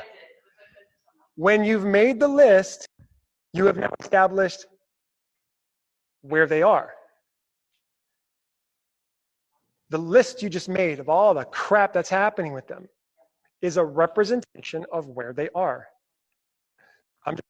The way it looks.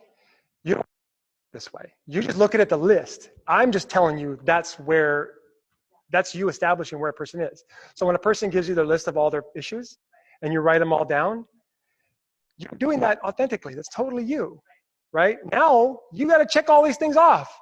Okay, first thing you're going to want to hear about is this oil, that oil, this oil, this oil. Okay, and then you can get all those in this kit or this kit. Pick one. I don't care. Just pick one, and I will show you how to nail all of these things step by step. Where you are, where you want to go, how you want to get there, and how I'm going to help you do it. Does that feel like that's you? Yeah? So when you're contacting people, how you person make a list of the crap, okay, and the problems, and maybe even make a list of all the things that did to cause those problems. That might even be more fun too. But you make all the list of all the things that they did to cause those problems, and then you repeat it back to them. Okay, here's my list of the crap that you're dealing with. Executors in the room, are you resonating with this? Yeah? Here's my list of all the things that are holding you back. Do you want to stay there, yes or no? No, I don't want to stay here. Okay, that means you want to move here. You want all these things to, yeah? I'm your girl, because I'm the one that's going to help you go bam, bam, bam, bam, bam. You being you at a higher level. No emotion, right? I would love to have you, like, literally take my life. What's that? Sure. So you can kind of feel it away too. You can use your feeling strengths to kind of help you make a more accurate list. Does this help you? Okay, cool. And by the way, executors don't typically like to be told to figure things out. They prefer to just be told what to do. It's okay. I'm with you on that one. I'm a strategic thinker, so I like to find out, like, explain things a little too much. But it'll solidify the activity. Yes.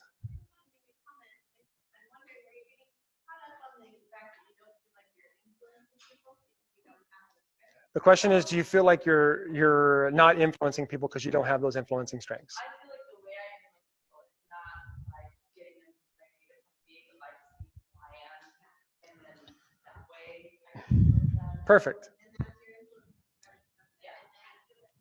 Yeah. But I don't like the people that like, I don't want to help you, and I'm like, you can do it here, like that's not something I'm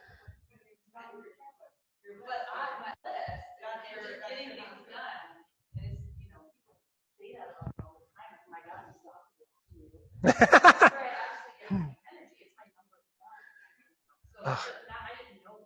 Like now it's totally do that. All right.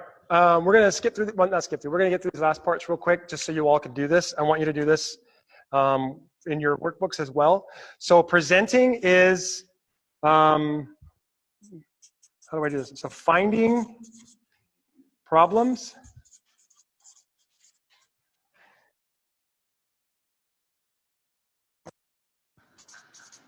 Solutions. Who's laughing over there?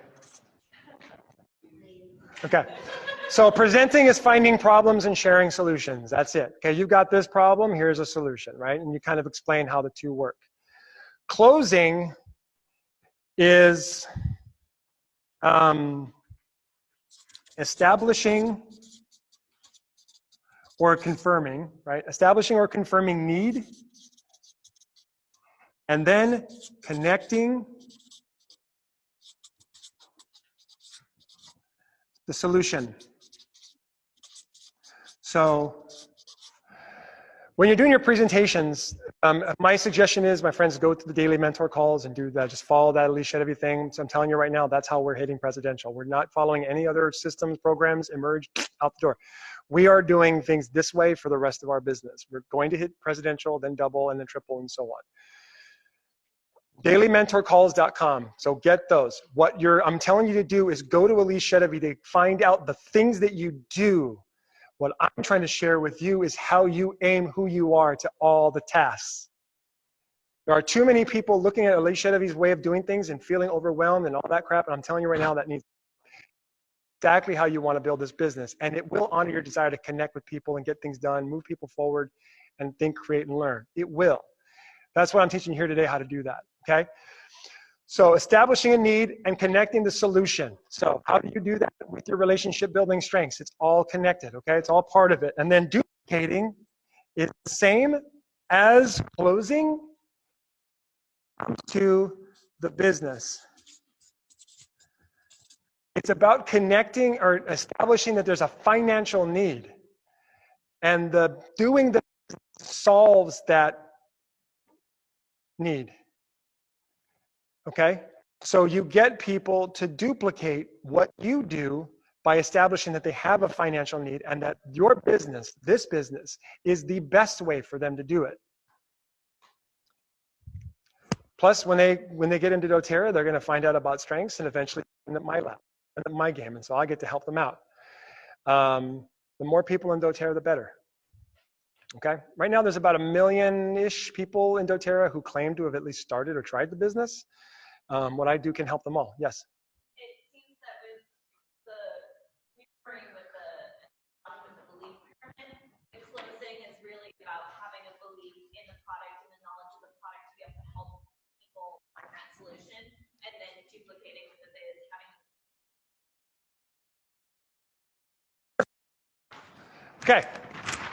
The four, Gallup is the best people in the world. I didn't mess this up, did I? No, I didn't. Cool. Gallup is the best. They know about everybody because they know how to pull 2 million people or more. They know how to do it. And they have gathered, there are 4 different things that people are looking for in a leader.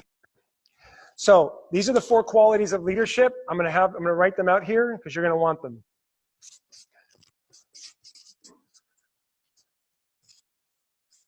Call it qualities of influence, actually. Okay. These are the 4 qualities you're going to want to use your strengths to show to other people. All right. Number 1, trust. What is trust? I am here to share with you that I am only here to help you. Done. That's it. My number 1 desire is to help you. Communicate that with everything you do. You can do that with influencing, strategic thinking, executing, relationship building. My number 1 desire is to help you. I have no other agenda other than that. The next one is hope. How do we create hope? Vulnerability time, my friends. Every single one of you at one point in time was somebody else until doTERRA got their teeth into you. Right? You were someone else. Think about, great, excellent, perfect. Somehow, some way, you were someone else who didn't have certain things. Story. You were here just like everybody else. You took a chance and you tried the oils, and now you're here. Hope comes, you explain to them that you also had your own journey through this. So your journey, share it. Keep it short, 2 minutes, done. You know, I was an idiot, and I used doTERRA, and now I'm an idiot. There you go, right? Okay. Next one. Relationship builders are going to get really happy when they see this. Compassion. She's like, yes. All right, compassion. What is compassion? You were there too, and so are they. Don't judge them. That's it. Okay? They're morons too, because they think that going to their doctor is going to solve their problems. Well, you were there once too. It's okay. Well, maybe you weren't. I don't know. But my point is that at some point in time, you didn't have the knowledge now. Well, so do they. They're in that same space. So give them a break. No judging. That means no qualifying people before you put them on your list. Everyone goes on the list. Yes, your ex-boyfriend too. Now relationship. What happened?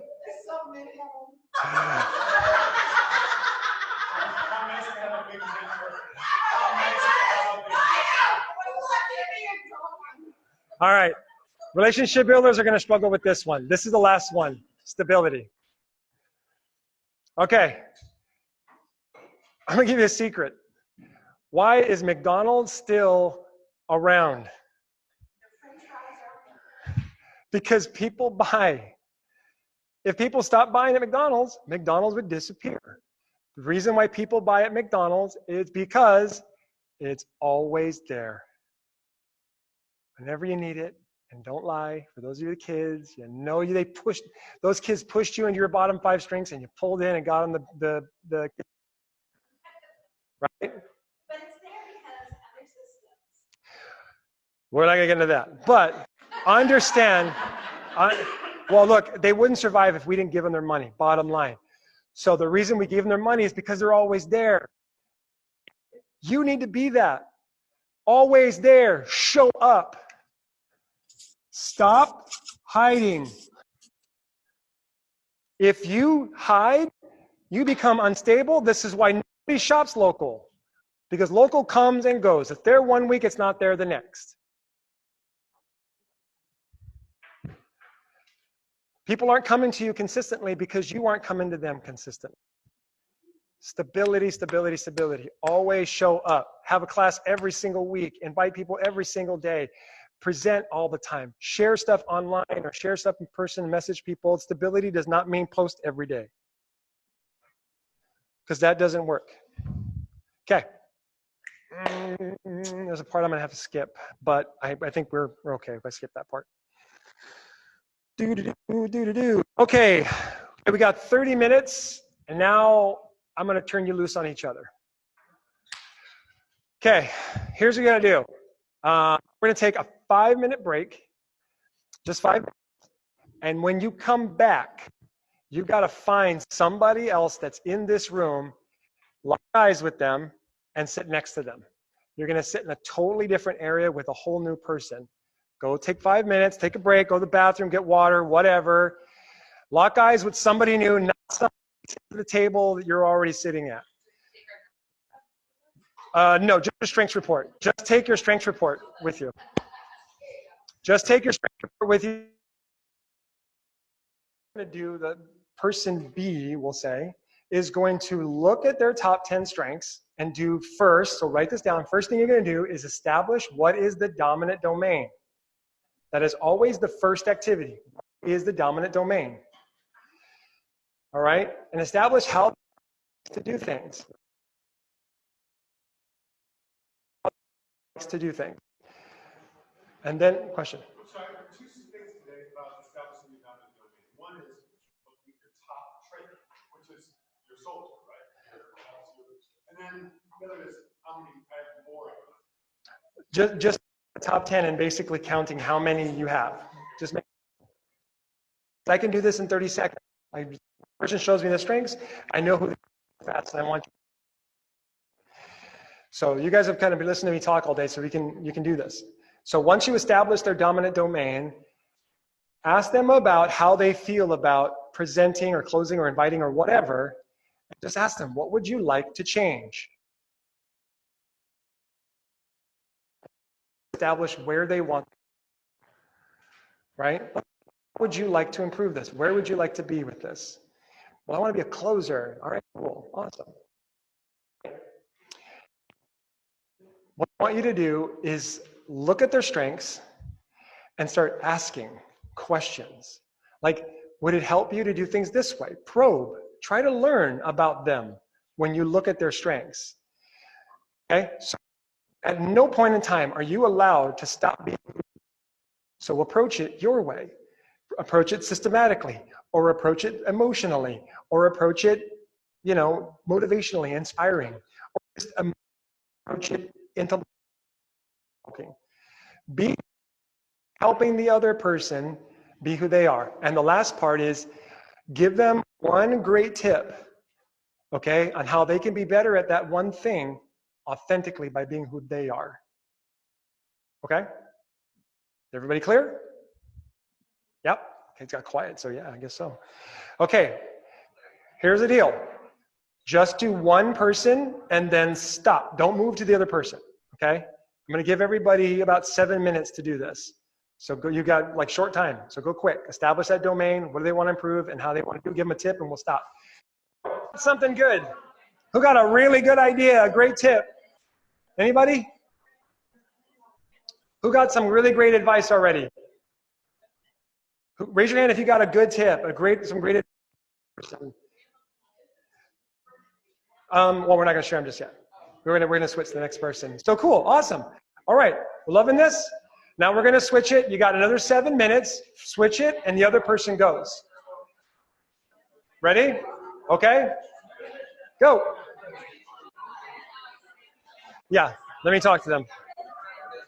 Just go ahead and unmute me. Okay. All right. So what I was saying earlier, I'll say it again. So, but for those of you, should be able to hear me, but I'll bring my microphone up just in case. So for those of you that are here watching on Zoom and you don't have somebody next to you to do this with, it's totally cool. If you do have someone next to you, do this with them. I should let me know if anybody has any questions or feedback, just making sure. So do this with them. Now, if you don't have somebody with you, no worries, it's totally cool. What I want you to do instead is think of someone you know who maybe hasn't even taken the strengths assessment, or maybe they have. And think about them while you're here. If they've taken the strengths assessment, you can do this right now. You can find out what their dominant domain is, see where you think they struggle with their life or business or whatever, and write down some thoughts and ideas on how they can apply this knowledge of their greatness to what they want to get done. If they haven't taken the strengths assessment yet, no worries. It's totally cool. When you think of that person, I want you to think about the activities that they put out. All right, what they do. Don't listen to what they say. What people say and what they do are two different things often. So focus on what those people do and ask yourself, what is most important to that person?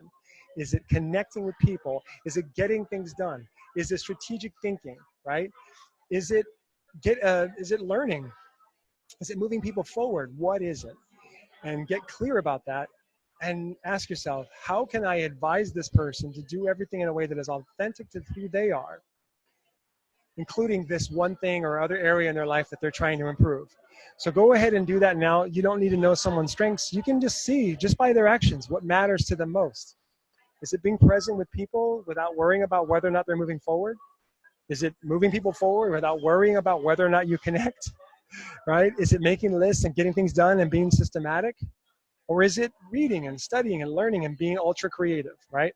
So go ahead and get clear about those things, write them down. Think about the people that you know that you can share this knowledge with and share this ability to help them be them with everything they do. And if you have, by the way, if you have any questions, just put them in the comments. Go ahead and mute it. Oh, someone has a question?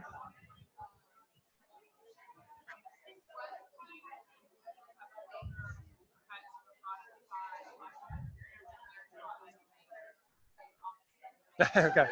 All right. I'll answer this. I got it. Okay. Paula. So when they are ultra different than who you are, essentially. Oh yes. Okay. So the question is, how do you help a person when like, let's just do the extreme example. Their top 5 are in your bottom 5. Yeah. Okay. Go back to the first rule. Number 1, that strengths have nothing to do with what you can or cannot do. So regardless of where their strengths are, you can still mentor them, support them, and grow them. But understand that you don't change who you are just because who you are is different than who they are. Instead, you get good at establishing who they are. So who cares what their bottom 5 are or what your bottom 5 are? What matters is what are your top 10 and what are their top 10? What do they want and what do you want? And how do you both get on the same page about that? Like a marriage. Like a marriage, okay? It's totally a marriage. By the way, what's right now? Thank you. I am very cute. I am very cute when I'm in my top 10 strengths. Yes. This is me in my top 10 strengths. I am attractive, kind of cute, little sexy in some ways. But when I try to be bottom 5, I'm repulsive. It's actually quite gross. So anyway, where was I? So it's like a marriage. Your relationship, you and qualifier, like a marriage. Treat it like one. That means you have to actually honor what each other cares about and loves. You can't just go in any marriage and try to make the other person into you. Your goal is to find out who they are. How does being who they are help you get what you want to get done? And vice versa. How can you, being who you are, help them get what they want to get done? Find out by talking with each other. It does help to communicate from time to time. And especially in a marriage, you got to step it up. And how you step it up is you let go of what you think doesn't work with them. And just get present and find out what does. When that happens, you let go of this concept of caring who's bottom fives or bottom fives. And I mean, it's like, all you want to do is help them be them. And Paula, let me know if that helps. Just gonna check now. All right, that's good. Communication, right? Find out their dominant domain and say this. Hey, so by looking at your strengths, it appears as though you care about moving people forward and getting things done. Is that right? Yeah, okay, so tell me about that. It's a really great way to get a conversation going. And then you can tell them, well, my dominant desire is to connect with people and think, learn, and create. Let me tell you about it. And then the two of you kind of find common ground where you can help each other by staying who you are rather than separating. Okay. All right. You're welcome. Ugh. 3 or more influencing strengths. How do you feel right now? What? You don't have a word? Hold on, here, explain how you're feeling right now. Influencer, here you go. My hang up was inviting. I can teach a class, I can close, I can mentor. Inviting people is my hardest thing because it feels manipulative, like we talked about before. Yeah.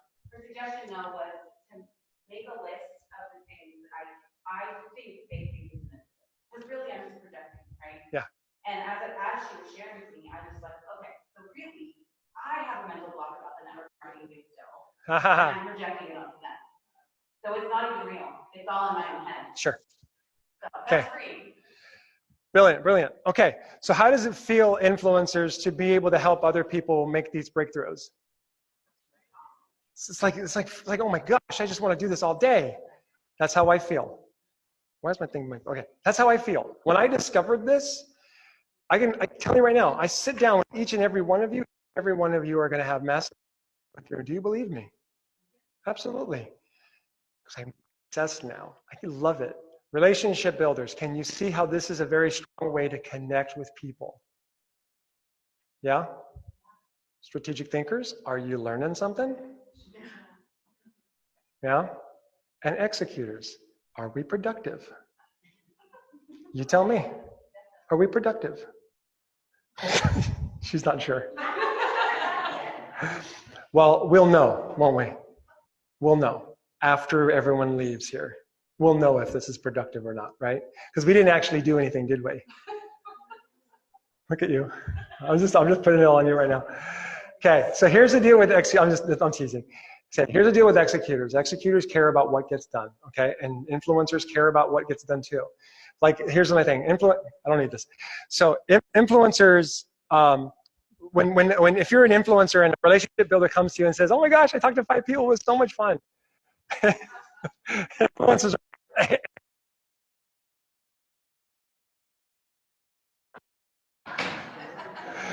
okay, executors too.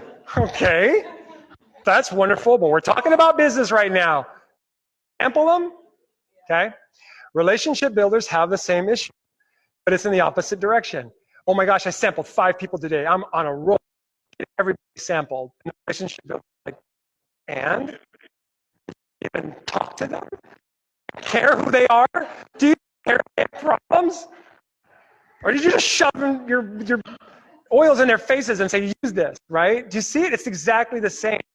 But no one is better than the other. Your desire to connect is no more important than your desire to get things done. Your desire to move people forward is no more important than your desire to. It's all the same, okay? We're all in the same boat. So when you're looking at these simple activities of just helping a person understand their strengths, you can do it your way, no matter what it is. Can everybody here mentor somebody in strengths now? Yeah, do you feel like we're still feeling like we got some more to learn? Lots more to learn. Okay, well, we're done with the learning today. It was going to be a 2-day workshop. It really was. It could have been, couldn't it have been? Yeah. All right, so we're not going to take a break. We're just going to wrap up here. I want to thank you all so much for doing this. There's a couple of gals in the back there who are doing me a favor. They're going to turn on their phone and they're just going to record. I would love it if you would all share a testimonial of this is the first, right? This is my first workshop ever. How'd I do? Yeah. You guys honor me. Thank you so much. So I didn't just come here bearing information and awesome stuff. I came here bearing gifts. So the first thing I want to share with you, and then I'm getting emotional. So I got some gifts, but I'm not giving these away. It's an opportunity. My wife packed this, okay? Just so that I make sure it didn't ruin it. It's kind of like a thing for me. This is the Strengths Planner. I feel like in some way I'm an author now. No, just kidding. It's just a planner. It's an amazing planner, actually. I'm high communication, so it's not just a planner. It's an amazing planner. In this planner, there is basically, it's a 90-day planner. You decide, I'm going to do something for 90 days, and I'm going to apply my strengths to everything I do.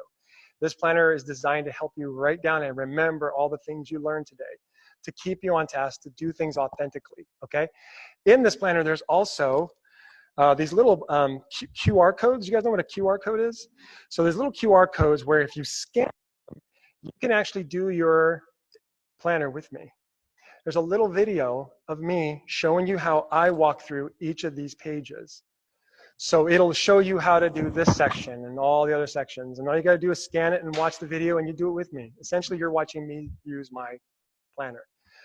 I brought 15 of these. And I'm going to make more. I just didn't know how many people would want them. So there's that. And I'll show you how to get them in just a second. So I got more over there. We can crack them open. I'm super proud of this. And these are the first 15 that I printed out. Like, again, you guys are here getting all the firsts, right? There's more. So I've got this private group. I've told you all about it. This is my lifetime endeavor. It's this group I call the Unleash Your Strengths community. Now, this group I've been working with for the last 6 months, and I put them through a lot of work, and we've done 2 6-week pushes in their business. Help a lot of people rank advance authentically, which is awesome, because when you do the business your way, you create a result that you're proud of. And then there's also tons of content in there, so much. If I laid it all out, it would be overwhelming. I promise you, there's so much in every aspect, whether it is to build a belief in yourself, improve your health, relationships, all of it. There's also a whole training on how to unleash your strengths in marriages and frontline qualifier relationships. It's the same thing, okay? So all of that. Now, that group easily, because it's a live group, once you're in that group, you're in there forever. There's a couple here that are in there, and I'm going to invite you all to be in it. So this group is, whenever people get into my group, they're in it for life. That means that once they're in, they don't pay for anything, ever. Everything I do just gets automatically added to the group because, like I said, I'm building an army of people who love each other, want to help other people do the same. That's what I'm going to ask you guys to be a part of with me. The minefield I talked about, we're going through the minefield together, and we're going to step where the mines aren't. We're going to stay out of our bottom 5 strengths. In fact, in a couple of weeks, I'm going to do a 30-minute training on how to systematically avoid your bottom 5 and stay in your top 10. This is just one of many things I'm going to be doing, and I'm going to invite you all to be a part of. So does everybody here have a cell phone? Okay. So here's what I want you to do. Go into, we got to do this quick. I'm sorry, we're running over just a minute or two. I promise this will just be 1 minute.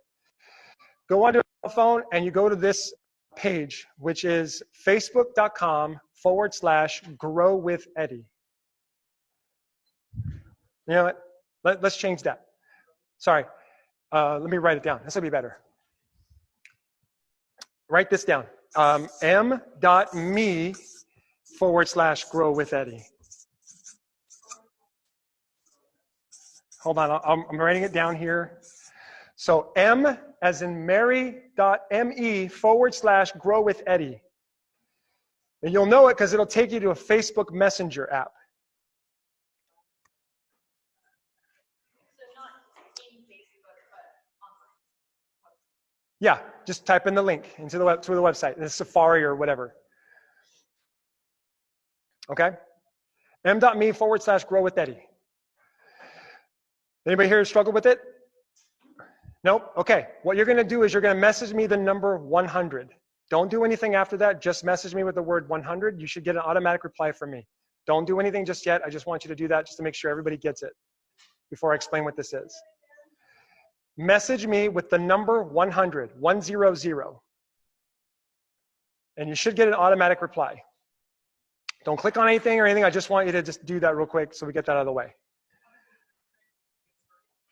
What's that? Yes. Yeah. Get started is probably the way to do it. Just wanted to see if everyone's able to do it. Yours is spinning? Okay, perfect. Just don't just send the message. You should get an automatic reply that says click here. Don't click there yet. Don't click here. Is there a way that I can do it? I don't like Messenger on my phone, so can I just find you? Can you do it without Messenger? Like, what's your, like, I'm in, so I did desktop. Oh, you don't have to put Messenger on your phone. That's fine. Just go to facebook.com. How come it's not working? Okay, so here's my Facebook. Oh, there you go. And then hit get started. Do I do search? Type in 100. So let's see, who's m.me? It won't do it because it wants me to have Messenger on my phone. I tried it that way. Okay, let's see what it does real quick. I used to listen to your and your Maybe I just look at Eddie Villa. Maybe I look you up as Eddie Villa.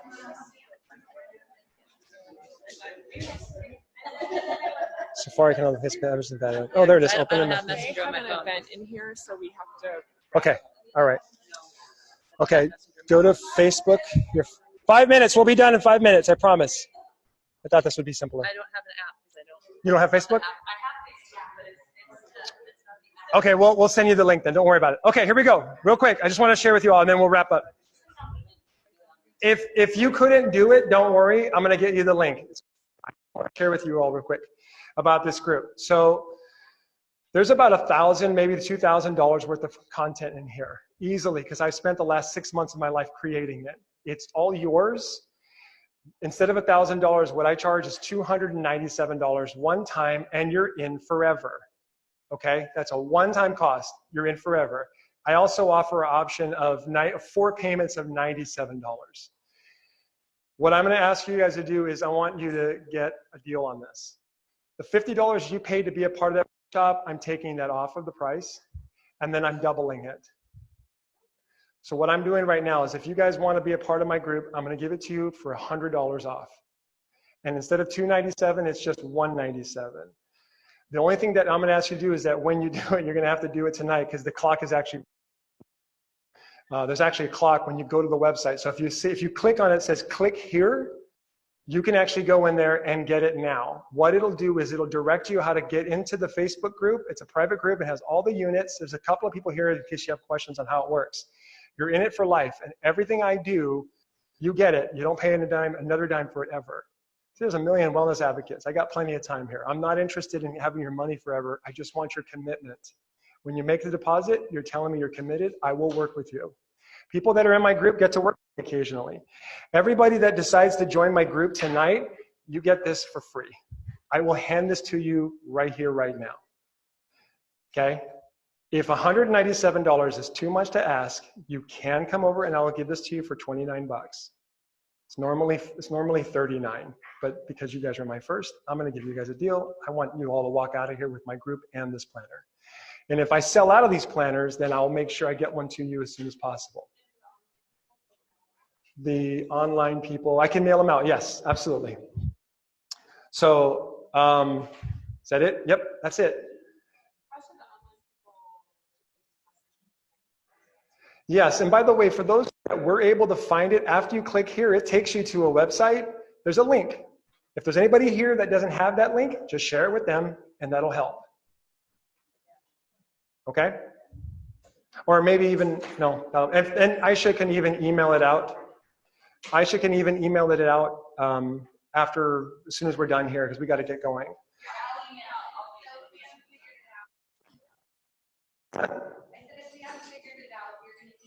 Yeah, we'll do that as soon as possible. I'm sorry, I thought it'd be a lot easier to get the Facebook thing going.